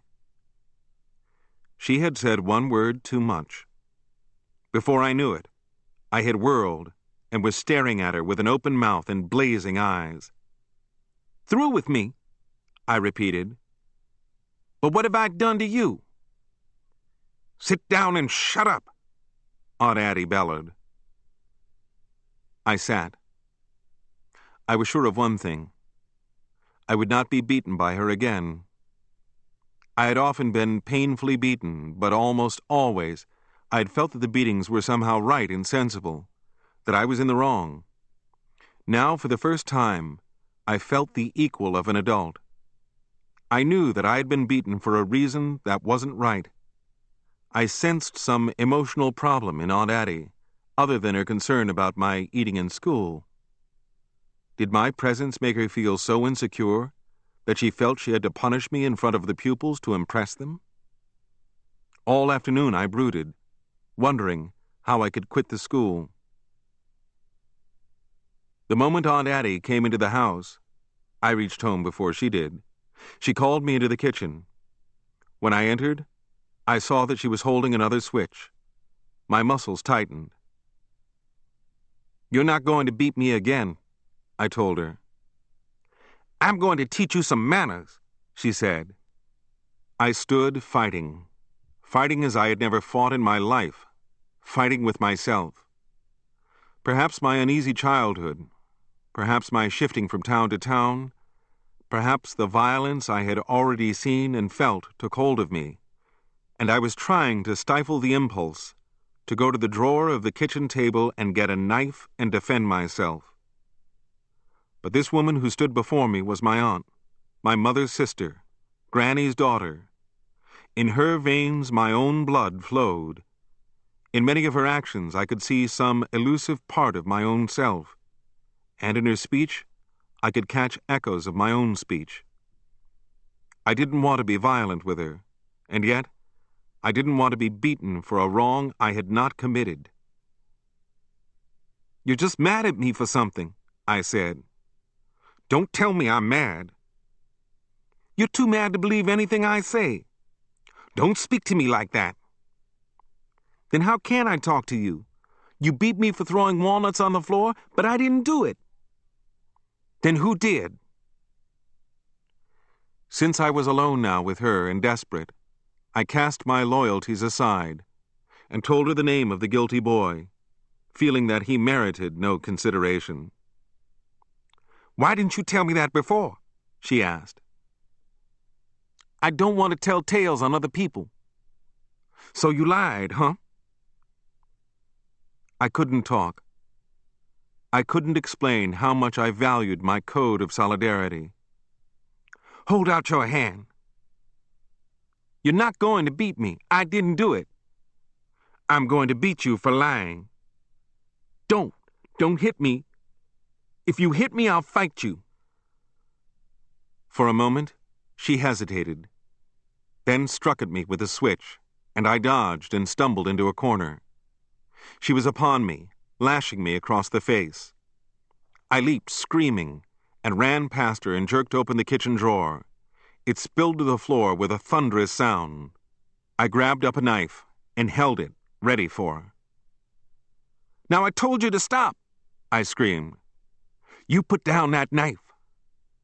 "Leave me alone or I'll cut you." She stood, debating. Then she made up her mind and came at me. I lunged at her with the knife, and she grasped my hand and tried to twist the knife loose. I threw my right leg about her legs and gave her a shove, tripping her. We crashed to the floor. She was stronger than I, and I felt my strength ebbing. She was still fighting for my knife, and I saw a look on her face that made me feel she was going to use it on me if she got possession of it. I bit her hand and we rolled, kicking, scratching, hitting, fighting as though we were strangers, deadly enemies, fighting for our lives. "Leave me alone!" I screamed at the top of my voice. "Give me that knife, you boy!" "I'll kill you! I'll kill you if you don't leave me alone!" Granny came running. She stood thunderstruck. "Addie, what are you doing?" "He's got a knife," she gasped. "Make him put it down." "Richard, put down that knife," Granny shouted. My mother came limping to the door. "Richard, stop it," she shouted. "I won't. I'm not going to let it beat me." "Addie, leave the boy alone," my mother said. Aunt Addie rose slowly, her eyes on the knife. Then she turned and walked out of the kitchen, kicking the door wide open before her as she went. "Richard, give me that knife," my mother said. "But Mama, she'll beat me for nothing," I said. "I'm not going to let her beat me. I don't care what happens." "Richard, you are bad, bad," Granny said, weeping. I tried to explain what had happened, but neither of them would listen. Granny came toward me to take the knife, but I dodged her and ran into the backyard. I sat alone on the back steps, trembling, emotionally spent, crying to myself. Grandpa came down. Aunt Addie had told him what had happened. "Give me that knife, mister," he said. "I've already put it back," I lied, hugging my arm to my side to conceal the knife. "What's come over you?" he asked. "I don't want her to beat me," I said. "You're a child, a boy," he thundered. "But I don't want to be beaten." "What did you do?" "Nothing." "You can lie as fast as a dog can trot," Grandpa said. "And if it wasn't for my rheumatism, I'd take down your pants and tan your backside good and proper. The very idea of a little snot like you threatening somebody with a knife." "I'm not going to let her beat me," I said again. "You're bad," he said. "You better watch your step, young man, or you'll end up on the gallows." I had long ceased to fear Grandpa. He was a sick old man, and he knew nothing of what was happening in the house. Now and then the womenfolk called on him to throw fear into someone, but I knew that he was feeble and was not frightened of him. Wrapped in the misty memories of his young manhood, he sat his days out in his room where his Civil War rifle stood loaded in a corner, where his blue uniform of the Union Army lay neatly folded. Aunt Addie took her defeat hard, holding me in a cold and silent disdain.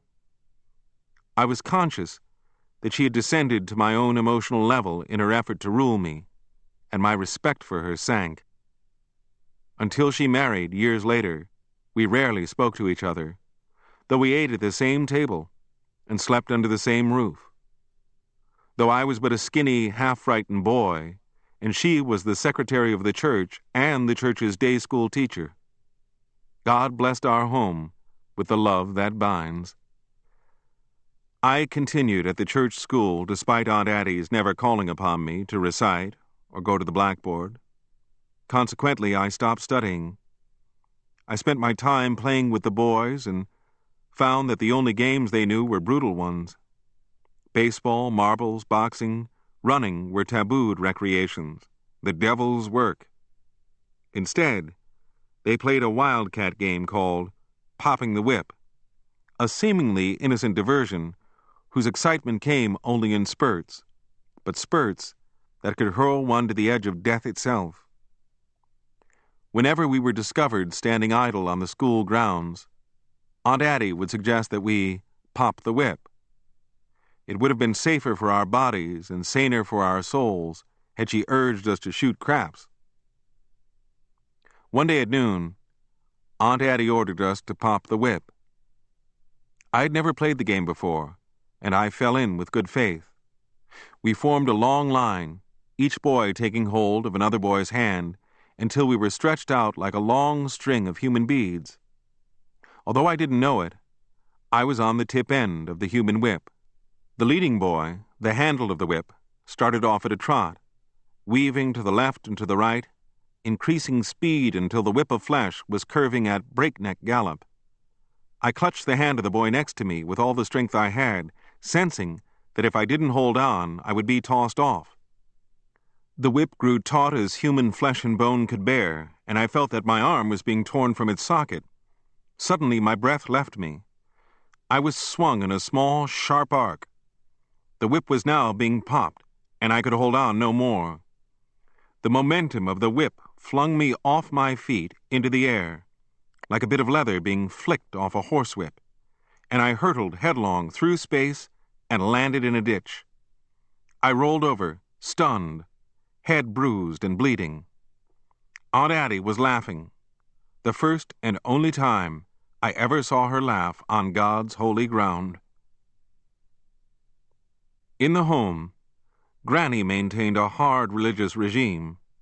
There were prayers at sunup and sundown, at the breakfast table and dinner table, followed by a Bible verse from each member of the family, and it was presumed that I prayed before I got into bed at night.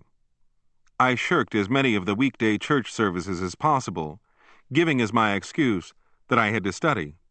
Of course, nobody believed me, but my lies were accepted because nobody wanted to risk a row.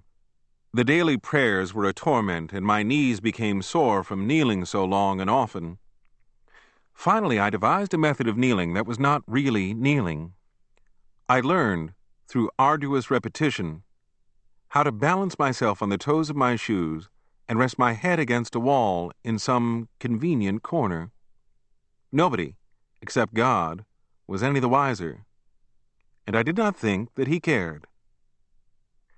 Granny made it imperative, however, that I attend certain all-night ritualistic prayer meetings. She was the oldest member of her church, and it would have been unseemly if the only grandchild in her home couldn't be brought to these important services. She felt that if I were completely remiss in religious conformity, it would cast doubt upon the staunchness of her faith, her capacity to convince and persuade, or merely upon her ability to apply the rod to my backside. Granny would prepare a lunch for the all-night praying session, and the three of us, Granny, Aunt Addie, and I, would be off, leaving my mother and Grandpa at home. During the passionate prayers and the chanted hymns, I would sit squirming on the bench, longing to grow up so I could run away, listening indifferently to the theme of cosmic annihilation, loving the hymns for their sensual caress, but at last casting furtive glances at Granny and wondering when it would be safe for me to stretch out on the bench and go to sleep. At 10 or 11, I would munch a sandwich, and Granny would nod her permission for me to take a nap. I would awaken at intervals to hear snatches of hymns or prayers that would lull me to sleep again. Finally, Granny would shake me, and I would open my eyes and see the sun streaming through stained glass windows.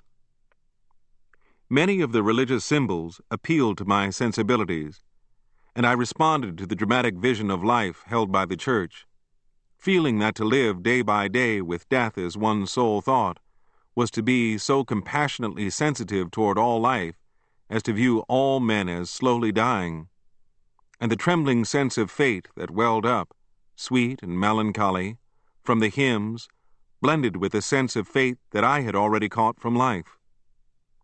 But full emotional and intellectual belief never came. Perhaps if I had caught my first sense of life from the church, I would have been moved to complete acceptance. But the hymns and sermons of God came into my heart only long after my personality had been shaped and formed by uncharted conditions of life. I felt that I had in me a sense of living as deep as that which the church was trying to give me, and in the end, I remained basically unaffected.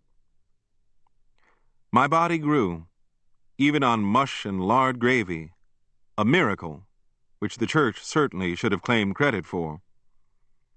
I survived my 12th year on a diet that would have stunted an average-sized dog, and my glands began to diffuse through my blood, like sap rising upward in trees in spring, those strange chemicals that made me look curiously at girls and women. The elder's wife sang in the choir, and I fell in love with her, as only a 12-year-old can worship a distant and unattainable woman. During the services, I would stare at her, wondering what it was like to be married to her, pondering over how passionate she was. I felt no qualms about my first lust for the flesh being born on holy ground. The contrast between budding carnal desires and the aching loneliness of the hymns never evoked any sense of guilt in me. It was possible that the sweetly sonorous hymns stimulated me sexually, and it might have been that my fleshy fantasies, in turn, having as their foundation my already inflated sensibility, made me love the masochistic prayers. It was highly likely that the serpent of sin that nosed about the chambers of my heart was lashed to hunger by hymns as well as dreams, each reciprocally feeding the other. The church's spiritual life must have been polluted by my base yearnings, by the leaping hunger of my blood for the flesh, because I would gaze at the elder's wife for hours, attempting to draw her eyes to mine, trying to hypnotize her, seeking to communicate with her with my thoughts.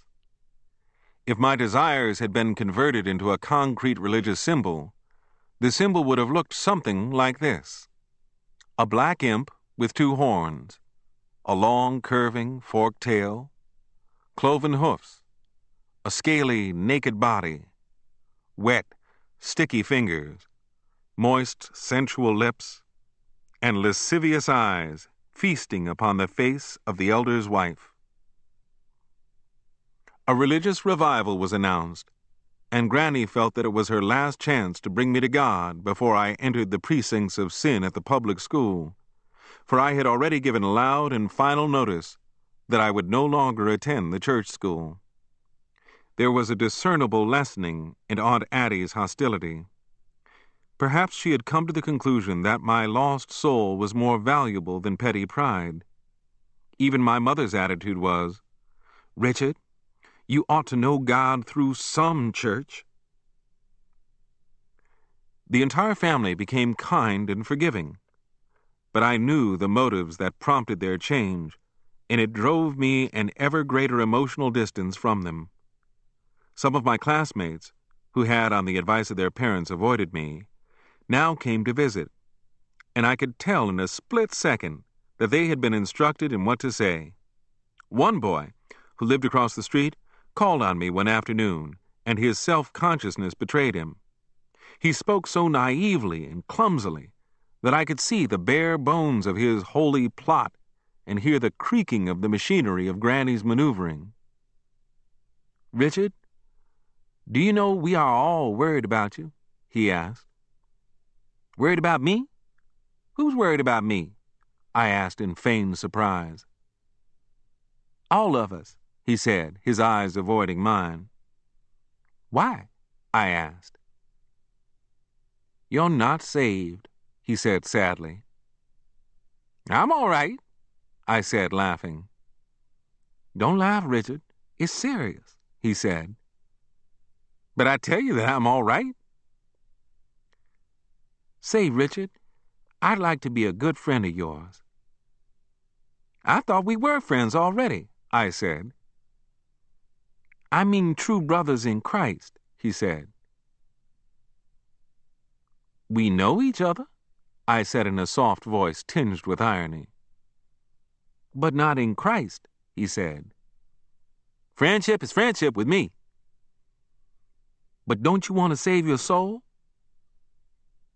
"I simply can't feel religion," I told him, in lieu of telling him that I didn't think I had the kind of soul he thought I had. "Have you really tried to feel God?" he asked. "No, but I know I can't feel anything like that." "You simply can't let the question rest there, Richard." "Why should I let it rest?" "Don't mock God," he said. "I'll never feel God, I tell you. is no use. Would you let the fate of your soul hang upon pride and vanity? I don't think I have any pride in matters like this. Richard, think of Christ dying for you, shedding his blood, his precious blood on the cross. Other people have shed blood, I ventured. But it's not the same. You don't understand. I don't think I ever will. Oh, Richard, brother, you are lost in the darkness of the world. You must let the church help you. I tell you, I'm all right. Come into the house and let me pray for you. I don't want to hurt your feelings. You can't. I'm talking for God. I don't want to hurt God's feelings either, I said, the words slipping irreverently from my lips before I was aware of their full meaning. He was shocked. He wiped tears from his eyes. I was sorry. Don't say that. God may never forgive you, he whispered. It would have been impossible for me to have told him how I felt about religion. I had not settled in my mind whether I believed in God or not. His existence or non-existence never worried me. I reasoned that if there did exist an all-wise, all-powerful God who knew the beginning and the end, who meted out justice to all, who controlled the destiny of man, this God would surely know that I doubted his existence, and he would laugh at my foolish denial of him. And if there was no God at all, then why all the commotion? I couldn't imagine God pausing in his guidance of unimaginably vast worlds to bother with me. Embedded in me was a notion of the suffering in life, but none of it seemed like the consequences of original sin to me. I simply couldn't feel weak and lost in a cosmic manner. Before I had been made to go to church, I had given God's existence a sort of tacit assent, but after having seen his creatures serve him at first hand, I'd had my doubts. My faith, such as it was welded to the common realities of life, anchored in the sensations of my body, and in what my mind could grasp, and nothing could ever shake this faith, and surely not my fear of an invisible power. I'm not afraid of things like that, I told the boy. Aren't you afraid of God? He asked. No, why should I be? I've done nothing to him. He's a jealous God, he warned me. I hope that he's a kind God, I told him. If you are kind to him, he is a kind God, the boy said. But God will not look at you if you don't look at him. During our talk, I made a hypothetical statement that summed up my attitude toward God and the suffering in the world, a statement that stemmed from my knowledge of life as I had lived, seen, felt, and suffered it, in terms of dread, fear, hunger, terror, and loneliness. If laying down my life could stop the suffering in the world, I'd do it. I don't believe anything can stop it, I told him. He heard me, but he did not speak. I wanted to say more to him, but I knew that it would have been useless. Though older than I, he had neither known nor felt anything of life for himself. He had been carefully reared by his mother and father, and he had always been told what to feel. Don't be angry, I told him. Frightened and baffled, he left me. I felt sorry for him. Immediately following the boy's visit, Granny began her phase of the campaign. The boy had no doubt conveyed to her my words of blasphemy, for she talked with me for hours, warning me that I would burn forever in the lake of fire. As the day of the revival grew near, the pressure upon me intensified. I would go into the dining room upon some petty errand and find Granny kneeling, her head resting on a chair, uttering my name in a tensely whispered prayer. God was suddenly everywhere in the home, even in Aunt Addie's scowling and brooding face. It began to weigh upon me. I longed for the time when I could leave. They begged me so continuously to come to God that it was impossible for me to ignore them without wounding them. Desperately, I tried to think of some way to say no without making them hate me. I was determined to leave home before I would surrender. Then I blundered and wounded Granny's soul. It was not my intention to hurt or humiliate her. The irony of it was that the plan I conceived had as its purpose the salving of Granny's frustrated feelings toward me. Instead, it brought her the greatest shame and humiliation of her entire religious life. One evening, during a sermon, I heard the elder— I took my eyes off his wife long enough to listen, even though she slumbered in my senses all the while— describe how Jacob had seen an angel. Immediately, I felt that I had found a way to tell Granny that I needed proof before I could believe, that I couldn't commit myself to something I couldn't feel or see. I would tell her that if I were to see an angel, I would accept that as infallible evidence that there was a God and would serve him unhesitatingly. She would surely understand an attitude of that sort. What gave me courage to voice this argument was the conviction that I would never see an angel. If I had ever seen one, I had enough common sense to have gone to a doctor at once. With my bright idea bubbling in my mind, wishing to allay Granny's fears for my soul, wanting to make her know that my heart was not all black and wrong, that I was actually giving serious thought to her passionate pleadings, I leaned to her and whispered, "You see, Granny, if I ever saw an angel like Jacob did, then I'd believe." Granny stiffened and stared at me in amazement. Then a glad smile lit up her old wrinkled white face, and she nodded and gently patted my hand. That ought to hold her for a while, I thought. During the sermon, Granny looked at me several times and smiled. Yes, she knows now that I'm not dismissing her pleas from my mind.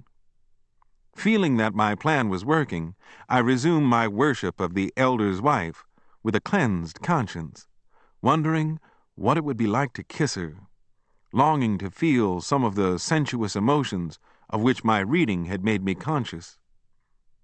The service ended, and Granny rushed to the front of the church and began talking excitedly to the elder.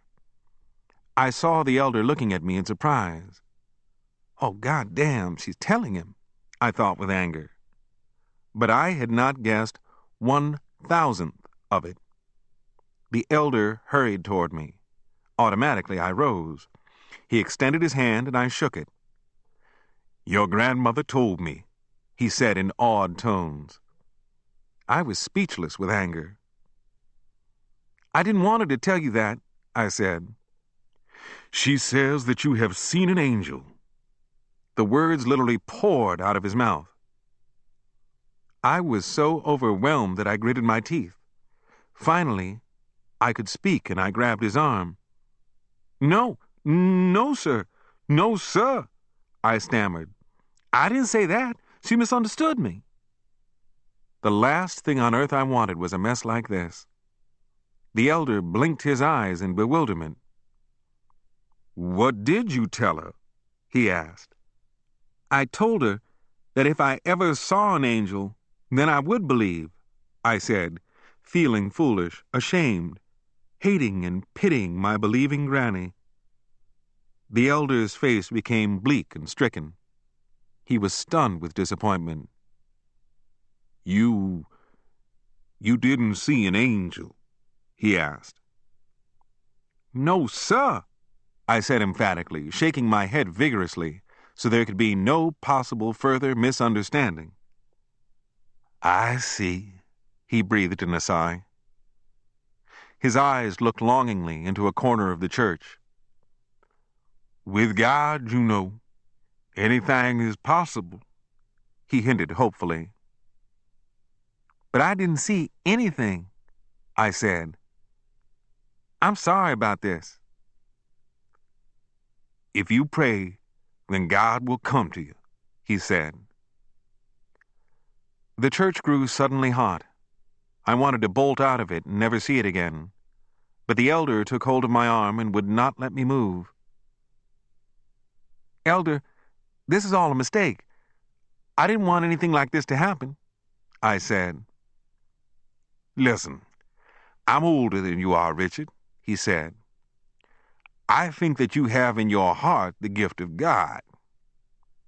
I must have looked dubious, for he said, Really, I do. Elder, please don't say anything to anybody about this, I begged. Again his face lit with vague hope. Perhaps you don't want to tell me because you're bashful, he suggested. Look, this is serious. If you saw an angel, then tell me. I could not deny it verbally any more. I could only shake my head at him. In the face of his hope, words seemed useless. Promise me you'll pray. If you pray, then God will answer, he said. I turned my head away, ashamed for him, feeling that I had unwittingly committed an obscene act in rousing his hopes so wildly high, feeling sorry for his having such hopes. I wanted to get out of his presence. He finally let me go, whispering, I want to talk to you sometime. The church members were staring at me. My fists doubled. Granny's wide and innocent smile was shining on me, and I was filled with dismay. That she could make such a mistake meant that she lived in a daily atmosphere that urged her to expect something like this to happen. She had told the other members, and everybody knew it, including the elder's wife. There they stood, the church members, with joyous astonishment written on their faces, whispering among themselves. Perhaps at that moment I could have mounted the pulpit and led them all. Perhaps that was to be my greatest moment of triumph. Granny rushed to me and hugged me violently, weeping tears of joy. Then I babbled, speaking with emotional reproof, censuring her for having misunderstood me. I must have spoken more loudly and harshly than was called for. The others had now gathered about me and Granny, for Granny drew away from me abruptly and went to a far corner of the church and stared at me with a cold, set face. I was crushed. I went to her and tried to tell her how it had happened. You shouldn't have spoken to me, she said in a breaking voice that revealed the depths of her disillusionment. On our way home, she would not utter a single word. I walked anxiously beside her, looking at her tired old white face, the wrinkles that lined her neck, the deep, waiting black eyes, and the frail body. And I knew more than she thought I knew about the meaning of religion, the hunger of the human heart for that which is not and can never be, the thirst of the human spirit to conquer and transcend the implacable limitations of human life. Later, I convinced her that I hadn't wanted to hurt her, and she immediately seized upon my concern for her feelings as an opportunity to have one more try at bringing me to God. She wept and pleaded with me to pray, really, to pray hard, to pray until tears came. "Granny, don't make me promise," I begged. "But you must, for the sake of your soul," she said. I promised. After all, I felt that I owed her something for inadvertently making her ridiculous before the members of her church. Daily, I went into my room upstairs, locked the door, knelt, and tried to pray, but everything I could think of saying seemed silly. Once it all seemed so absurd that I laughed out loud while on my knees. It was no use. I couldn't pray. I could never pray. But I kept my failure a secret. I was convinced that if I ever succeeded in praying, my words would bound noiselessly against the ceiling and rain back down upon me like feathers. My attempts at praying became a nuisance, spoiling my days, and I regretted the promise I had given Granny. But I stumbled on a way to pass the time in my room, a way that made the hours fly with the speed of the wind. I took the Bible, pencil, paper, and a rhyming dictionary, and tried to write verses for hymns. I justified this by telling myself that, if I wrote a really good hymn, Granny might forgive me. But I failed even in that. The Holy Ghost was simply nowhere near me. One day, while killing my hour of prayer, I remembered a series of volumes of Indian history I had read the year before. Yes, I knew what I would do. I would write a story about the Indians. But what about them? Well, an Indian girl. I wrote of an Indian maiden, beautiful and reserved, who sat alone upon the bank of a still stream, surrounded by eternal twilight and ancient trees, waiting.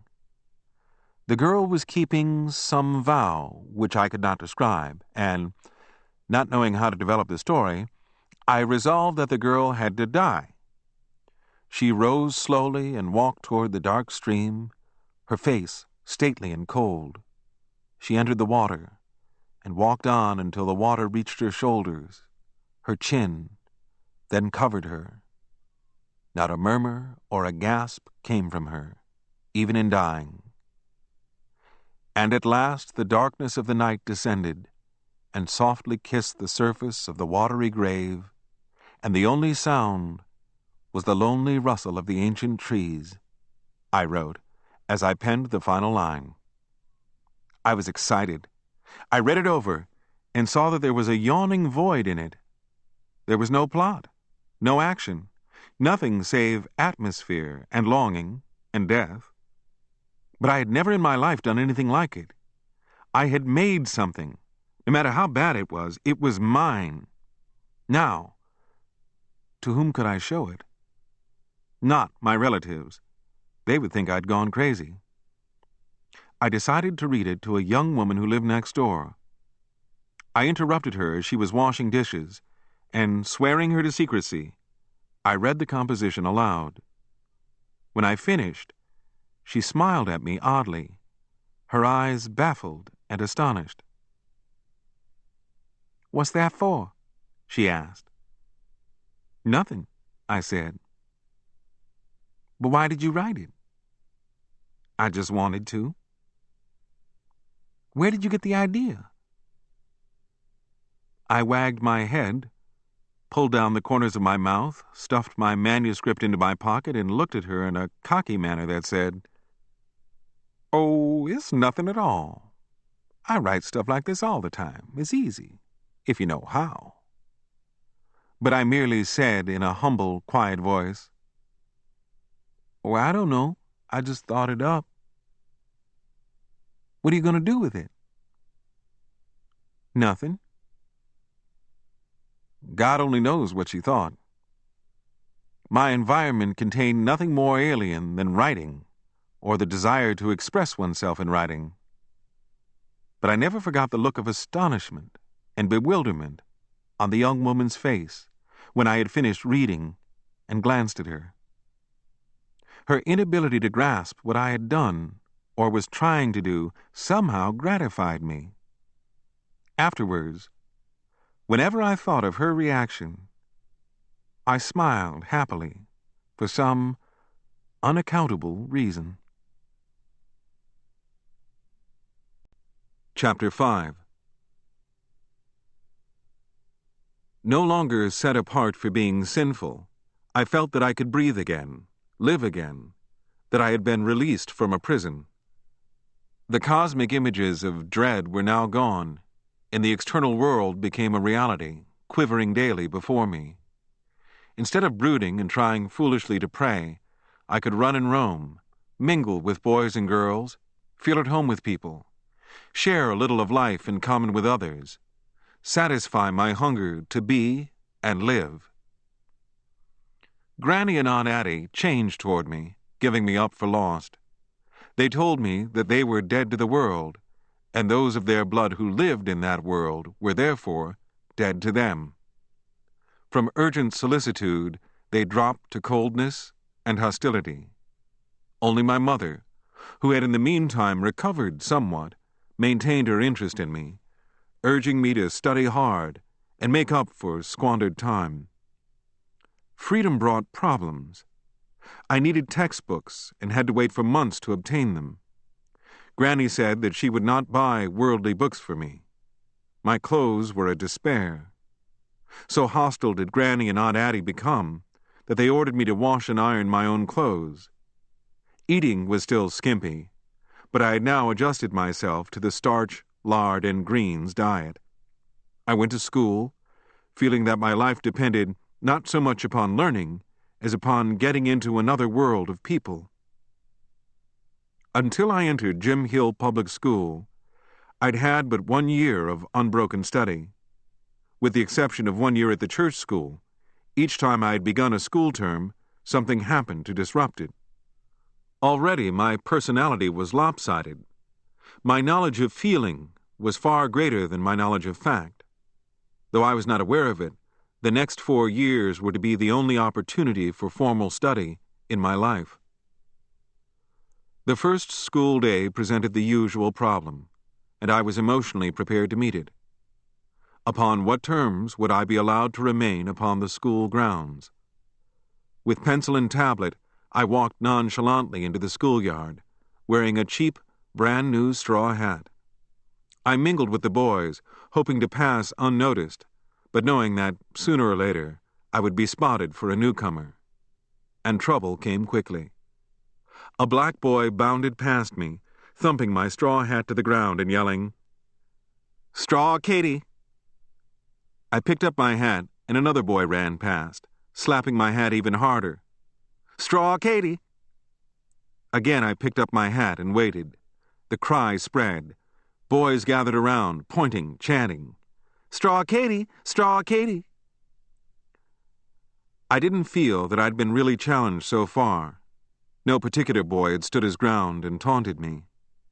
I was hoping that the teasing would cease, and tomorrow I would leave my straw hat at home. But the boy who had begun the game came close. "Mama bought me a straw hat," he sneered. "Watch what you're saying," I warned him. "Oh, look, he talks," the boy said. The crowd howled with laughter, waiting, hoping. "Where you from?" the boy asked me. "None of your business," I said.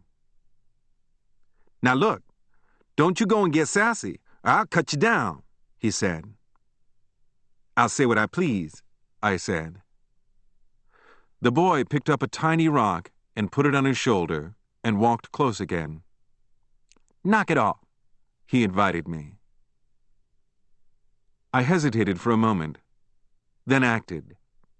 I brushed the rock from his shoulder and ducked and grabbed him about the legs and dumped him to the ground. A volcano of screams erupted from the crowd. I jumped upon the fallen boy and started pounding him. Then I was jerked up. Another boy had begun to fight me. My straw hat had been crushed and forgotten. "Don't you hit my brother," the new boy yelled. "Two fighting one ain't fair," I yelled. Both of them now closed in on me. A blow landed on the back of my head. I turned and saw a brick rolling away, and I felt blood oozing down my back. I looked around and saw several brickbats scattered about. I scooped up a handful. The two boys backed away. I took aim as they circled me. I made a motion as if to throw, and one of the boys turned and ran. I let go with the brick and caught him in the middle of his back. He screamed. I chased the other halfway around the schoolyard. The boys howled their delight. They crowded around me, telling me that I had fought with two bullies. Then suddenly the crowd quieted and parted. I saw a woman teacher bearing down upon me. I dabbed at the blood on my neck. "Was it you who threw that brick?" she asked. "Two boys were fighting me," I told her. "Come," she said, taking my hand. I entered school escorted by the teacher, under arrest. I was taken to a room and confronted with the two brothers. "Are these the boys?" she asked. "Both of them fought me," I said. "I had to fight back." "He hit me first," one brother yelled. "You're lying," I yelled back. "Don't you use that language in here," the teacher said. "But they're not telling the truth," I said. "I'm new here, and they tore up my hat." "He hit me first," the boy said again. I reached around the teacher who stood between us and smacked the boy. He screamed and started at me. The teacher grabbed us. The very idea of you, the teacher shouted at me. You are trying to fight right in school? What's the matter with you? He's not telling the truth, I maintained. She ordered me to sit down. I did, but kept my eyes on the two brothers. The teacher dragged them out of the room, and I sat until she returned. I'm in a good mind not to let you off this time, she said. It wasn't my fault, I said. I know, but you hit one of those boys right in here, she said. I'm sorry. She asked me my name and sent me to a room. For a reason I couldn't understand, I was assigned to the 5th grade. Would they detect that I didn't belong there? I sat and waited. When I was asked my age, I called it out and was accepted. I studied night and day, and within 2 weeks I was promoted to the 6th grade. Overjoyed, I ran home and babbled the news. The family hadn't thought it possible. How could a bad boy do that? I told the family emphatically that I was going to study medicine, engage in research, make discoveries. Flushed with success, I hadn't given a second's thought to how I would pay my way through a medical school. But since I had leaped a grade in 2 weeks, anything seemed possible. Simple. Easy. I was now with boys and girls who were studying, fighting, talking. It revitalized my being, whipped my senses to a high, keen pitch of receptivity. I knew that my life was revolving about a world that I had to encounter and fight when I grew up. Suddenly, the future loomed tangibly for me, as tangible as a future can loom for a black boy in Mississippi. Most of my schoolmates worked mornings, evenings, and Saturdays. They earned enough to buy their clothes and books, and they had money in their pockets at school. To see a boy go into a grocery store at noon recess and let his eyes roam over filled shelves and pick out what he wanted, even a dime's worth, was a hair-breadth short of a miracle to me. But when I broached the idea of my working to Granny, she would have none of it. She laid down the injunction that I couldn't work on Saturdays while I slept under her roof. I argued that Saturdays were the only days on which I could earn any worthwhile sum, and Granny looked me straight in the eyes and quoted Scripture. But the 7th day is the Sabbath of the Lord thy God. In it thou shalt not do any work, thou, nor thy son, nor thy daughter, nor thy manservant, nor thy maidservant, nor thine ox, nor thine ass, nor any of thy cattle, nor thy stranger that is within thy gates, that thy manservant and thy maidservant may rest as well as thou. And that was the final word. Though we lived just on the borders of actual starvation, I couldn't bribe Granny with a promise of half or 2/3 of my salary. Her answer was no, and never. Her refusal wrought me up to a high pitch of nervousness, and I cursed myself for being made to live a different and crazy life. I told Granny that she wasn't responsible for my soul, and she replied that I was a minor, that my soul's fate rested in her hands, that I had no word to say in the matter. To protect myself against pointed questions about my home and my life, to avoid being invited out when I knew that I couldn't accept, I was reserved with the boys and girls at school, seeking their company, but never letting them guess how much I was being kept out of the world in which they lived, valuing their casual friendships, but hiding it, acutely self-conscious, but covering it with a quick smile and a ready phrase. Each day at noon, I would follow the boys and girls into the corner store and stand against a wall and watch them buy sandwiches. And when they would ask me, "Why don't you eat lunch?"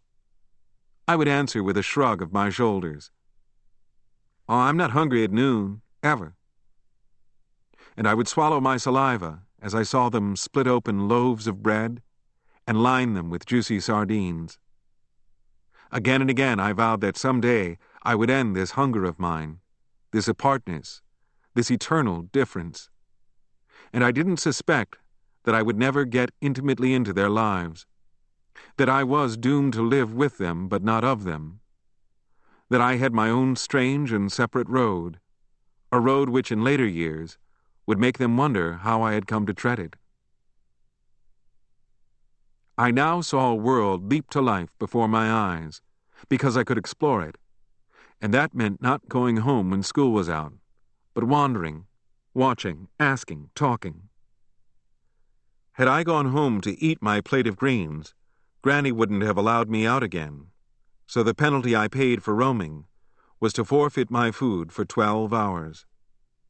I would eat mush at 8 in the morning and greens at 7 or later at night. To starve in order to learn about my environment was irrational, but so were my hungers. With my books slung over my shoulder, I would tramp with a gang into the woods, to rivers, to creeks, into the business district, to the doors of pool rooms, into the movies, when we could slip in without paying, to neighborhood ball games, to brick kilns, to lumber yards, to cottonseed mills to watch men work. There were hours when hunger would make me weak, would make me sway while walking, would make my heart give a sudden wild spurt of beating that would shake my body and make me breathless. But the happiness of being free would lift me beyond hunger, would enable me to discipline the sensations of my body to the extent that I could temporarily forget. In my class was a tall, black, rebellious boy who was bright in his studies and yet utterly fearless in his assertion of himself. He could break the morale of the class at any moment with his clowning, and the teacher never found an adequate way of handling him. It was he who detected my plaguing hunger and suggested to me a way to earn some money. "You can't sit in school all day and not eat," he said. "What am I going to eat?" I asked. "Why don't you do like me?" "What do you do?" "I sell papers." "I tried to get a paper route, but they're all full," I said. "I'd like to sell papers because I could read them. I can't find things to read." "You too?" he asked, laughing. "What do you mean?" I asked. "That's why I sell papers. I like to read them, and that's the only way I can get hold of them," he explained. "Do your parents object to your reading?" I asked. "Yeah, my old man's a damn crackpot," he said. "What papers are you selling?" "It's a paper published in Chicago.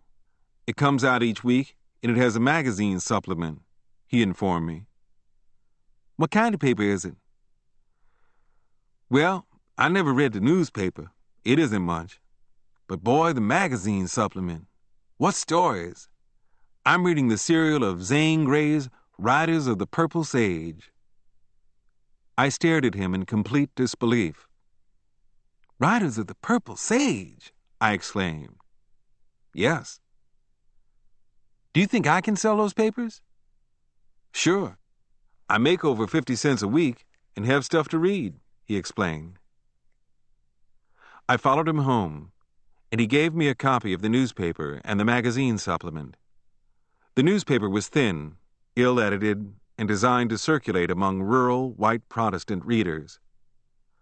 "Hurry up and start selling them," he urged me. "I'd like to talk to you about the stories." I promised him that I would order a batch of them that night. I walked home through the deepening twilight, reading, lifting my eyes now and then from the print in order not to collide with strangers. I was absorbed in the tale of a renowned scientist who had rigged up a mystery room made of metal in the basement of his palatial home. Prompted by some obscure motive, he would lure his victims into this room and then throw an electric switch. Slowly, with heart-racking agony, the air would be sucked from the metal room, and his victims would die, turning red, blue, then black. This was what I wanted, tales like this. I hadn't read enough to have developed any taste in reading. Anything that interested me satisfied me. Now at last, I could have my reading in the home. Could have it there with the approval of Granny. She had already given me permission to sell papers. Oh boy, how lucky it was for me that Granny couldn't read. She had always burned the books I had brought into the house, branding them as worldly. But she would have to tolerate these papers if she was to keep her promise to me. Aunt Addie's opinion didn't count, and she never paid any attention to me anyway. In her eyes, I was dead. I told Granny that I planned to make some money by selling papers, and she agreed, thinking that at last I was becoming a serious, right-thinking boy. That night, I ordered the papers and waited anxiously. The papers arrived, and I scoured the Negro area, slowly building up a string of customers who bought the papers, more because they knew me than from any desire to read. When I returned home at night, I would go to my room and lock the door, and revel in outlandish exploits of outlandish men in faraway, outlandish cities. For the first time in my life, I became aware of the life of the modern world, of vast cities, and I was claimed by it. I loved it. Though they were merely stories, I accepted them as true because I wanted to believe them, because I hungered for a different life, for something new. The cheap pulp tales enlarged my knowledge of the world more than anything I had encountered so far.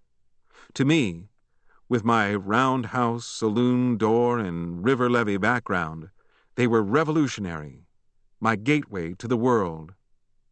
I was happy, and would have continued to sell the newspaper and its magazine supplement indefinitely, had it not been for the racial pride of a friend of the family. He was a tall, quiet, sober, soft-spoken black man, a carpenter by trade. One evening I called at his home with the paper.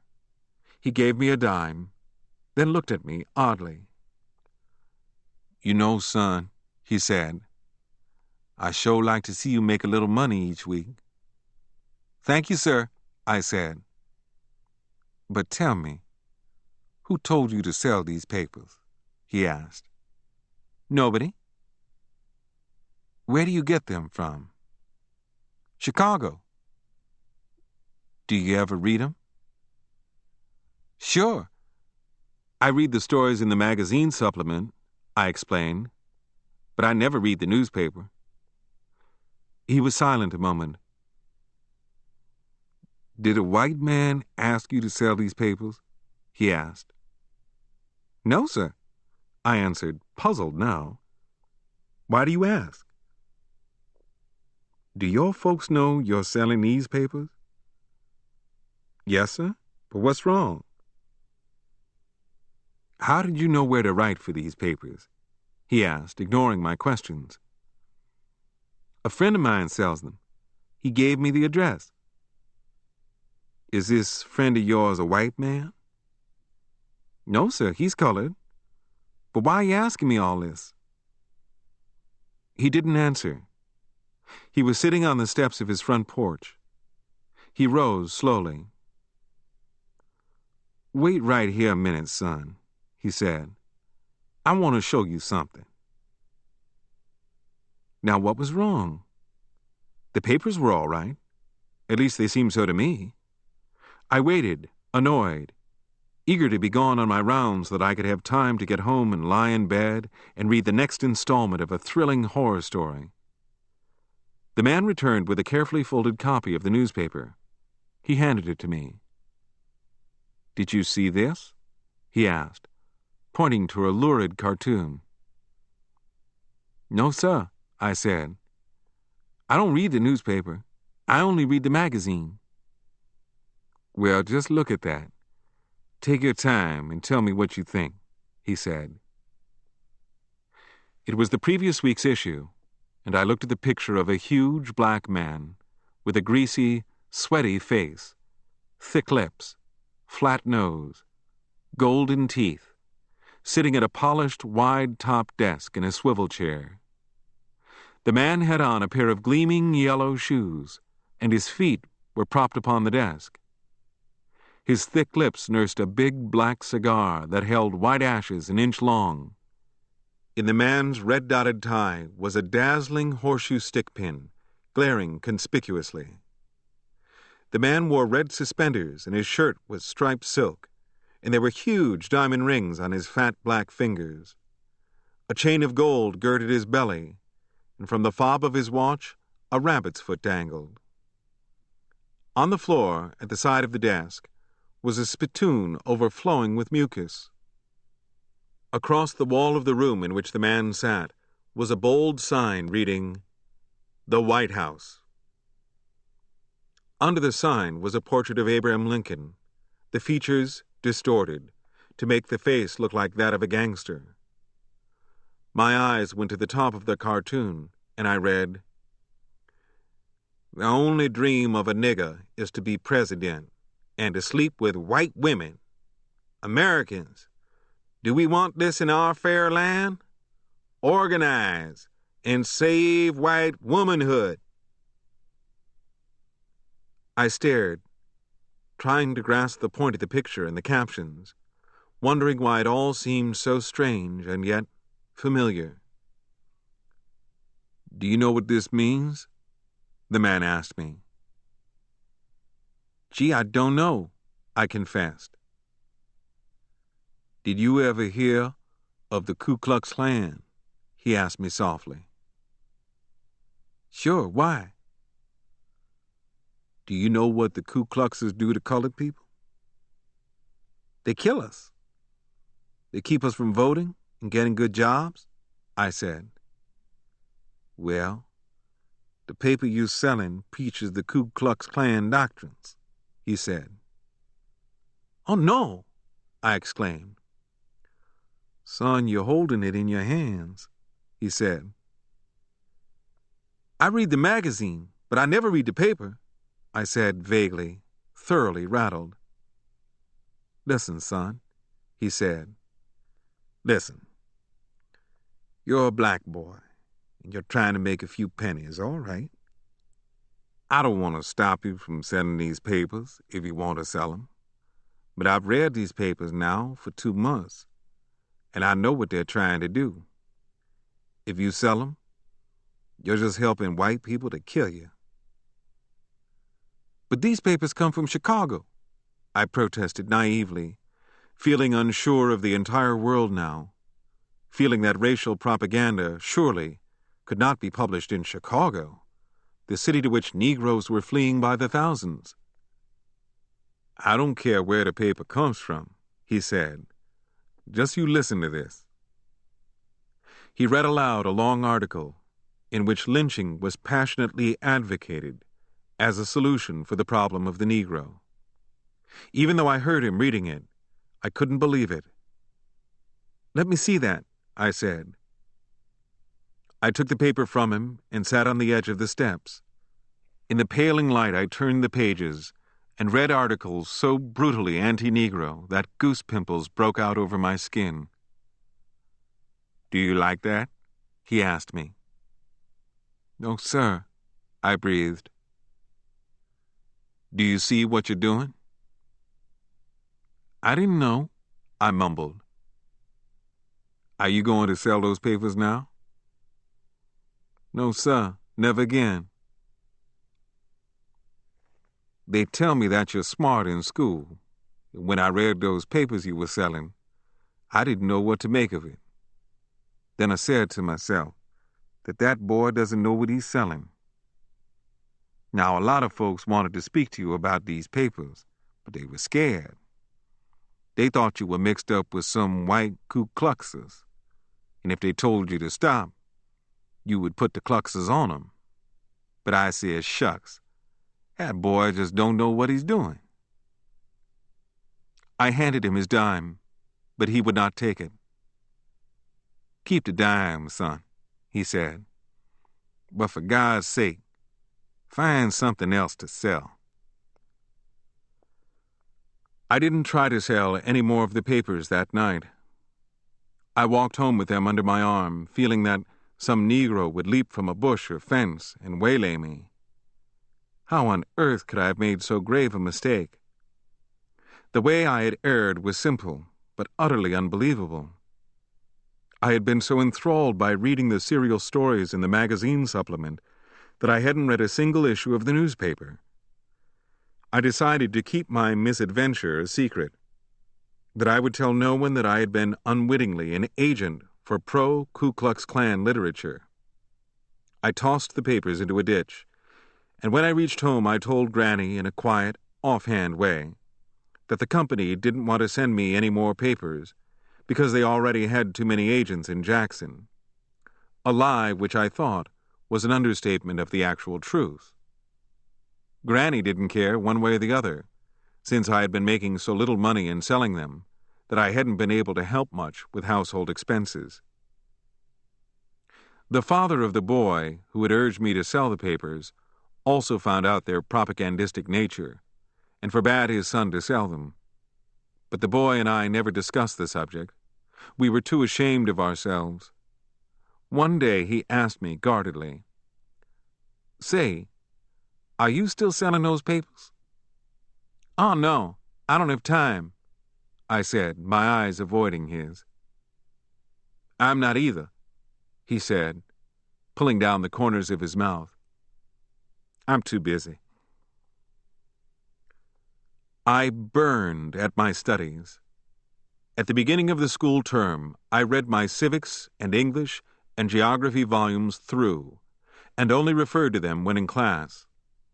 I solved all my mathematical problems far in advance. Then, during school hours, when I wasn't called on to recite, I read tattered second-hand copies of Flynn's Detective Weekly or the Argosy All-Story magazine, or dreamed, weaving fantasies about cities I had never seen and about people I had never met. School ended. I couldn't get a job that would let me rest on Granny's holy Sabbath.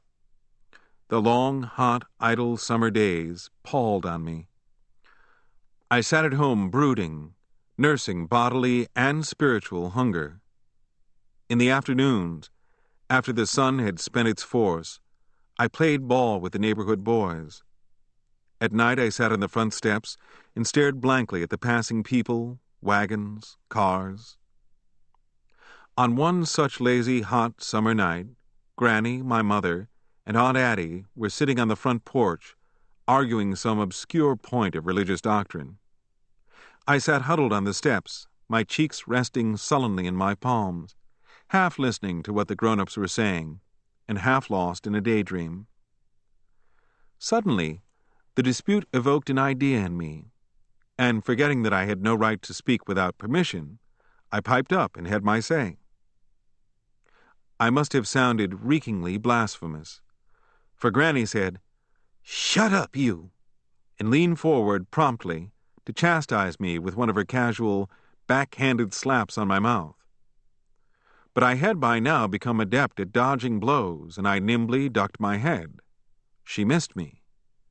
The force of her blow was so strong that she fell down the steps, headlong, her aged body wedged in a narrow space between the fence and the bottom step. I leaped up. Aunt Addie and my mother screamed and rushed down the steps and tried to pull Granny's body out, but they couldn't move her. Grandpa was called, and he had to tear the fence down to rescue Granny. She was barely conscious. They put her to bed and summoned a doctor. I was frightened. I ran to my room and locked the door, fearing that Grandpa would rend me to pieces. Had I done right, or had I done wrong? If I had held still and let Granny slap me, she wouldn't have fallen. But was it not natural to dodge a blow? I waited, trembling, but no one came to my room. The house was quiet. Was Granny dead? Hours later, I unlocked the door and crept downstairs. Well, I told myself, if Granny died, I would leave home. There was nothing else to do. Aunt Addie confronted me in the hallway with burning black eyes. "You see what you've done to Granny," she said. "I didn't touch her," I said. I had wanted to ask how Granny was, but my fear made me forget that. "You were trying to kill her," Aunt Addie said. "I didn't touch Granny, and you know it." "You are evil. You bring nothing but trouble. I was trying to dodge her. She was trying to hit me. I'd done nothing wrong. Her lips moved silently as she sought to formulate words to place me in a position of guilt. Why do you butt in when grown people are talking? She demanded, finding her weapon at last. I just wanted to talk, I mumbled sullenly. I sit in this house for hours and I can't even talk.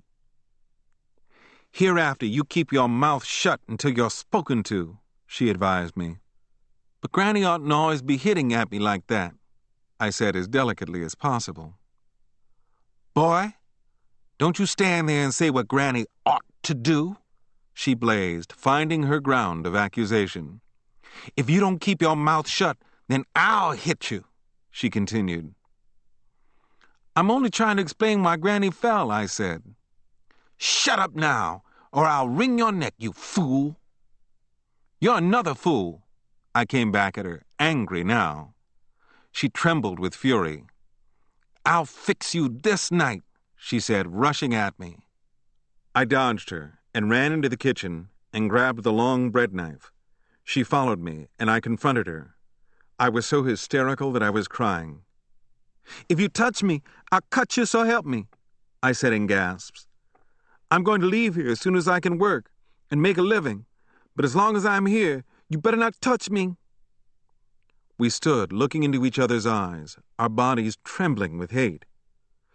I'm going to get you for this, she vowed in a low, serious voice.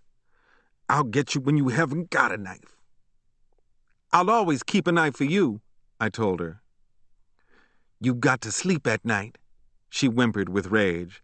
I'll get you then.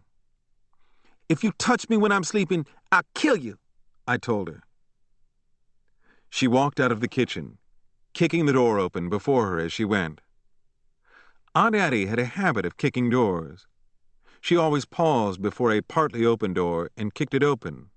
If the door swung in, she flung it back with her foot, or if the door was shut, she opened it with her hand for an inch or two, then opened it the rest of the way with her foot. She acted as though she wanted to get a glimpse into the room beyond before she entered it, perhaps to see if it contained anything dreadful or unholy. For a month after that, I took a kitchen knife to bed with me each night, hiding it under my pillow so that when Aunt Addie came, I could protect myself. But she never came. Perhaps she prayed.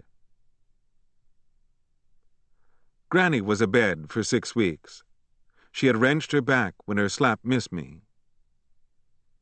There were more violent quarrels in our deeply religious home than in the home of a gangster, a burglar, or a prostitute, a fact which I used to hint gently to Granny and which did my cause no good.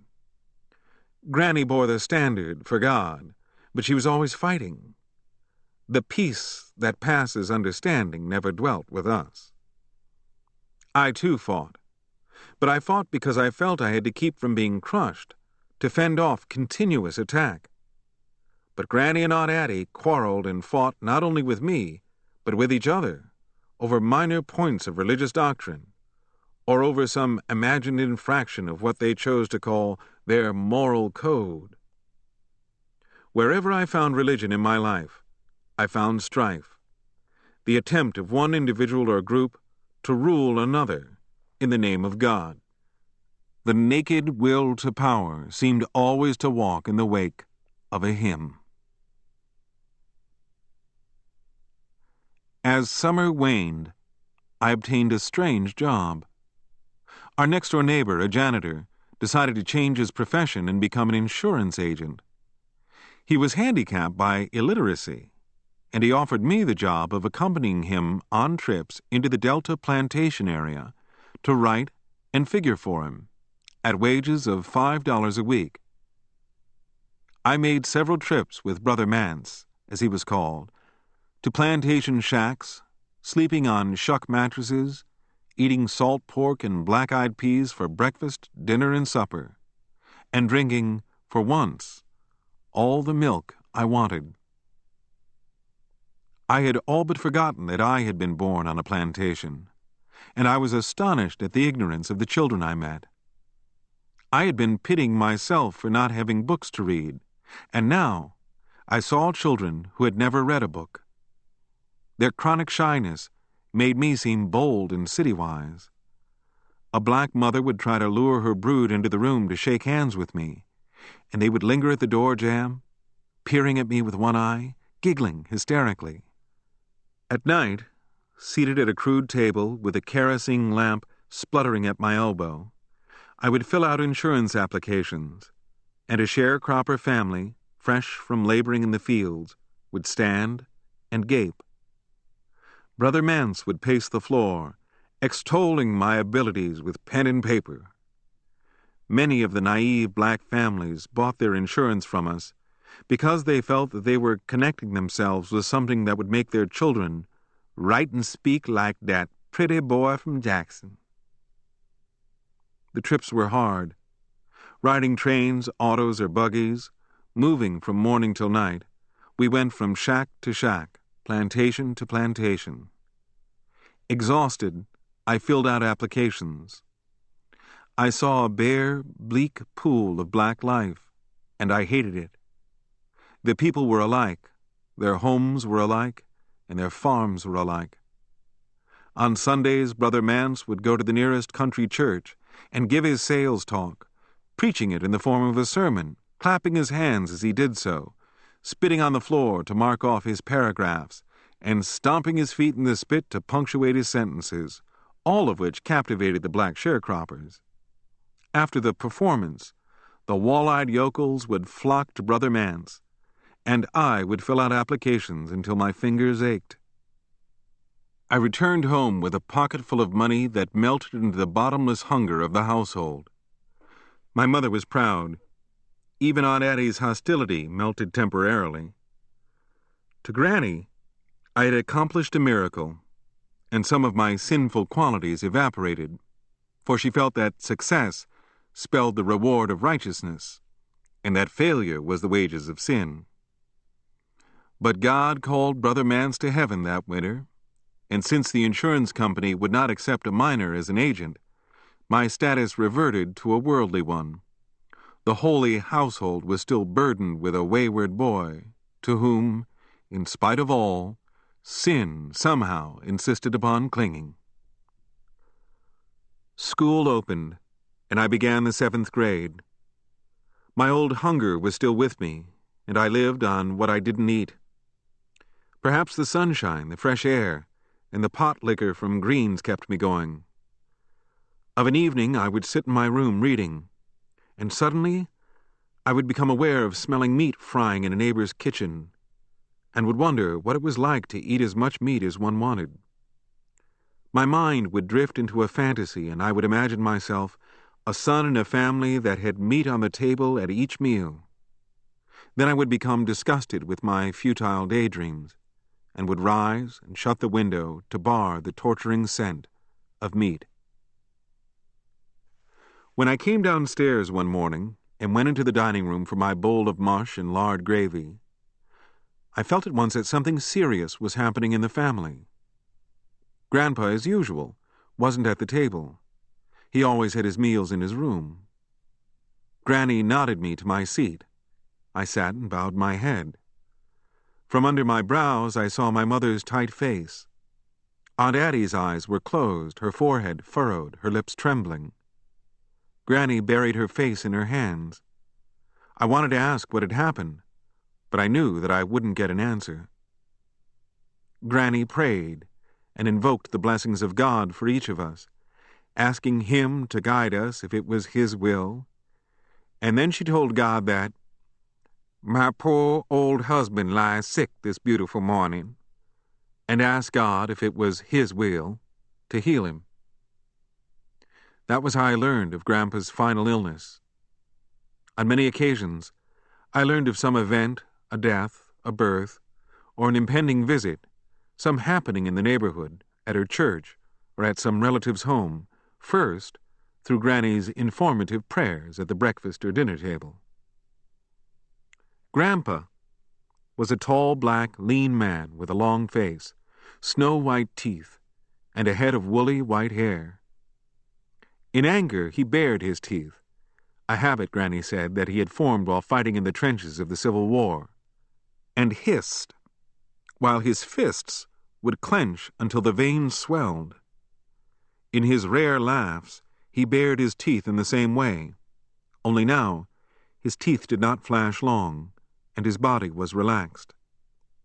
He owned a sharp pocket knife, which I had been forbidden to touch, and sat for long hours in the sun, whistling quietly, or maybe if he was feeling well, humming some strange tune. I had often tried to ask him about the Civil War, how he had fought, what he had felt, had he seen Lincoln, but he would never respond. "You get away from me, you young'un," was all that he would ever say. From Granny I learned, over a course of years, that he had been wounded in the Civil War and had never received his disability pension, a fact which he hugged close to his heart with bitterness. I never heard him speak of white people. I think he hated them too much to talk about them. In the process of being discharged from the Union Army, he had gone to a white officer to seek help in filling out his papers. In filling out the papers, the white officer misspelled Grandpa's name, making him Richard Vinson instead of Richard Wilson. It was possible that Grandpa's Southern accent and his illiteracy made him mispronounce his own name. It was rumored that the white officer had been a Swede and had had a poor knowledge of English. Another rumor had it that the white officer had been a Southerner and had deliberately falsified Grandpa's papers. Anyway, Grandpa didn't discover that he had been discharged in the name of Richard Vinson until years later, and when he applied to the War Department for a pension, no trace could be found of his ever having served in the Union Army under the name of Richard Wilson. I asked endless questions about Grandpa's pension, but information was always denied me on the grounds that I was too young to know what was involved. For decades, a long correspondence took place between Grandpa and the War Department. In letter after letter, Grandpa would recount events and conversations, always dictating these long accounts to others. He would name persons long dead, citing their ages and descriptions, reconstructing battles in which he had fought, naming towns, rivers, creeks, roads, cities, villages, citing the names and numbers of regiments and companies with which he had fought, giving the exact day and the exact hour of the day of certain occurrences, and send it all to the War Department in Washington.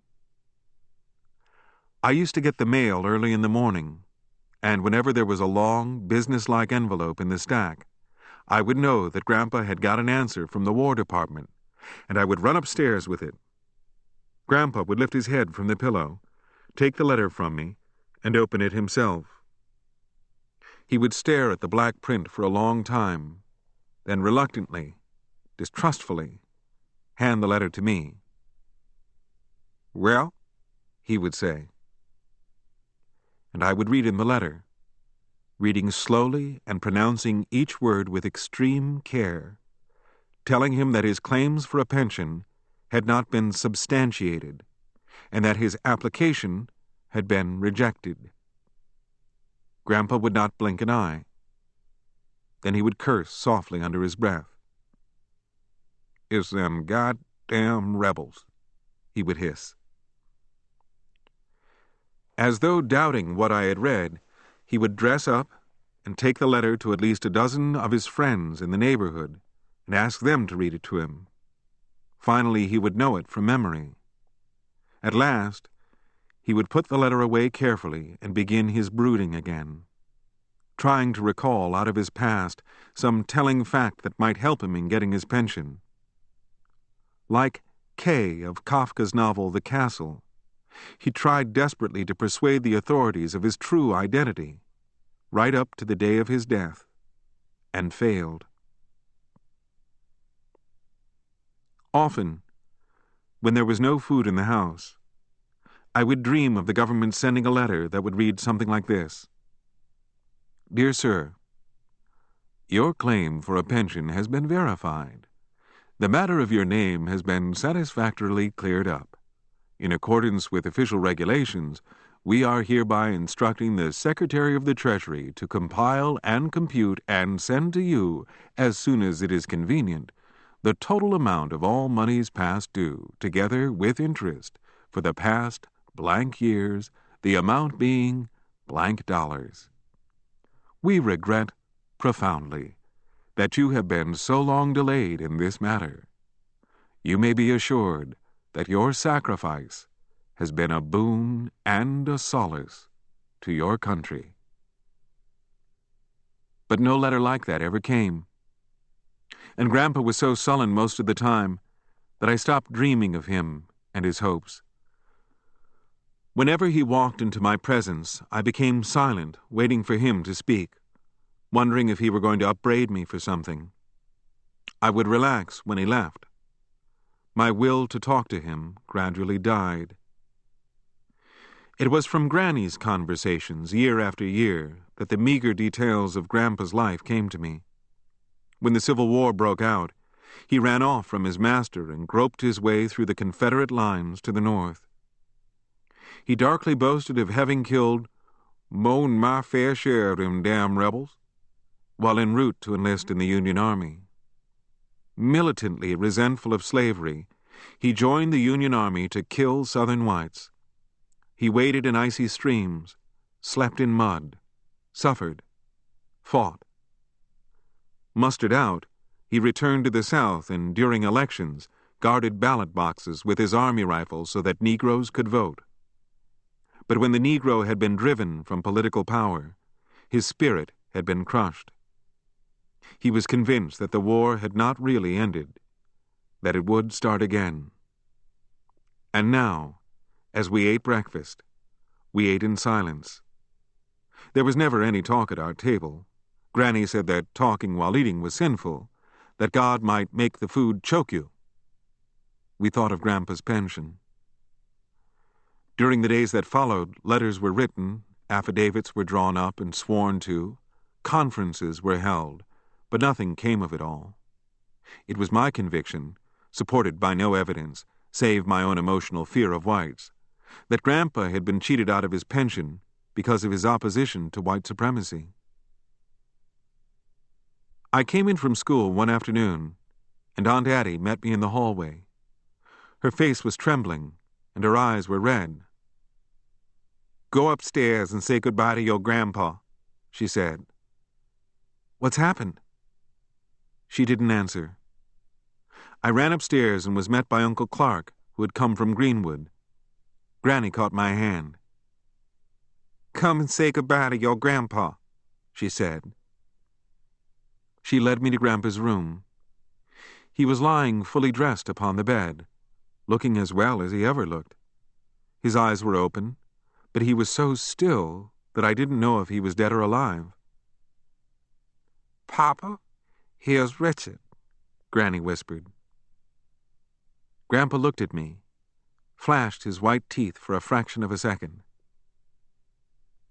"Goodbye, Grandpa," I whispered.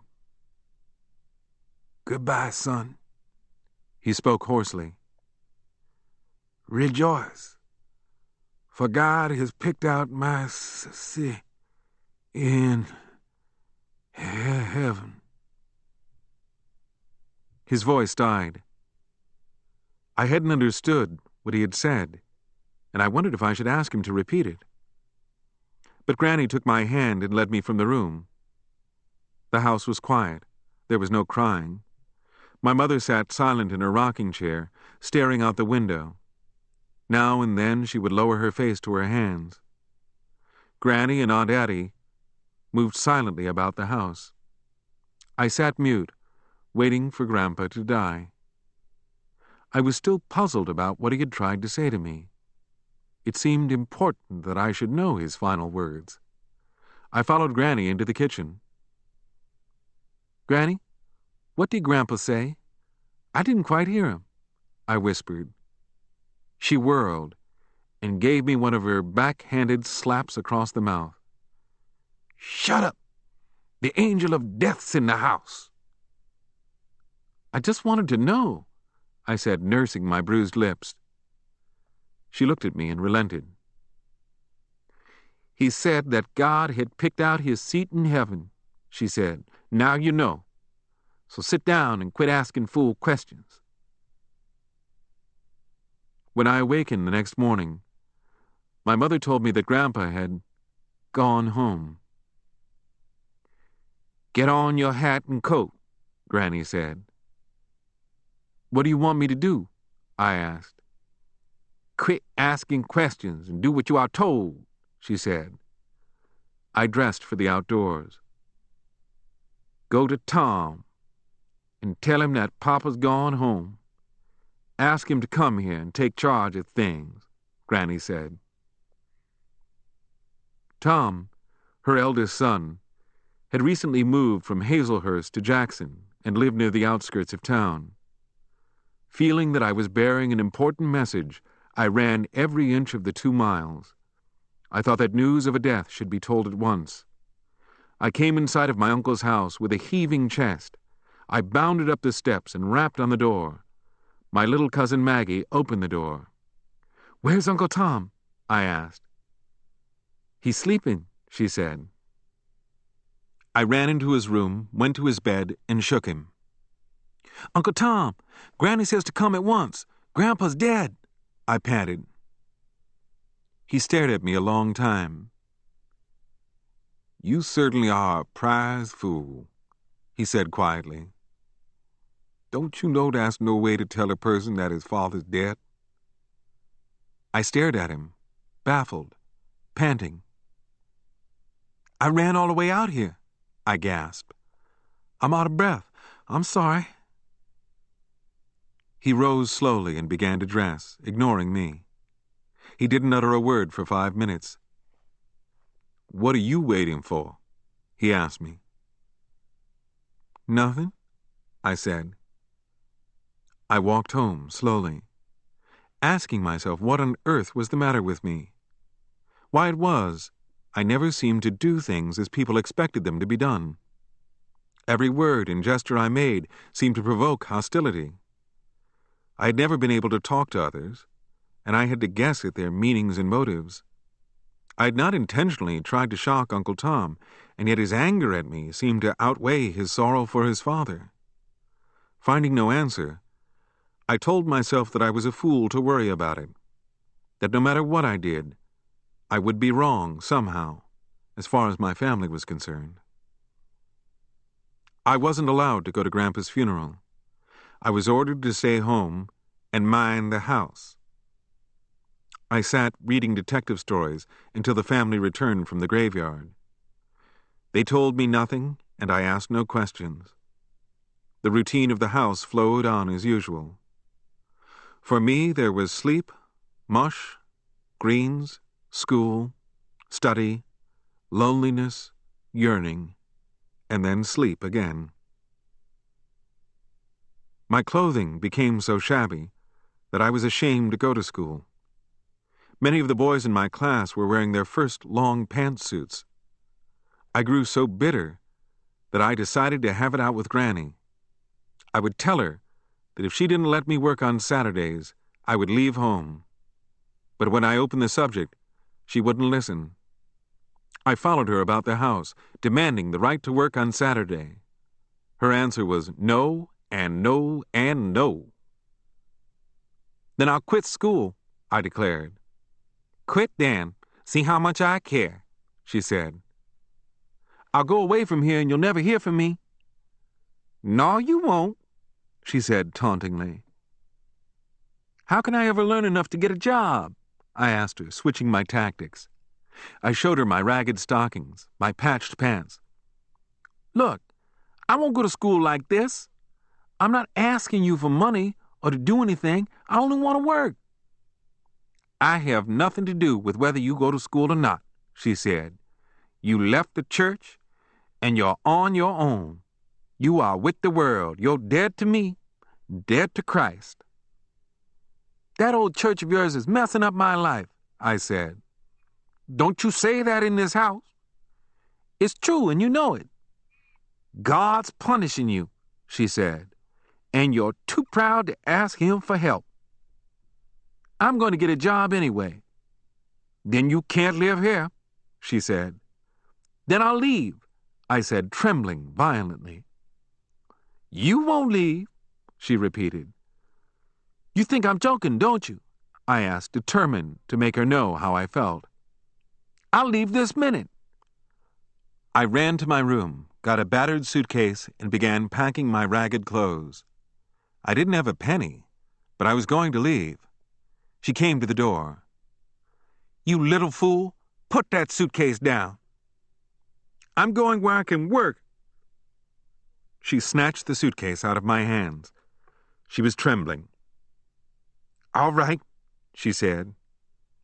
If you want to go to hell, then go. But God'll know that it wasn't my fault. He'll forgive me, but he won't forgive you. Weeping, she rushed from the door. Her humanity had triumphed over her fear. I emptied the suitcase, feeling spent. I hated these emotional outbursts, these tempests of passion, for they always left me tense and weak. Now I was, truly, dead to Granny and Aunt Addie, but my mother smiled when I told her that I had defied them. She rose and hobbled to me on her paralytic legs and kissed me.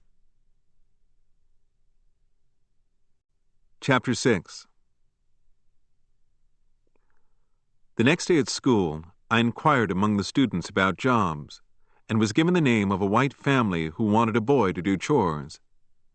That afternoon, as soon as school had let out, I went to the address. A tall, dour woman talked to me. Yes, she needed a boy, an honest boy, $2 a week, mornings, evenings, and all-day Saturdays, washing dishes, chopping wood, scrubbing floors, cleaning the yard. I would get my breakfast and dinner. As I asked timid questions, my eyes darted about. What kind of food would I get? Was the place as shabby as the kitchen indicated? Do you want this job? The woman asked. Yes, ma'am, I said, afraid to trust my own judgment. Now, boy, I want to ask you one question, and I want you to tell me the truth, she said. Yes, ma'am, I said, all attention. Do you steal? She asked me seriously. I burst into a laugh, then checked myself. What's so damn funny about that? She asked. Lady, if I was a thief, I'd never tell anybody. What do you mean? She blazed with a red face. I had made a mistake. During my first 5 minutes in the white world, I hung my head. No, ma'am, I mumbled. I don't steal. She stared at me, trying to make up her mind. Now look, we don't want a sassy nigger around here, she said. No, ma'am, I assured her. I'm not sassy. Promising to report the next morning at 6 o'clock, I walked home and pondered on what could possibly have been in the woman's mind to have made her ask me point blank if I stole. Then I recalled hearing that white people looked upon Negroes as a variety of children, and it was only in the light of that her question made any sense. If I had been planning to murder her, I certainly would not have told her, and rationally, she no doubt realized it. Yet habit had overcome her rationality, and had made her ask me, Boy, do you steal? Only an idiot would have answered, Yes, ma'am, I steal. What would happen now that I would be among white people for hours at a stretch? Would they hit me? Curse me? If they did, I would leave at once. In all my wishing for a job, I hadn't thought of how I would be treated, and now it loomed important, decisive, sweeping down beneath every other consideration.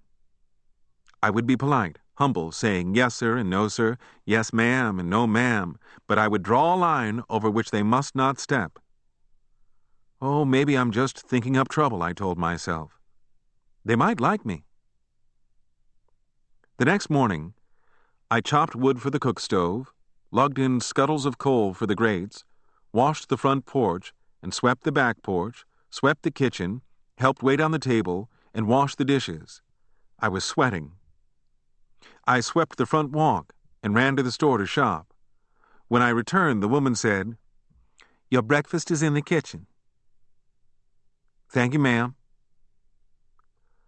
I saw a plate of thick black molasses and a hunk of white bread on the table. Would I get no more than this? They'd had eggs, bacon, coffee. I picked up the bread and tried to break it.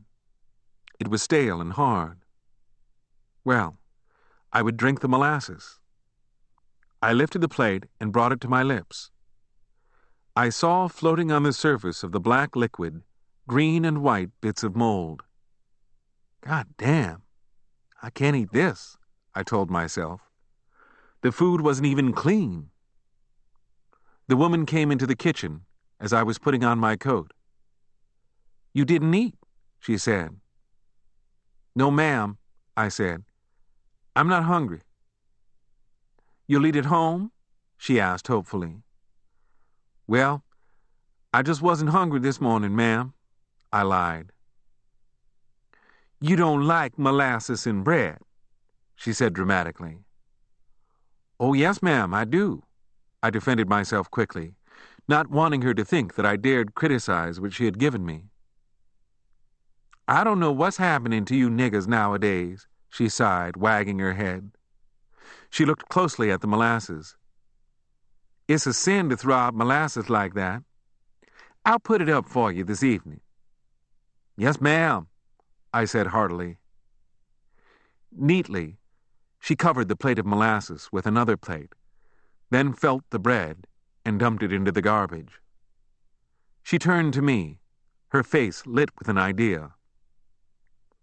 "What grade are you in school?" "7th, ma'am." "Then why are you going to school?" she asked in surprise. "Well, I want to be a writer," I mumbled, unsure of myself. I hadn't planned to tell her that, but she had made me feel so utterly wrong and of no account that I needed to bolster myself. "A what?" she demanded. "A writer," I mumbled. "For what?" "To write stories," I mumbled defensively. "You'll never be a writer," she said. "Who on earth put such ideas into your nigger head?"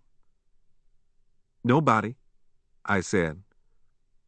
"I didn't think anybody ever would," she declared indignantly.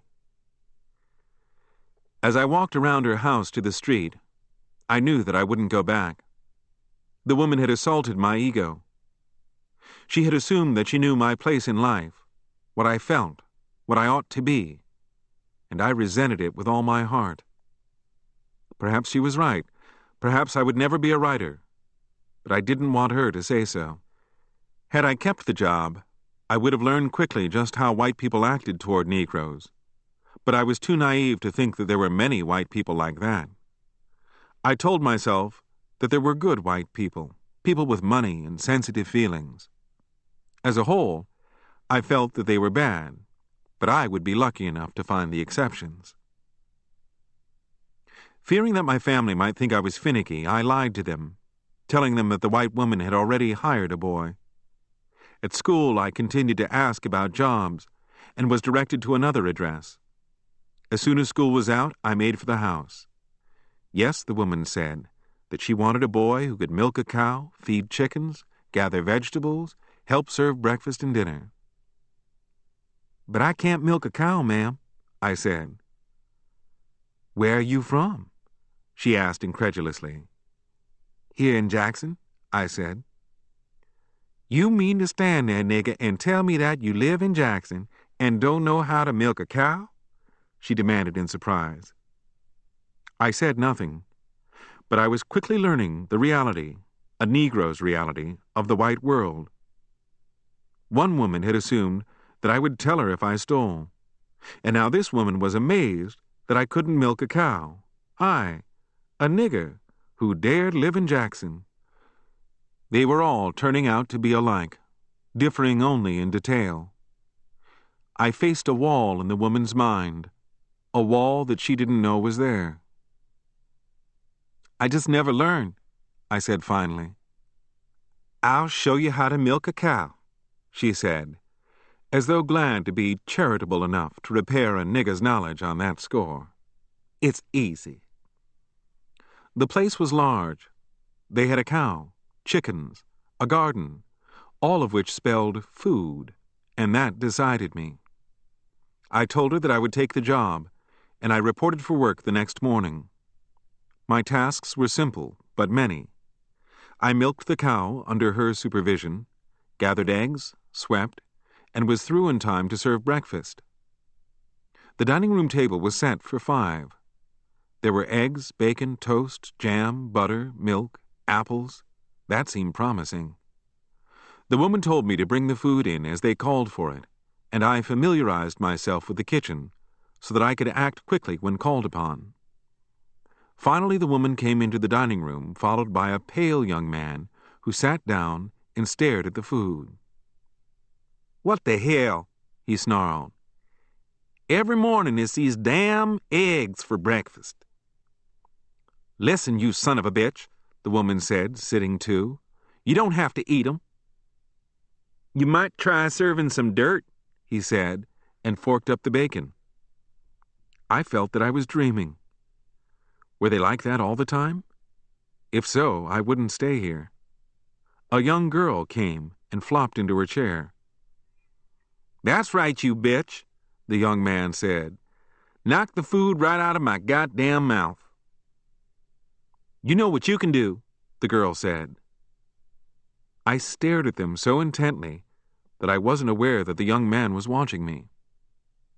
"Say, what in hell are you glaring at me for, you nigger bastard?" he demanded. "Get those goddamn biscuits off that stove and put 'em on the table." "Yes, sir."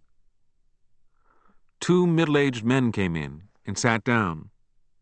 I never learned who was in the family, who was related to whom, or if it was a family. They cursed each other in an amazingly offhand manner, and nobody seemed to mind. As they hurled invectives, they barely looked at each other. I was tense each moment, trying to anticipate their wishes and avoid a curse, and I didn't suspect that the tension I had begun to feel that morning would lift itself into the passion of my life. Perhaps I had waited too long to start working for white people. Perhaps I should have begun earlier, when I was younger, as most of the other black boys had done. And perhaps by now, the tension would have become an habitual condition, contained and controlled by reflex. But that wasn't to be my lot. I was always to be conscious of it, brood over it, carry it in my heart, live with it, sleep with it, fight with it. The morning was physically tiring, but the nervous strain, the fear that my actions would call down upon my head a storm of curses, was even more damaging. When the time came for me to go to school, I was emotionally spent. But I clung to the job because I got enough to eat, and no one watched me closely and measured out my food. I had rarely tasted eggs, and I would put hunks of yellow butter into a hot skillet and hurriedly scramble 3 or 4 eggs at a time and gobble them down in huge mouthfuls so that the woman wouldn't see me.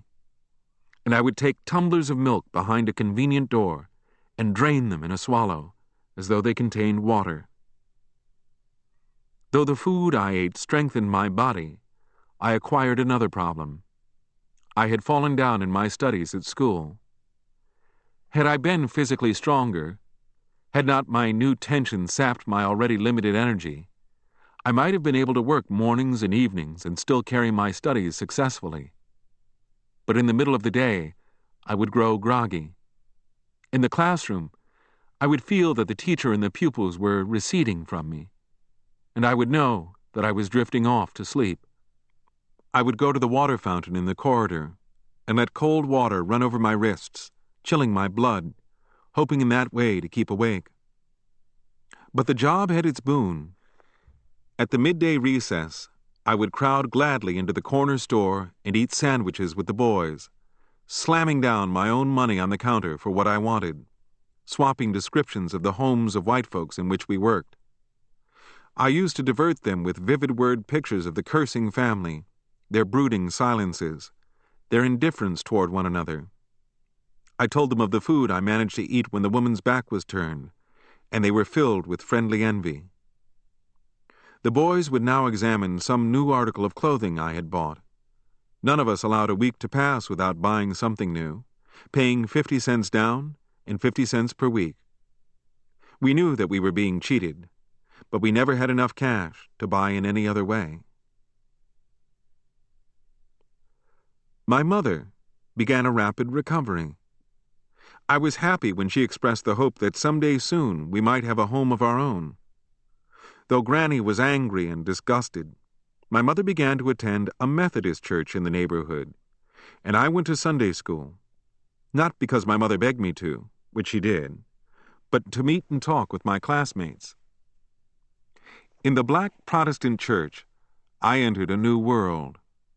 Prim, brown, puritanical girls who taught in the public schools, black college students who tried to conceal their plantation origin, black boys and girls emerging self-consciously from adolescence, wobbly-bosomed black and yellow church matrons, black janitors and porters who sang proudly in the choir, subdued redcaps and carpenters who served as deacons, meek, blank-eyed black and yellow washerwomen who shouted and moaned and danced when hymns were sung, jovial, pot-bellied black bishops, skinny old maids who were constantly giving rallies to raise money, snobbery, clannishness, gossip, intrigue, petty class rivalry, and conspicuous displays of cheap clothing. I liked it, and I did not like it. I longed to be among them, yet when with them, I looked at them as if I were a million miles away. I had been kept out of their world too long ever to be able to become a real part of it. Nevertheless, I was so starved for association with people that I allowed myself to be seduced by it all, and for a few months I lived the life of an optimist. A revival began at the church, and my classmates at school urged me to attend. More because I liked them than from any interest in religion, I consented.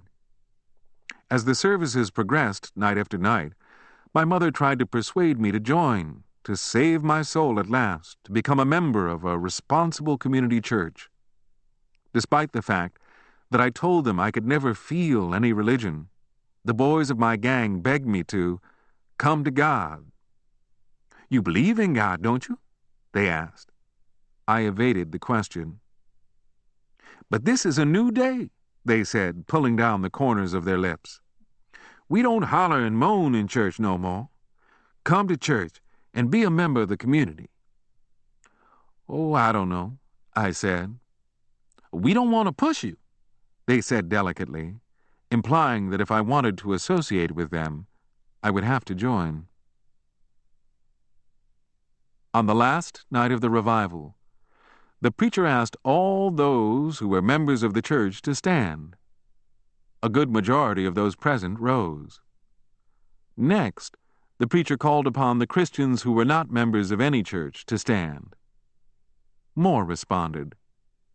There remained now but a few young men who, belonging to no church and professing no religion, were scattered sheepishly about the pews.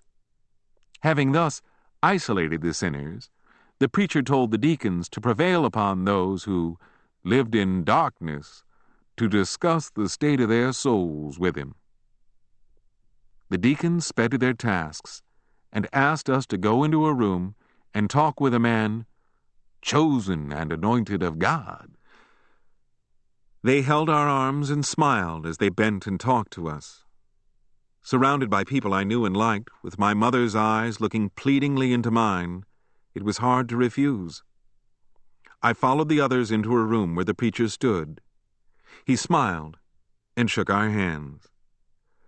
"Now, you young men," he began in a brisk, clipped tone, "I want all of you to know God. I'm not asking you to join the church, but it's my duty as a man of God to tell you that you are in danger. Your peril is great. You stand in the need of prayer.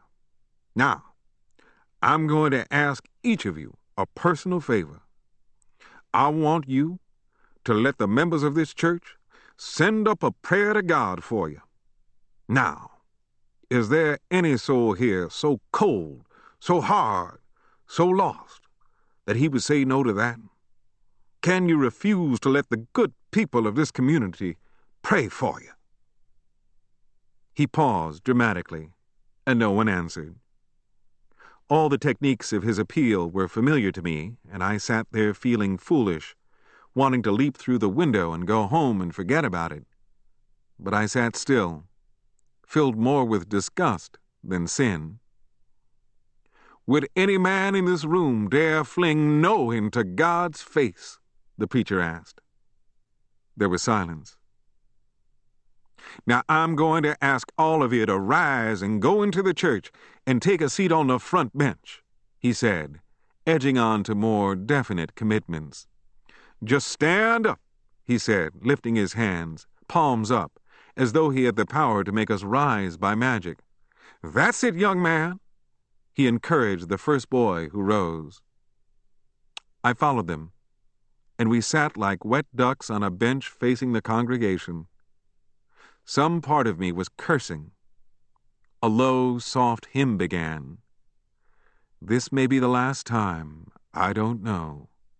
They sang it, hummed it, crooned it, moaned it, implying in sweet, frightening tones that if we didn't join the church then and there, we might die in our sleep that very night and go straight to hell. The church members felt the challenge, and the volume of song swelled. Could they sing so terrifyingly sweet as to make us join, burst into tears, and drop to our knees? A few boys rose and gave their hands to the preacher. A few women shouted and danced with joy. Another hymn began. It ain't my brother, but it's me, O Lord, standing in the need of prayer. During the singing, the preacher tried yet another ruse. He intoned mournfully, letting his voice melt into the singing, yet casting his words above it. How many mothers of these young men are here tonight? Among others, my mother rose and stood proudly. Now, good sweet mothers, come right down in front here, said the preacher. Hoping that this was the night of my long-deferred salvation, my mother came forward, limping, weeping, smiling. The mothers ringed their sons around, whispering, pleading. Now, you good, sweet mothers, symbols of Mother Mary at the tomb, kneel and pray for your sons, your only sons, the preacher chanted. The mothers knelt. My mother grabbed my hands, and I felt hot tears scalding my fingers. I tried to stifle my disgust.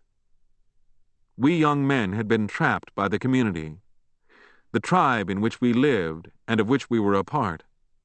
The tribe, for its own safety, was asking us to be at one with it. Our mothers were kneeling in public and praying for us to give the sign of allegiance.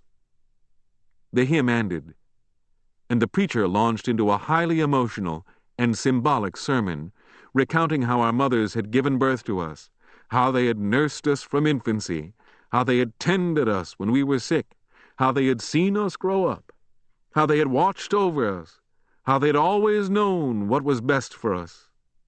He then called for yet another hymn, which was hummed.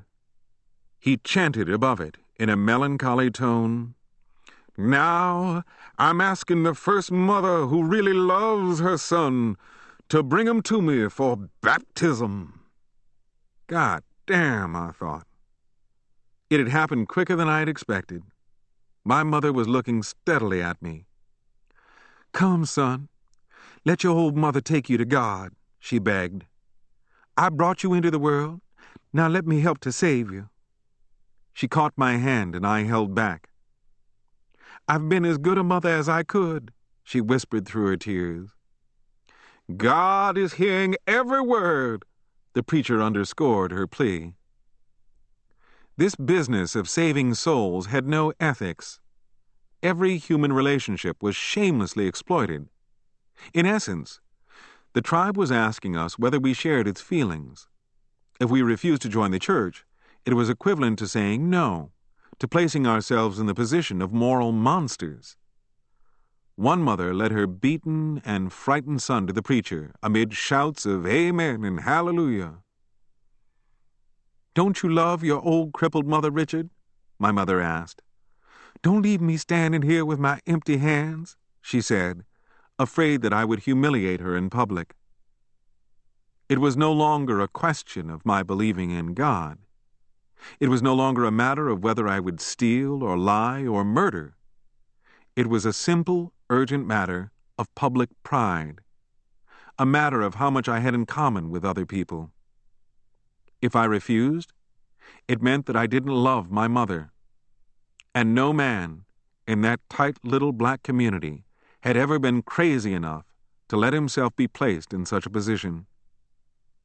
My mother pulled my arm, and I walked with her to the preacher and shook his hand, a gesture that made me a candidate for baptism. There were more songs and prayers. It lasted until well after midnight.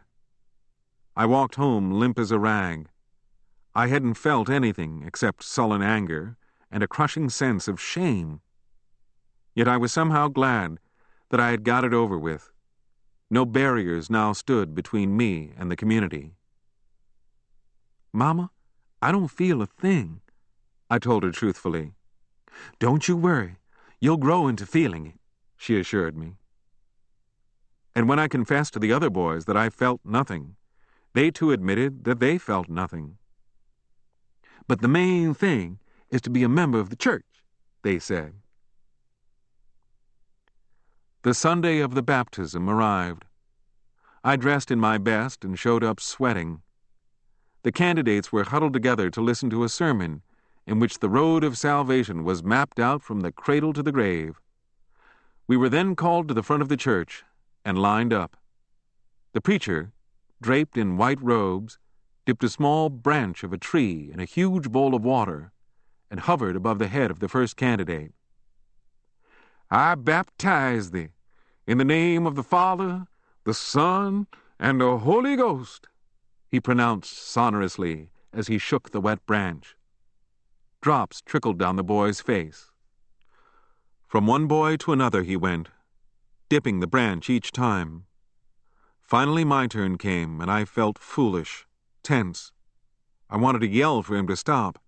I wanted to tell him that all this was so much nonsense, but I said nothing. The dripping branch was shaken above my head, and drops of water wet my face and scalp, some of it rolling down my neck and wetting my back, like insects crawling. I wanted to squirm, but I held still. Then it was over. I relaxed. The preacher was now shaking the branch over another boy's head. I sighed. I had been baptized. Even after receiving the right hand of fellowship, Sunday school bored me. The Bible stories seemed slow and meaningless when compared to the bloody thunder of pulp narrative, and I wasn't alone in feeling this. Other boys went to sleep in Sunday school. Finally, the boldest of us confessed that the entire thing was a fraud, and we played hooky from church. As summer neared, my mother suffered yet another stroke of paralysis, and again I had to watch her suffer, listen to her groans, powerless to help. I used to lie awake nights and think back to the early days in Arkansas, tracing my mother's life, reliving events, wondering why she had apparently been singled out for so much suffering, meaningless suffering, and I would feel more awe than I had ever felt in church. My mind could find no answer, and I would feel rebellious against all life, but I never felt humble. Another change took place at home. We needed money badly, and Granny and Aunt Addie decided that we could no longer share the entire house, and Uncle Tom and his family were invited to live upstairs at a nominal rental. The dining room and the living room were converted into bedrooms, and for the first time, we were squeezed for living space. We began to get on each other's nerves. Uncle Tom had taught school in country towns for 30 years, and as soon as he was under the roof, he proceeded to tell me what was wrong with my life. I ignored him, and he resented it. Rattling pots and pans in the kitchen would now awaken me in the mornings, and I would know that Uncle Tom and his family were getting breakfast. One morning, I was roused by my uncle's voice calling gently but persistently. I opened my eyes and saw the dim blob of his face peering from behind the jamb of the kitchen door. "What time have you?" I thought he asked me, but I was not sure. "Huh?" I mumbled sleepily. "What time have you got?" he repeated. I lifted myself on my elbow and looked at my dollar watch, which lay on the chair at the bedside. 18 past 5, I mumbled. 18 past 5? He asked. "Yes, sir." "Now is that the right time?" he asked again. I was tired, sleepy. I didn't want to look at the watch again, but I was satisfied that on the whole I had given him the correct time. "It's right," I said, snuggling back down into my pillow. "If it's a little slow or fast, it's not far wrong." There was a short silence. I thought he had gone. "What on earth do you mean, boy?" he asked in loud anger. I sat up, blinking, staring into the shadows of the room, trying to see the expression on his face. "What do I mean?" I asked, bewildered. "I mean what I said." Had I given him the wrong time? I looked again at my watch. "It's 20 past now." "Why, you impudent black rascal!" he thundered. I pushed back the covers of the bed, sensing trouble. "What are you angry about?" I asked. "I never heard a sassier black imp than you in all my life," he spluttered. I swung my feet to the floor so that I could watch him. "What are you talking about?" I asked. "You asked me the time and I told you." "If it's a little fast or slow, it's not far wrong," he said, imitating me in an angry, sarcastic voice. "I've taught school for 30 years, and by God, I've never had a boy say anything like that to me." "But what's wrong with what I said?" I asked, amazed. "Shut up," he shouted, "or I'll take my fist and ram it down your sassy throat. One more word out of you, and I'll get a limb and teach you a lesson." "What's the matter with you, Uncle Tom?" I asked. "What's wrong with what I said?" I could hear his breath whistling in his throat. I knew that he was furious. "This day, I'm going to give you the whipping some man ought to have given you long ago," he vowed. I got to my feet and grabbed my clothes. The whole thing seemed unreal. I had been confronted so suddenly with struggle that I couldn't pull all the strings of the situation together at once. I didn't feel that I had given him cause to say I was sassy. I'd spoken to him just as I spoke to everybody. Others didn't resent my words, so why should he? I heard him go out of the kitchen door, and I knew that he'd gone into the backyard. I pulled on my clothes and ran to the window. I saw him tearing a long, young green switch from the elm tree. My body tightened. I was damned if he was going to beat me with it. Until a few days ago, he'd never lived near me, had never had any say in my rearing or lack of rearing. I was working, eating my meals out, buying my own clothes, giving what few pennies I could to Granny to help out in the house. And now, a strange uncle who felt that I was impolite was going to teach me to act as I had seen the backward black boys act on the plantations, was going to teach me to grin, hang my head, and mumble apologetically when I was spoken to. My senses reeled in protest. No, that could not be. He would not beat me. He was only bluffing. His anger would pass. He would think it over and realize that it wasn't worth all the bother. Dressed, I sat on the edge of the bed and waited. I heard his footsteps come onto the back porch. I felt weak all over. How long was this going to last? How long was I going to be beaten for trifles and less than trifles? I was already so conditioned toward my relatives that when I passed them I actually had a nervous tick in my muscles. And now I was going to be beaten by someone who didn't like the tone of voice in which I spoke? I ran across the room and pulled out the dresser drawer and got my pack of razor blades. I opened it and took a thin blade of blue steel in each hand. I stood ready for him. The door opened. I was hoping desperately that this wasn't true, that this dream would end. "Richard!" He called me in a cold, even tone. "Yes, sir," I answered, striving to keep my tension out of my voice. "Come here." I walked into the kitchen, my eyes upon him, my hands holding the razors behind my back. "Now, Uncle Tom, what do you want with me?" I asked him. "You need a lesson in how to live with people," he said. "If I do need one, you're not going to give it to me," I said. "You'll swallow those words before I'm through with you," he vowed. "Now listen, Uncle Tom," I said. "You're not going to whip me. You're a stranger to me. You don't support me. I don't live with you." "You shut that foul mouth of yours and get into the backyard," he snapped. He hadn't seen the razors in my hand. I ducked out the kitchen door and jumped lightly off the porch to the ground. He ran down the steps and advanced with the lifted switch. "I've got a razor in each hand," I warned in a low, charged voice. "If you touch me, I'll cut you. Maybe I'll get cut too, but I'll cut you, so help me God." He paused, staring at my lifted hands in the dawning light of morning. I held a sharp blue edge of steel tightly between thumb and forefinger of each fist. "My God," he gasped. "I didn't mean to hurt your feelings this morning," I told him. "You insist I did. Now I'll be damned if I'm going to be beaten because of your hurt feelings." "You're the worst criminal I ever saw," he exclaimed softly. "If you want to fight, I'll fight. That's the way it'll be between us," I told him.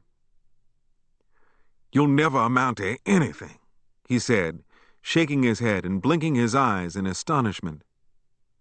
"I'm not worried about that," I said. "All I want you to do is keep away from me, now and always." "You'll end on the gallows," he predicted. "If I do, you'll have nothing to do with it," I said. He stared at me in silence. Evidently, he didn't believe me, for he took a step forward to test me. "Put those razors down," he commanded. "I'll cut you! I'll cut you!" I said, hysteria leaping into my voice, my hands slicing out with points of steel as I backed away. He stopped. He had never in his life faced a person more grimly determined. Now and then, he blinked his eyes and shook his head. "You fool!" he bellowed suddenly. "I'll make you bloody if you hit me," I warned him. His chest heaved, and his body seemed to droop. "Somebody will break your spirit," he said. "It won't be you." "You'll get yours someday." "You won't be the one to give it to me." "And you've just been baptized," he said heavily. "The hell with that," I said. We stood in the early morning light, and a touch of sun broke on the horizon. Roosters were crowing. A bird chirped nearby somewhere. Perhaps the neighbors were listening. Finally, Uncle Tom's face began to twitch. Tears rolled down his cheeks. His lips trembled. "Boy, I'm sorry for you, he said at last. You'd better be sorry for yourself, I said. You think you're a man, he said, dropping his arm and letting the switch drag in the dust of the yard. His lips moved as he groped for words. But you'll learn, and you'll learn the hard way. I wish I could be an example to you. I knew that I had conquered him, had rid myself of him mentally and emotionally, but I wanted to be sure. You are not an example to me. You could never be, I spat at him. You're a warning. Your life isn't so hot that you can tell me what to do. He repaired chairs for a living now, since he had retired from teaching. Do you think I want to grow up and weave the bottoms of chairs for people to sit in? He twitched violently, trying to control himself. You'll be sorry you said that, he mumbled. He turned his tall, lean, bent body and walked slowly up the steps. I sat on the porch a long time, waiting for my emotions to ebb. Then I crept cautiously into the house, got my hat, coat, books, and went to work. Went to face the whims of the white folks. Chapter 7. Summer. Bright, hot days. Hunger still a vital part of my consciousness. Passing relatives in the hallways of the crowded home and not speaking. Eating in silence at a table where prayers are said. My mother recovering slowly, but now definitely crippled for life. Will I be able to enter school in September? Loneliness. Reading. Job hunting. Vague hopes of going north. But what would become of my mother if I left her in this queer house? And how would I fare in a strange city? Doubt, fear. My friends are buying long pantsuits that cost from $17 to $20, a sum as huge to me as the Alps. This was my reality in 1924. Word came that a nearby brickyard was hiring, and I went to investigate. I was frail, not weighing 100 pounds. At noon, I sneaked into the yard and walked among the aisles of damp, clean-smelling clay, and came to a barrow full of wet bricks just taken from the machine that shaped them. I caught hold of the handles of the barrow and was barely able to lift it. It weighed perhaps 4 times as much as I did. If I were only stronger and heavier. Later, I asked questions and found that the water boy was missing. I ran to the office and was hired. I walked in the hot sun, lugging a big zinc pail from one laboring gang of black men to another for $1 a day. A man would lift the tin dipper to his lips, take a swallow, rinse out his mouth, spit, and then drink in long, slow gulps as sweat dripped into the dipper. And off again I would go, chanting, "Water!" And somebody would yell, "Here, boy!" Deep into wet pits of clay, into sticky ditches, up slippery slopes I would struggle with the pail. I stuck it out, reeling at times from hunger, pausing to get my breath before clambering up a hill. At the end of the week, the money sank into the endless expenses at home. Later I got a job in the yard that paid $1.50 a day, that of bat boy. I went between the walls of clay and picked up bricks that had cracked open. When my barrow was full, I would wheel it out onto a wooden scaffold and dump it into a pond. I had but one fear here, a dog. He was owned by the boss of the brickyard, and he haunted the clay aisles, snapping, growling. The dog had been wounded many times, for the black workers were always hurling bricks at it. Whenever I saw the animal, I would take a brick from my load and toss it at him. He would slink away, only to appear again showing his teeth.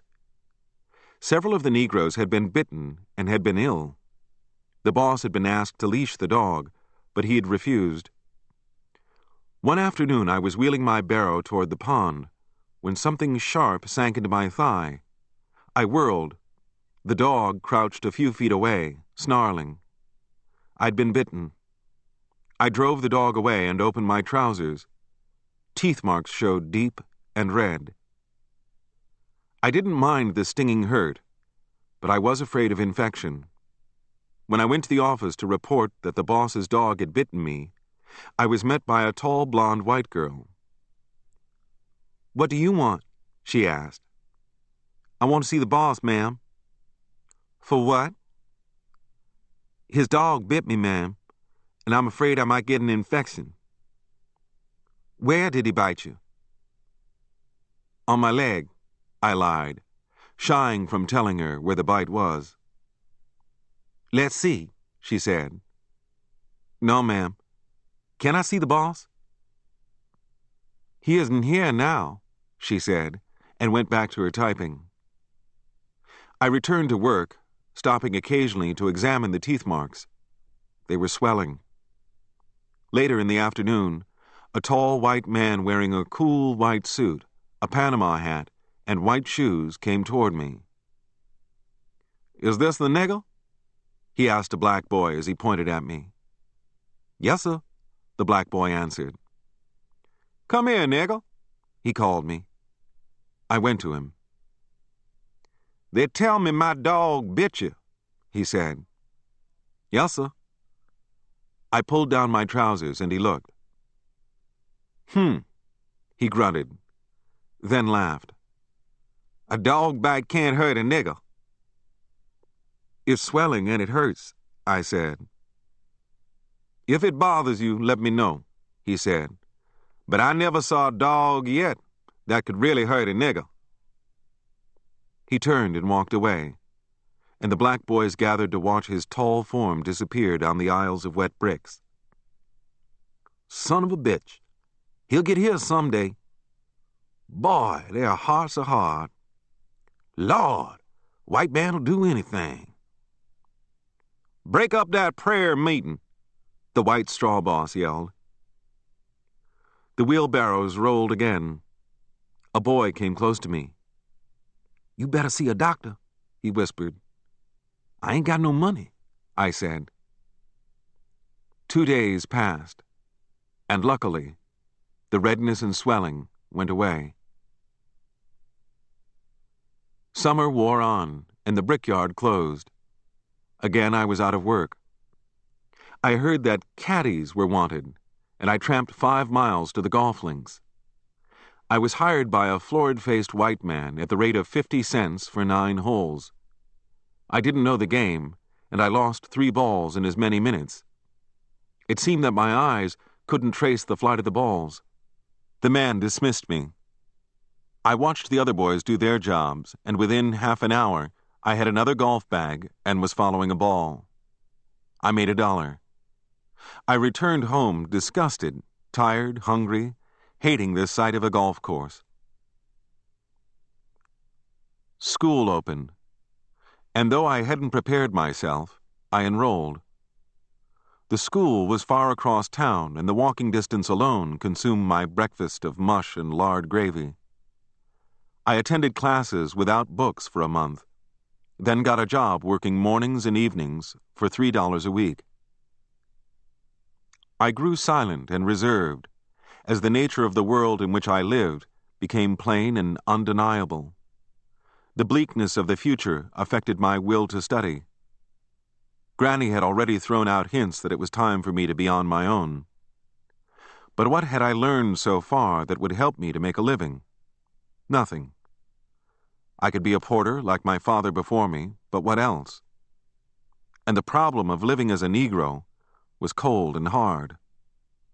What was it that made the hate of whites for blacks so steady, seemingly so woven into the texture of things? What kind of life was possible under that hate? How had this hate come to be? Nothing about the problems of Negroes was ever taught in the classrooms at school. And whenever I would raise these questions with the boys, they would either remain silent or turn the subject into a joke. They were vocal about the petty individual wrongs they suffered, but they possessed no desire for a knowledge of the picture as a whole. Then why was I worried about it? Was I really as bad as my uncles and aunts and Granny repeatedly said? Why was it considered wrong to ask questions? Was I right when I resisted punishment?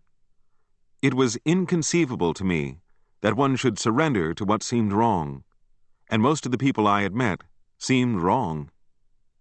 Ought one to surrender to authority even when one believed that that authority was wrong? And if the answer was yes, then I knew that I would always be wrong, because I could never do it. Then how could one live in a world in which one's mind and perceptions meant nothing, and authority and tradition meant everything? There were no answers. The 8th grade days flowed in their hungry path, and I grew more conscious of myself. I sat in classes, bored, wondering, dreaming. One long, dry afternoon, I took out my composition book and told myself that I would write a story. It was sheer idleness that led me to it. What would the story be about? It resolved itself into a plot about a villain who wanted a widow's home, and I called it The Voodoo of Hell's Half-Acre. It was crudely atmospheric, emotional, intuitively psychological, and stemmed from pure feeling. I finished it in 3 days, and then wondered what to do with it. The local Negro newspaper, that's it. I sailed into the office and shoved my ragged composition book under the nose of the man who called himself the editor. "What is that?" he asked. "A story," I said. "A news story?" "No, fiction." "All right, I'll read it," he said. He pushed my composition book back on his desk and looked at me curiously, sucking at his pipe. "But I want you to read it now," I said. He blinked.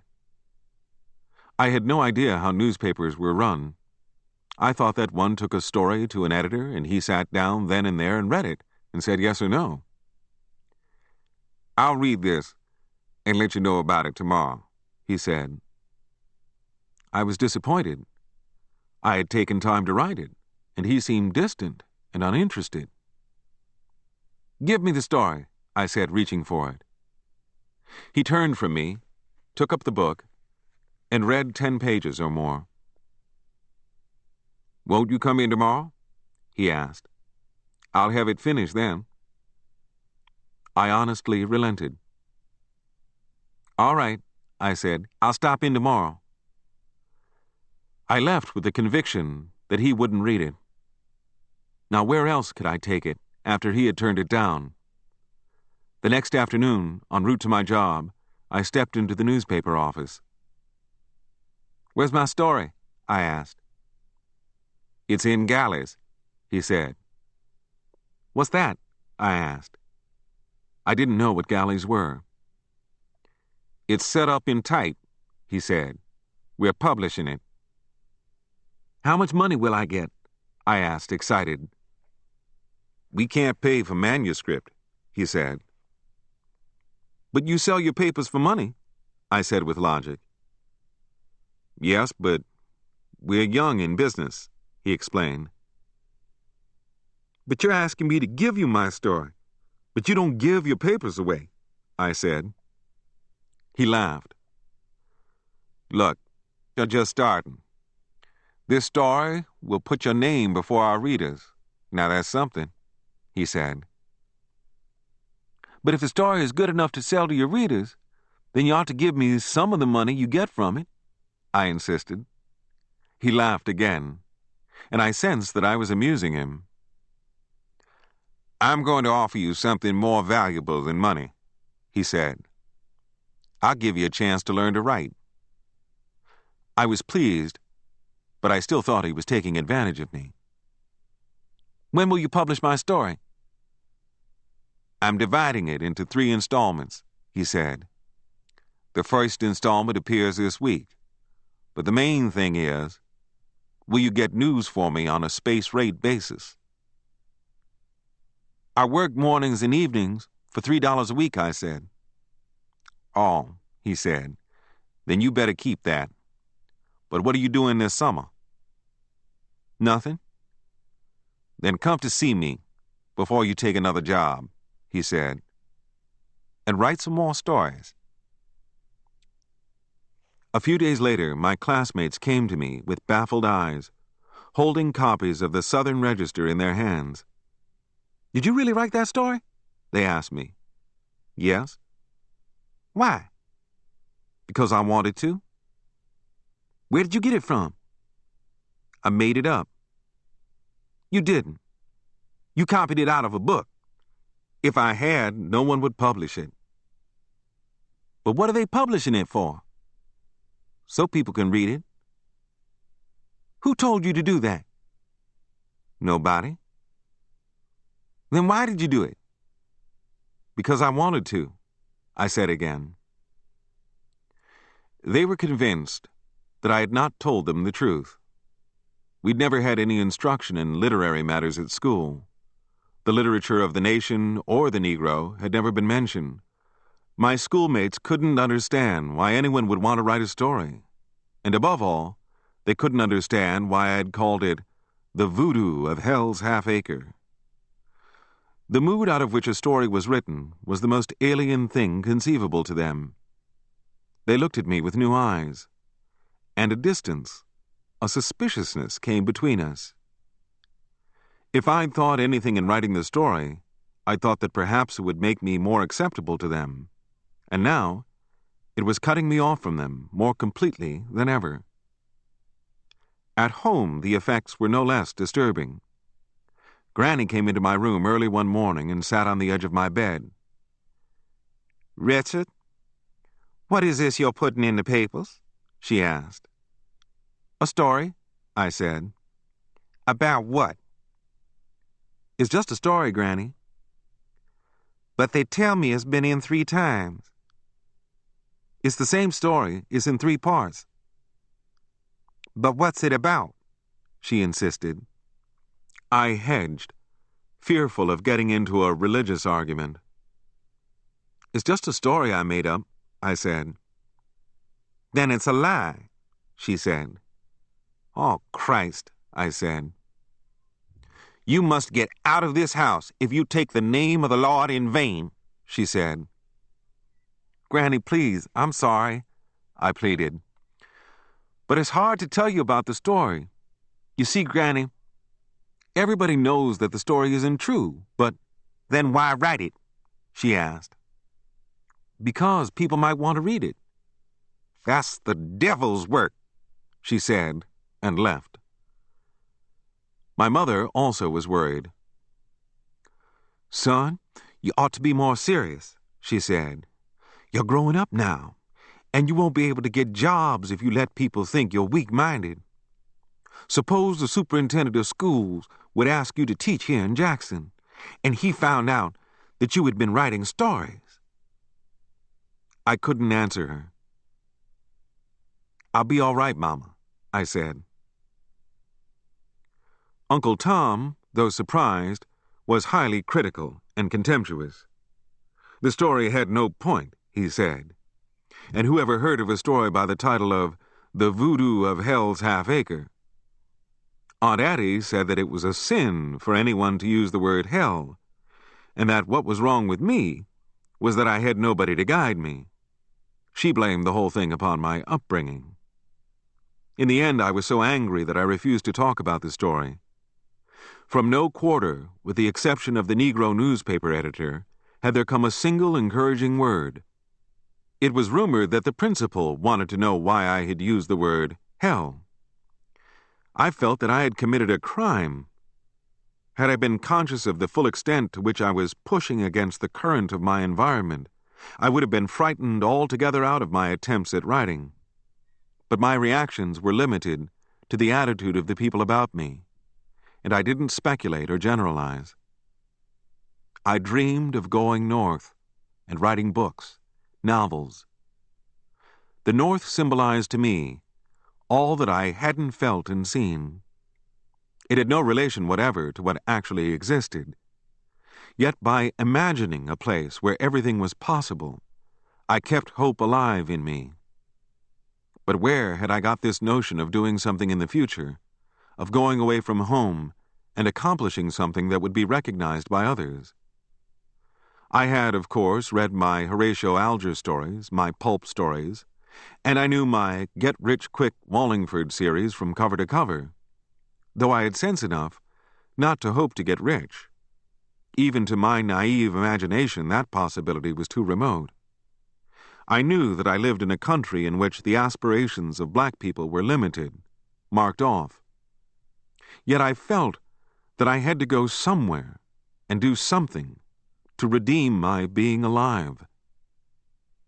I was building up in me a dream, which the entire educational system of the South had been rigged to stifle. I was feeling the very thing that the state of Mississippi had spent millions of dollars to make sure that I would never feel. I was becoming aware of the thing that the Jim Crow laws had been drafted and passed to keep out of my consciousness. I was acting on impulses that Southern senators in the nation's capital had striven to keep out of Negro life. I was beginning to dream the dreams that the state had said were wrong, that the schools had said were taboo. Had I been articulate about my ultimate aspirations, no doubt someone would have told me what I was bargaining for, but nobody seemed to know, and least of all did I. My classmates felt that I was doing something that was vaguely wrong, but they didn't know how to express it.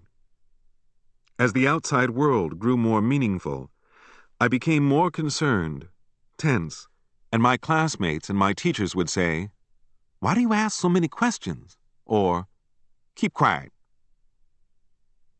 I was in my 15th year. In terms of schooling, I was far behind the average youth of the nation, but I didn't know that. In me was shaping a yearning for a kind of consciousness, a mode of being that the way of life about me had said could not be, must not be, and upon which the penalty of death had been placed. Somewhere, in the dead of the southern night, my life had switched onto the wrong track, and without my knowing it, the locomotive of my heart was rushing down a dangerously steep slope, heading for a collision, heedless of the warning red lights that blinked all about me, the sirens and the bells, and the screams that filled the air. Chapter 8. Summer again. The old problem of hunting for a job. I told the woman for whom I was working, a Mrs. Bibbs, that I needed an all-day job that would pay me enough money to buy clothes and books for the next school term. She took the matter up with her husband, who was a foreman in a sawmill. "So you want to work in the mill, huh?" he asked. "Yes, sir." He came to me and put his hands under my arms and lifted me from the floor as though I were a bundle of feathers. "You're too light for our work," he said. "But maybe I could do something there," I said. "That's the problem," he said soberly. "The work's heavy and dangerous." He was silent, and I knew that he considered the matter closed. That was the way things were between whites and blacks in the South. Many of the most important things were never openly said. They were understated and left to seep through to one. I, in turn, said nothing. But I didn't leave the room. My standing silent was a way of asking him to reconsider, telling him that I wanted ever so much to try for a job in his mill. "All right," he said finally. "Come to the mill in the morning. I'll see what I can do. But I don't think that you'll like it." I was at the mill at dawn the next morning and saw men lifting huge logs with tackle blocks. There were scores of buzzing steel saws biting into green wood with loud whines. "Watch out!" somebody yelled. I looked around and saw a black man pointing above my head. I glanced up. A log was swinging toward me. I scrambled out of its path. The black man came to my side. "What do you want here, boy?" "Mr. Bibbs, the foreman, told me to look around. I'm looking for a job," I said. The man gazed at me intently. "I wouldn't try for this if I was you," he said. "If you know this game, all right, but this is dangerous stuff for a guy that's green." He held up his right hand, from which 3 fingers were missing. "See?" I nodded and left. Empty days, long days, bright, hot days. The sun heated the pavements until they felt like the top of an oven. I spent the mornings hunting for jobs, and I read during the afternoons. One morning, I was walking toward the center of town and passed the home of a classmate, Ned Greenley. He was sitting on his porch, looking glum. "Hello, Ned. What's new?" I asked. "You heard, haven't you?" he asked. "About what?" "My brother Bob." "No, what happened?" Ned began to weep, softly. "They killed him," he managed to say. "The white folks?" I asked in a whisper, guessing. He sobbed his answer. Bob was dead. I had met him only a few times, but I felt that I had known him through his brother. "What happened?" "That they took him in a car out on a country road. They shot him," Ned whimpered. I had heard that Bob was working at one of the hotels in town. "Why?" "That they said he was fooling with a white prostitute there in the hotel," Ned said. Inside of me, my world crashed, and my body felt heavy. I stood looking down the quiet, sun-filled street. Bob had been caught by the White Death, the threat of which hung over every male black in the South. I had heard whispered tales of black boys having sex relations with white prostitutes in the hotels in town, but I had never paid any close attention to them. Now those tales came home to me in the form of the death of a man I knew. I did not search for a job that day. I returned home and sat on my porch too, and stared. What I had heard altered the look of the world, induced in me a temporary paralysis of will and impulse. The penalty of death awaited me if I made a false move, and I wondered if it was worthwhile to make any move at all. The things that influenced my conduct as a Negro didn't have to happen to me directly. I needed but to hear of them, to feel their full effects in the deepest layers of my consciousness. Indeed, the white brutality that I had not seen was more effective control of my behavior than that which I knew. The actual experience would have let me see the realistic outlines of what was really happening. But as long as it remained something terrible and yet remote, something whose horror and blood might descend upon me at any moment, I was compelled to give my entire imagination over to it, an act which blocked the springs of thought and feeling in me, creating a sense of distance between me and the world in which I lived. A few days later, I sought out the editor of the local Negro newspaper and found that he couldn't hire me. I had doubts now about my being able to enter school that fall. The empty days of summer rolled on. Whenever I met my classmates, they would tell me about the jobs they had found, how some of them had left town to work in summer resorts in the North. Why did they not tell me of these jobs? I demanded of them. They said that they simply hadn't thought of it, and as I heard the words fall from their lips, my sense of isolation became doubly acute. But after all, what would make them think of me in connection with jobs? when for years I had encountered them only casually in the classroom. I'd had no association with them.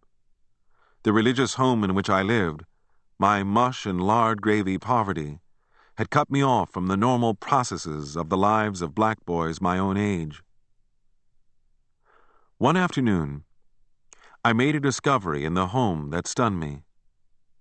I was talking to my cousin Maggie, who was a few months younger than I, when Uncle Tom entered the room. He paused, stared at me with silent hostility, then called his daughter. I gave the matter no thought. A few moments later, I rose from my chair where I had been reading and was on my way down the hall when I heard Uncle Tom scolding his daughter. I caught a few phrases. "You want me to break your neck? Didn't I tell you to stay away from him? That boy is a dangerous fool, I tell you. Then why don't you keep away from him and make the other children keep away from him? Ask me no questions, but do as I tell you. Keep away from him, or I'll skin you." And I could hear my cousin's whimpering replies. My throat grew tight with anger. I wanted to rush into the room and demand an explanation, but I held still. How long had this been going on? I thought back over the time since Uncle Tom and his family had moved into the house, and I was filled with dismay as I recalled that on scarcely any occasion had any of his children ever been alone with me. Be careful now, I told myself. Don't see what isn't there.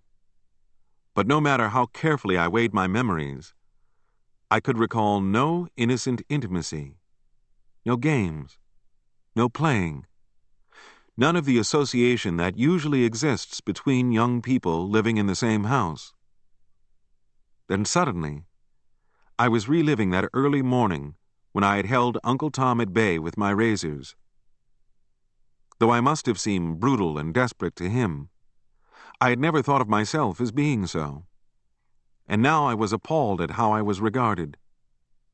It was a flash of insight which revealed to me the true nature of my relations with my family. An insight which altered the entire course of my life. I was now definitely decided upon leaving home. But I would remain until the 9th grade term had ended. There were many days when I spoke to no one in the home except my mother. My life was falling to pieces, and I was acutely aware of it. I was poised for flight, but I was waiting for some event, some word, some act, some circumstance to furnish the impetus. I returned to my job at Mrs. Bibb's and bought my school books. My clothing remained little better than rags. Luckily, the studies in the 9th, my last year at school, were light. And during a part of the term, the teacher turned over the class to my supervision, an honor that helped me emotionally and made me hope faintly. It was even hinted that, if I kept my grades high, it would be possible for me to teach in the city school system. During that winter, my brother came home from Chicago. I was glad to see him, though we were strangers. But it wasn't long before I felt that the affection shown him by the family was far greater than that which I had ever had from them. Slowly, my brother grew openly critical of me, taking his cue from those about him, and it hurt. My loneliness became organic. I felt walled in, and I grew irritable. I associated less and less with my classmates, for their talk was now full of the schools they planned to attend when the term was over. The cold days dragged mechanically. Up early and to my job, splitting wood, carrying coal, sweeping floors, then off to school and boredom. The school term ended.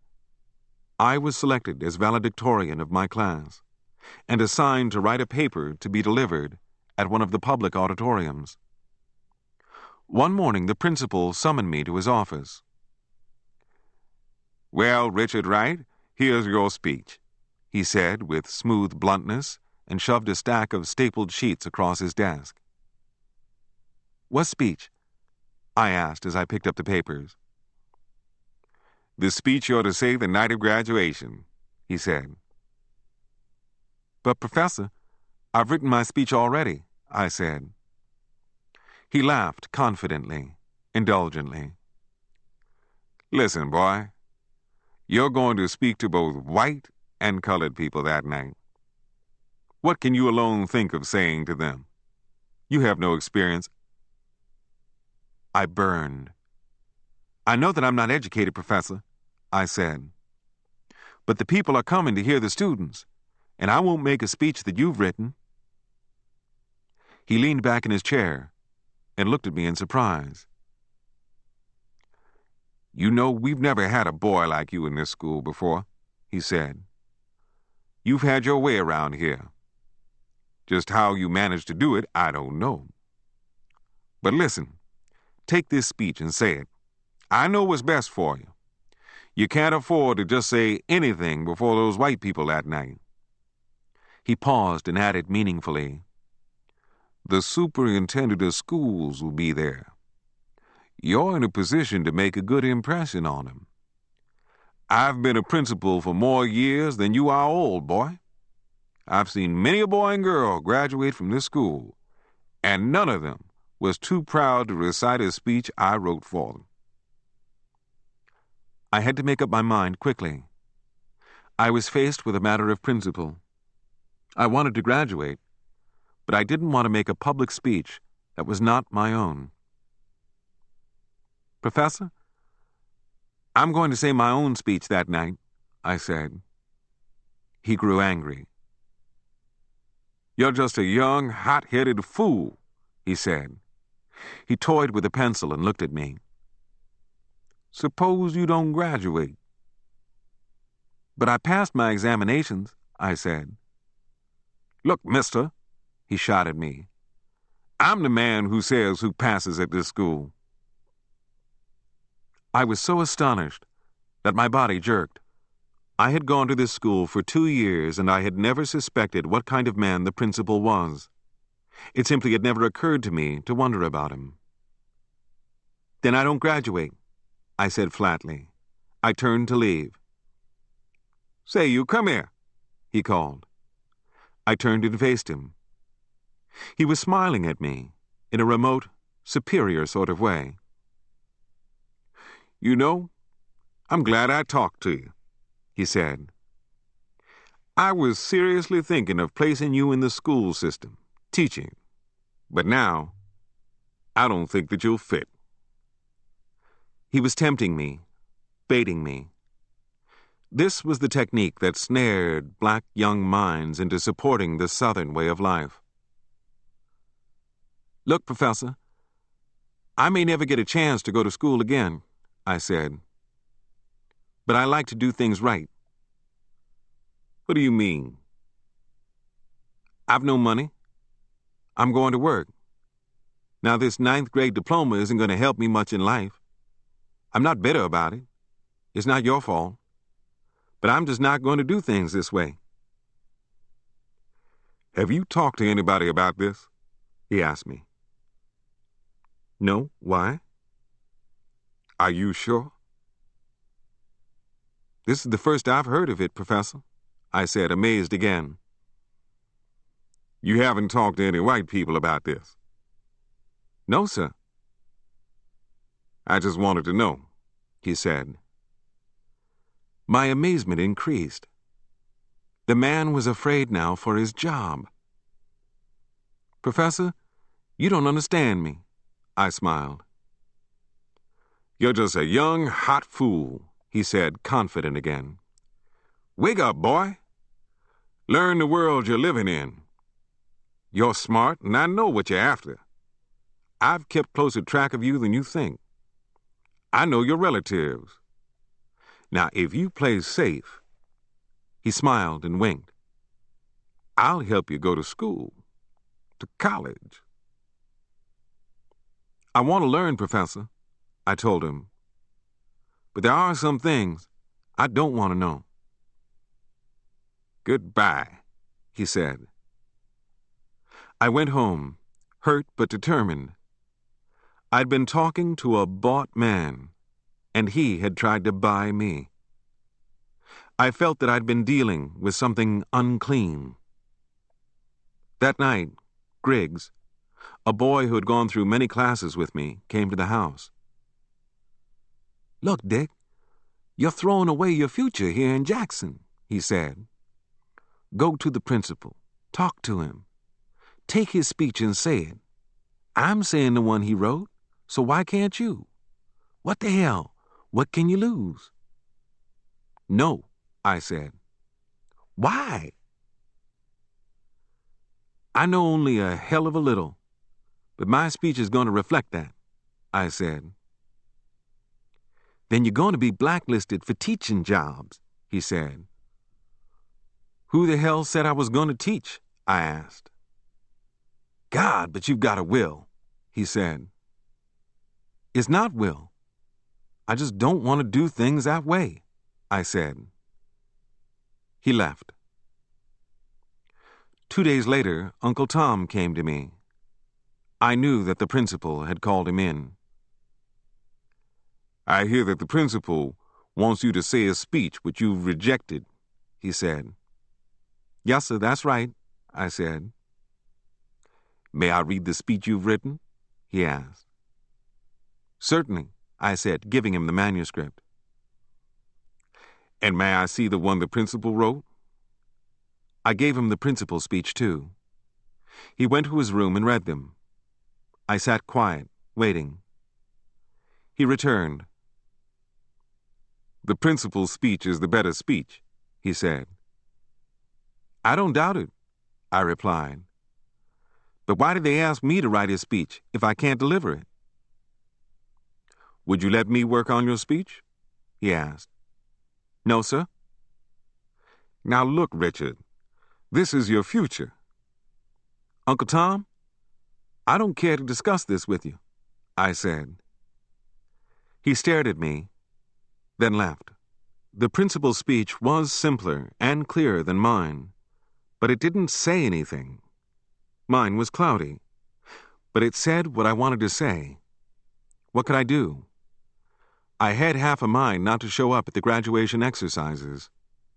I was hating my environment more each day.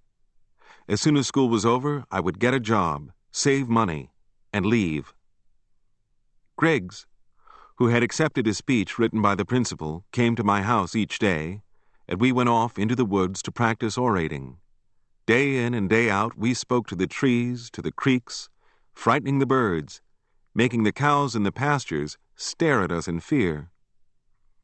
I memorized my speech so thoroughly that I could have recited it in my sleep. The news of my clash with the principal had spread through the class, and the students became openly critical of me. "Richard, you're a fool. You're throwing away every chance you've got. If they had known the kind of fool boy you are, they would never have made you valedictorian," they said. I gritted my teeth and kept my mouth shut, but my rage was mounting by the hour. My classmates, motivated by a desire to save me, pestered me until I all but reached the breaking point. In the end, the principal had to caution them to let me alone, for fear I would throw up the sponge and walk out. I had one more problem to settle before I could make my speech. I was the only boy in my class wearing short pants, and I was grimly determined to leave school in long pants. Was I not going to work? Would I not be on my own? When my desire for long pants became known at home, yet another storm shook the house. "You're trying to go too fast," my mother said. "You're nothing but a child," Uncle Tom pronounced. "He's beside himself," Granny said. I served notice that I was making my own decisions from then on. I borrowed money from Mrs. Bibbs, my employer, made a down payment on a pearl gray suit. If I couldn't pay for it, I would take the damn thing back after graduation. On the night of graduation, I was nervous and tense. I rose and faced the audience, and my speech rolled out. When my voice stopped, there was some applause. I didn't care if they liked it or not. I was through. Immediately, even before I left the platform, I tried to shunt all memory of the event from me. A few of my classmates managed to shake my hand as I pushed toward the door, seeking the street. Somebody invited me to a party, and I did not accept. I did not want to see any of them again. I walked home, saying to myself, "The hell with it." With almost 17 years of baffled living behind me, I faced the world in 1925. Chapter 9. My life now depended upon my finding work, and I was so anxious that I accepted the first offer, a job as a porter in a clothing store, selling cheap goods to Negroes on credit. The shop was always crowded with black men and women pawing over cheap suits and dresses, and they paid whatever price the white man asked. The boss, his son, and the clerk treated the Negroes with open contempt, pushing, kicking, or slapping them. No matter how often I witnessed it, I couldn't get used to it. How can they accept it, I asked myself. I kept on edge, trying to stifle my feelings, and never quite succeeded, a prey to guilt and fear because I felt that the boss suspected that I resented what I saw. One morning, while I was polishing brass out front, the boss and his son drove up in their car. A frightened black woman sat between them. They got out and half dragged and half kicked the woman into the store. White people passed and looked on without expression. A white policeman watched from the corner, twirling his nightstick, but he made no move. I watched out of the corner of my eyes, but I never slackened the strokes of my chamois upon the brass. After a moment or two, I heard shrill screams coming from the rear room of the store. Later, the woman stumbled out, bleeding, crying, holding her stomach, her clothing torn. When she reached the sidewalk, the policeman met her, grabbed her, accused her of being drunk, called a patrol wagon, and carted her away. When I went to the rear of the store, the boss and his son were washing their hands at the sink. They looked at me and laughed uneasily. The floor was bloody, strewn with wisps of hair and clothing. My face must have reflected my shock, for the boss slapped me reassuringly on the back.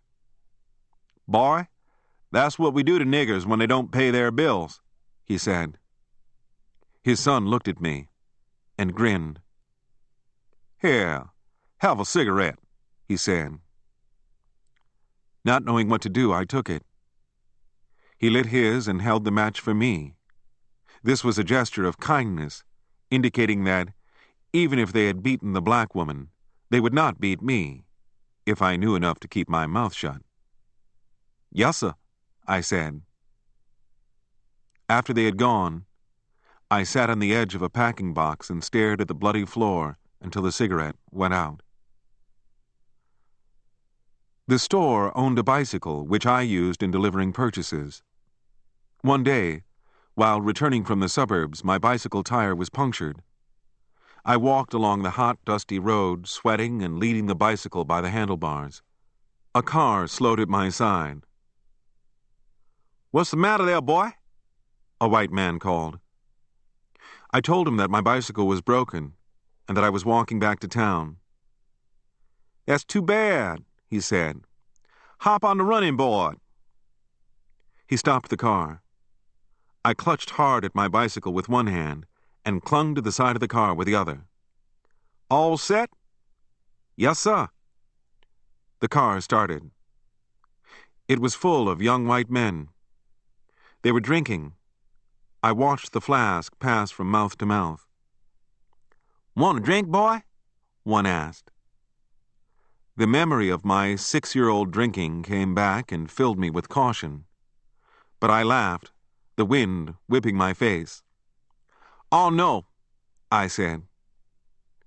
The words were barely out of my mouth before I felt something hard and cold smash me between the eyes.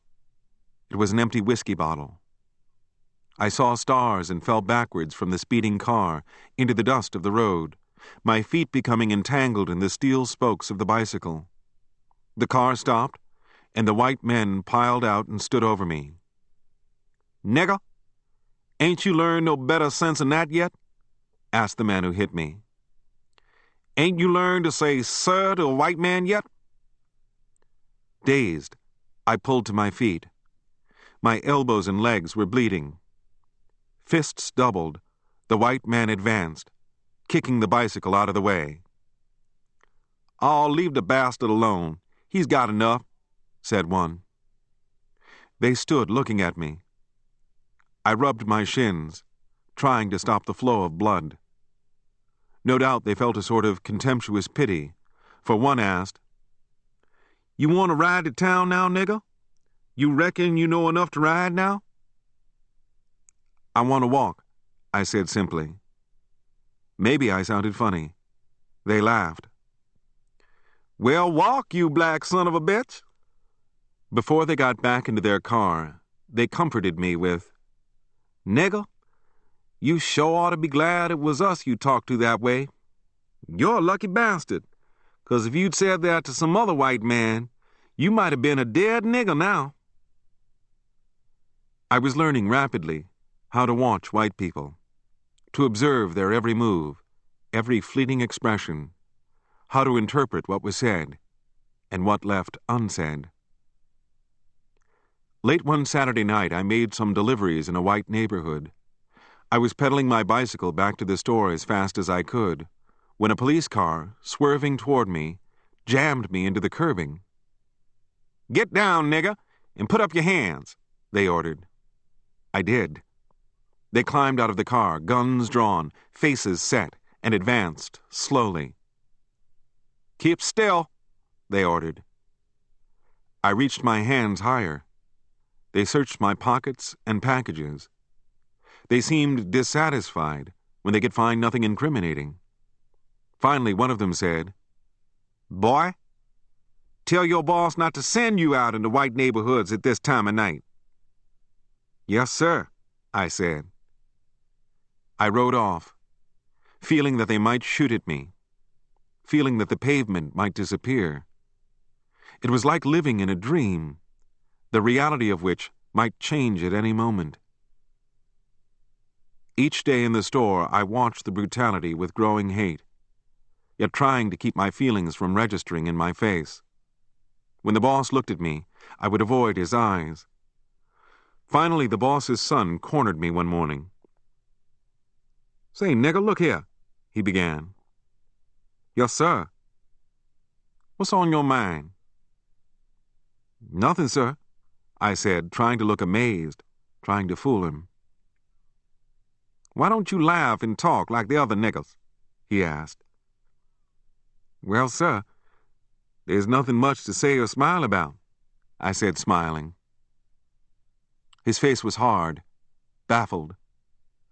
I knew that I hadn't convinced him. He whirled from me and went to the front of the store. He came back a moment later, his face red. He tossed a few green bills at me. "I don't like your looks, nigger. Now get," he snapped. I picked up the money and did not count it. I grabbed my hat and left. I held a series of petty jobs for short periods, quitting some to work elsewhere, being driven off others because of my attitude, my speech, the look in my eyes. I was no nearer than ever to my goal of saving enough money to leave. At times I doubted if I could ever do it. One jobless morning I went to my old classmate, Griggs, who worked for a Capitol Street jeweler. He was washing the windows of the store when I came upon him. "Do you know where I can find a job?" I asked. He looked at me with scorn. "Yes, I know where you can find a job," he said, laughing. "Where?" "But I wonder if you can hold it," he said. "What do you mean?" I asked.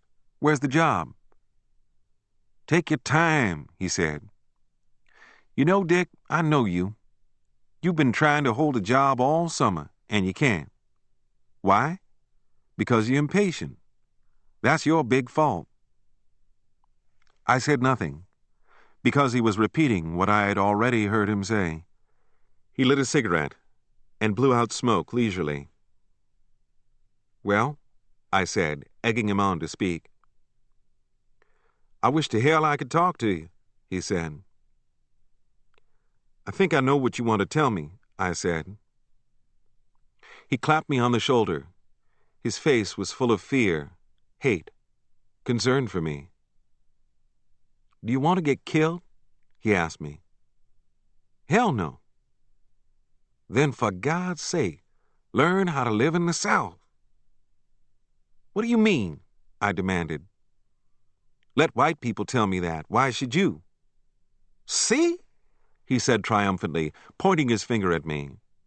"There it is now. It's in your face. You won't let people tell you things. You rush too much. I'm trying to help you, and you won't let me." He paused and looked about. The streets were filled with white people. He spoke to me in a low, full tone. "Dick, look, you're black, black, black. See? Can't you understand that?" "Sure, I understand it," I said. "You don't act a damn bit like it," he spat. He then reeled off an account of my actions on every job I had held that summer. "How do you know that?" I asked. "White people make it their business to watch niggers," he explained, "and they pass the word around. Now, my boss is a Yankee, and he tells me things. You're marked already." Could I believe him? Was it true? How could I ever learn this strange world of white people? "Then tell me, how must I act?" I asked humbly. "I just want to make enough money to leave." "Wait, and I'll tell you," he said. At that moment, a woman and 2 men stepped from the jewelry store. I moved to one side to let them pass, my mind intent upon Griggs' words. Suddenly Griggs reached for my arm and jerked me violently, sending me stumbling 3 or 4 feet across the pavement. I whirled. "What's the matter with you?" I asked. Griggs glared at me, then laughed. "I'm teaching you how to get out of white people's way," he said. I looked at the people who had come out of the store. Yes, they were white, but I hadn't noticed it. "Do you see what I mean?" he asked. "White people want you out of their way." He pronounced the words slowly, so that they would sink into my head. "I know what you mean," I breathed. "Dick, I'm treating you like a brother," he said. "You act around white people as if you didn't know they were white, and they see it." "Oh, Christ, I can't be a slave," I said hopelessly. "But you've got to eat," he said. "Yes, I got to eat." "Then start acting like it," he hammered at me, pounding his fists in his palm. "When you're in front of white people, think before you act. Think before you speak. Your way of doing things is all right among our people, but not for white people. They won't stand for it." I stared bleakly into the morning sun. I was nearing my 17th birthday, and I was wondering if I would ever be free of this plague. What Griggs was saying was true, but it was simply utterly impossible for me to calculate, to scheme, to act, to plot all the time. I would remember to dissemble for short periods, then I would forget, and act straight and human again, not with the desire to harm anybody, but merely forgetting the artificial status of race and class. It was the same with whites as with blacks. It was my way with everybody. I sighed, looking at the glittering diamonds in the store window, the rings and the neat rows of golden watches. "I guess you're right," I said at last. "I've got to watch myself, break myself." "No," he said quickly, feeling guilty now. Someone, a white man, went into the store, and we paused in our talk. "You know, Dick, you may think I'm an Uncle Tom, but I'm not. I hate these white people. Hate them with all my heart. But I can't show it. If I did, they'd kill me. He paused and looked around to see if there were any white people within hearing distance. Once, I heard an old drunk nigger say, "All these white folks dress so fine, their assholes smell just like mine." I laughed uneasily, looking at the white faces that passed me. But Griggs, when he laughed, covered his mouth with his hand and bent at the knees, a gesture which was unconsciously meant to conceal his excessive joy in the presence of whites. "That's how I feel about 'em," he said proudly after he had finished his spasm of glee. He grew sober. "There's an optical company upstairs, and the boss is a Yankee from Illinois. Now, he wants a boy to work all day in summer, mornings and evenings in winter. He wants to break a colored boy into the optical trade. You know algebra, and you're just cut out for the work. I'll tell Mr. Crane about you, and I'll get in touch with you." "Do you suppose I can see him now?" I asked. "For God's sake, take your time," he thundered at me. "Maybe that's what's wrong with Negroes," I said. "They take too much time." I laughed, but he was disturbed. I thanked him and left. For a week, I didn't hear from him, and I gave up hope. Then, one afternoon, Griggs came to my house. "It looks like you've got a job," he said.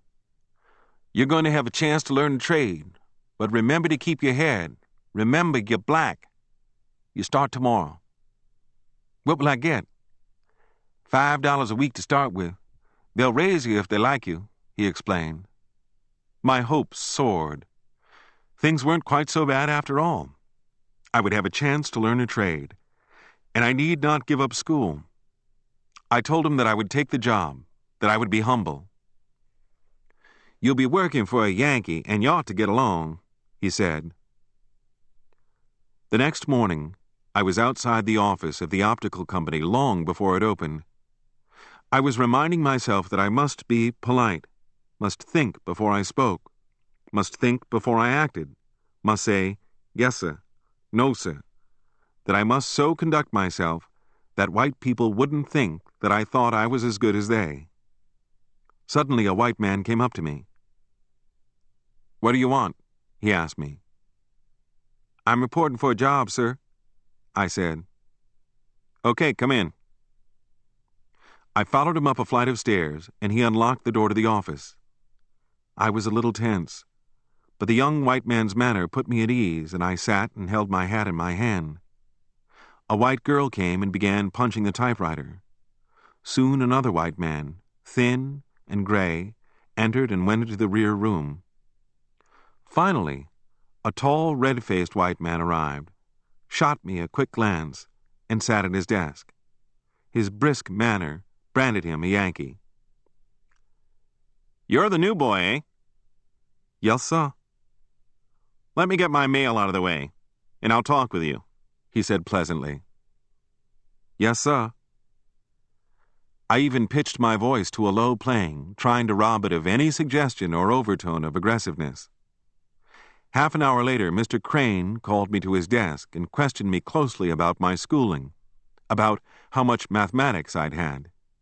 He seemed pleased when I told him that I'd had 2 years of algebra. "How would you like to learn this trade?" he asked. "I'd like it fine, sir. I'd like nothing better," I said. He told me that he wanted to train a Negro boy in the optical trade. He wanted to help him, guide him. I tried to answer in a way that would let him know that I would try to be worthy of what he was doing. He took me to the stenographer and said, "This is Richard. He's going to be with us." He then led me into the rear room of the office, which turned out to be a tiny factory, filled with many strange machines, smeared with red dust. "Reynolds?" he said to a young white man. "This is Richard." "What you saying there, boy?" Reynolds grinned and boomed at me. Mr. Crane took me to the older man. "Pease, this is Richard, who'll work with us. Pease looked at me and nodded. Mr. Crane then held forth to the two white men about my duties. He told them to break me in gradually to the workings of the shop, to instruct me in the mechanics of grinding and polishing lenses. They nodded their assent. "Now, boy, let's see how clean you can get this place," Mr. Crane said. "Yes, sir." I swept, mopped, dusted, and soon had the office and the shop clean. In the afternoons, when I had caught up with my work, I ran errands.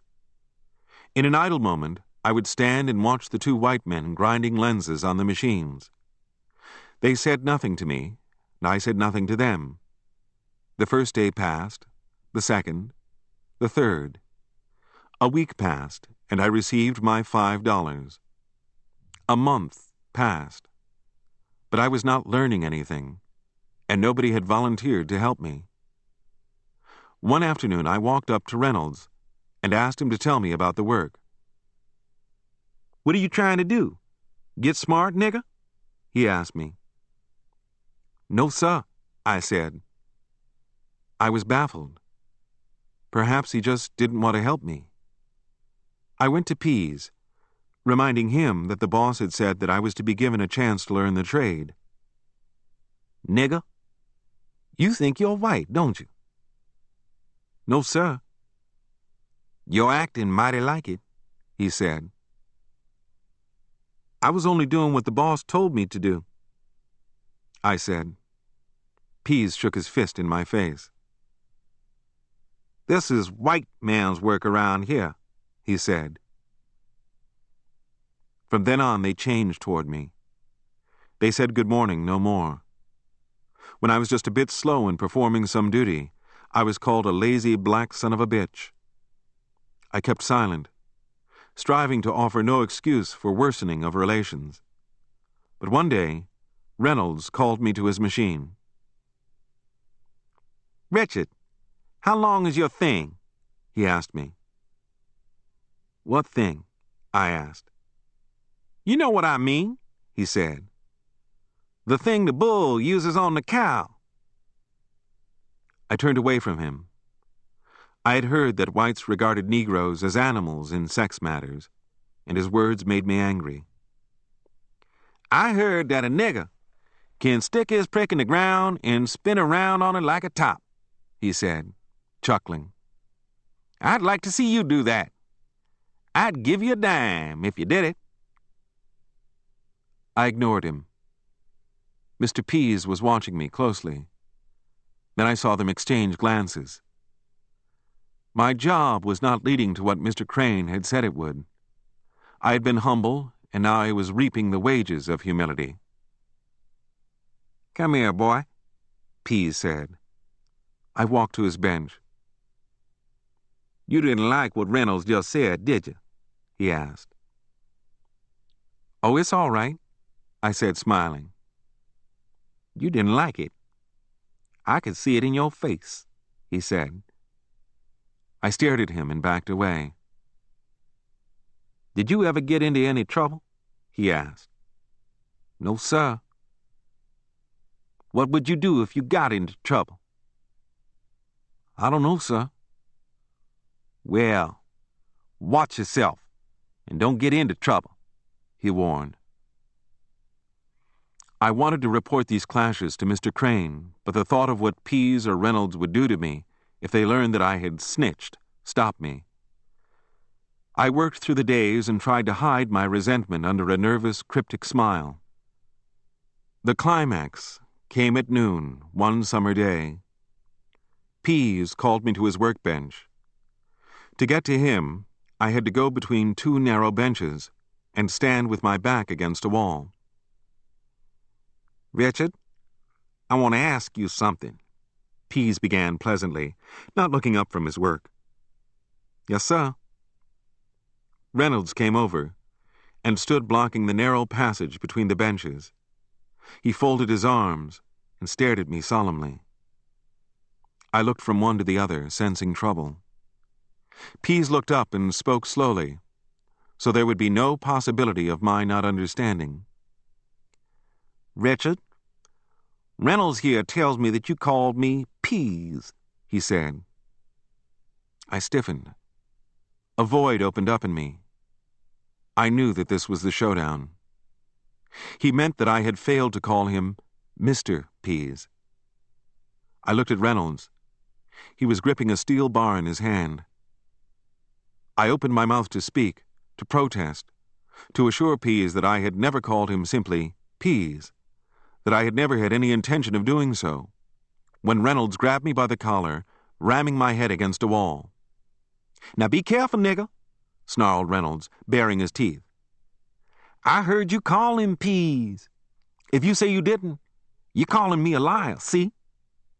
He waved the steel bar threateningly.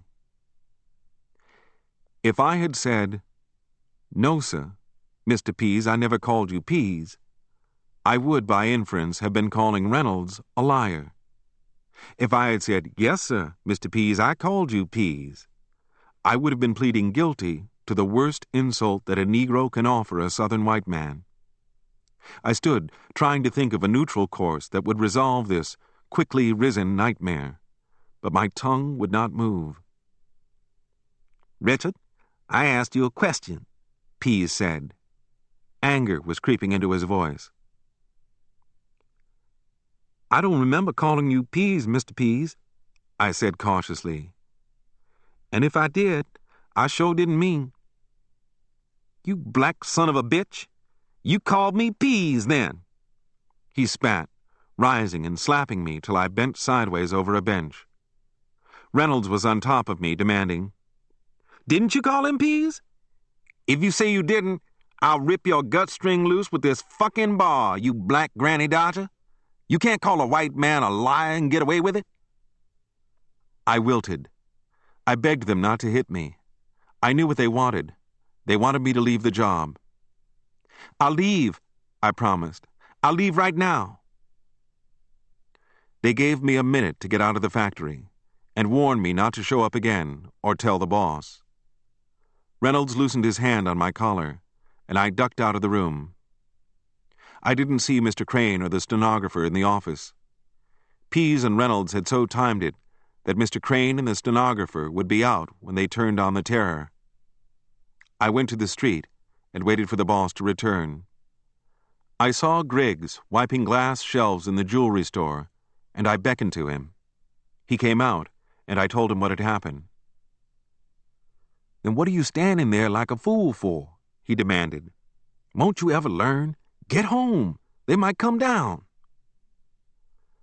I walked down Capitol Street, feeling that the sidewalk was unreal, that I was unreal, that the people were unreal, yet expecting somebody to demand to know what right I had to be on the streets. My wound went deep. I felt that I had been slapped out of the human race. When I reached home, I didn't tell the family what had happened. I merely told them that I had quit, that I wasn't making enough money, that I was seeking another job. That night, Griggs came to my house. We went for a walk. "You got a goddamn tough break," he said. "Can you say it was my fault?" I asked. He shook his head. "Well, what about your goddamn philosophy of meekness?" I asked him bitterly. "These things just happen," he said, shrugging. "They owe me money," I said. "That's what I came about," he said. "Mr. Crane wants you to come in at 10 in the morning. 10 sharp now, mind you, because he'll be there, and those guys won't gang up on you again." The next morning at 10, I crept up the stairs and peered into the office of the optical shop to make sure that Mr. Crane was in. He sat at his desk. Pease and Reynolds were at their machines in the rear. "Come in, Richard," Mr. Crane said. I pulled off my hat and walked into the office. I stood before him. "Sit down," he said. I sat. He stared at me and shook his head. "Tell me, what happened?" An impulse to speak rose in me and died with the realization that I was facing a wall that I would never breach. I tried to speak several times and could make no sounds. I grew tense and tears burnt my cheeks. "Now just keep control of yourself," Mr. Crane said. I clenched my fists and managed to talk. "I tried to do my best here," I said. "I believe you," he said. "But I want to know what happened. Which one bothered you?" "Both of them," I said. Reynolds came running to the door, and I rose. Mr. Crane jumped to his feet. "Get back in there," he told Reynolds. "That nigger's lying," Reynolds said. "I'll kill him if he lies on me."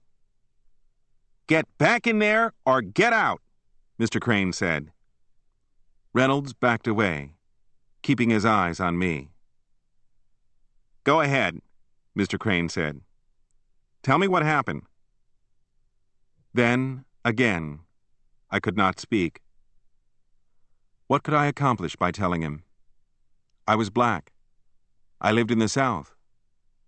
I would never learn to operate those machines as long as those two white men in there stood by them. Anger and fear welled in me as I felt what I had missed. I leaned forward and clapped my hands to my face. "No, now," Mr. Crane said. "Keep control of yourself. No matter what happens, keep control." "I know," I said in a voice not my own. "There's no use in my saying anything." "Do you want to work here?" he asked me. I looked at the white faces of Pease and Reynolds. I imagined their waylaying me, killing me. I was remembering what had happened to Ned's brother. "No, sir," I breathed. "Why?" "I'm scared," I said. "They would kill me." Mr. Crane turned and called Pease and Reynolds into the office. "Now, tell me which one bothered you. Don't be afraid. Nobody's going to hurt you," Mr. Crane said. I stared ahead of me and didn't answer. He waved the men inside. The white stenographer looked at me with wide eyes, and I felt drenched in shame, naked to my soul. The whole of my being felt violated, and I knew that my own fear had helped to violate it. I was breathing hard and struggling to master my feelings. "Can I get my money, sir?" I asked at last. "Just sit a minute and take hold of yourself," he said. I waited, and my roused senses grew slowly calm. "I'm awfully sorry about this," he said. "I had hoped for a lot from this job," I said. "I'd wanted to go to school, to college." "I know," he said. "But what are you going to do now?" My eyes traveled over the office, but I wasn't seeing. "I'm going away," I said. "What do you mean?"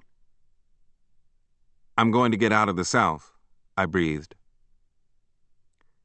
"Maybe that's best," he said. "I'm from Illinois. Even for me, it's hard here. I can do just so much." He handed me my money, more than I had earned for the week. I thanked him and rose to leave. He rose. I went into the hallway and he followed me. He reached out his hand. "It's tough for you down here," he said. I barely touched his hand. I walked swiftly down the hall, fighting against crying again. I ran down the steps, then paused and looked back up. He was standing at the head of the stairs, shaking his head. I went into the sunshine and walked home like a blind man.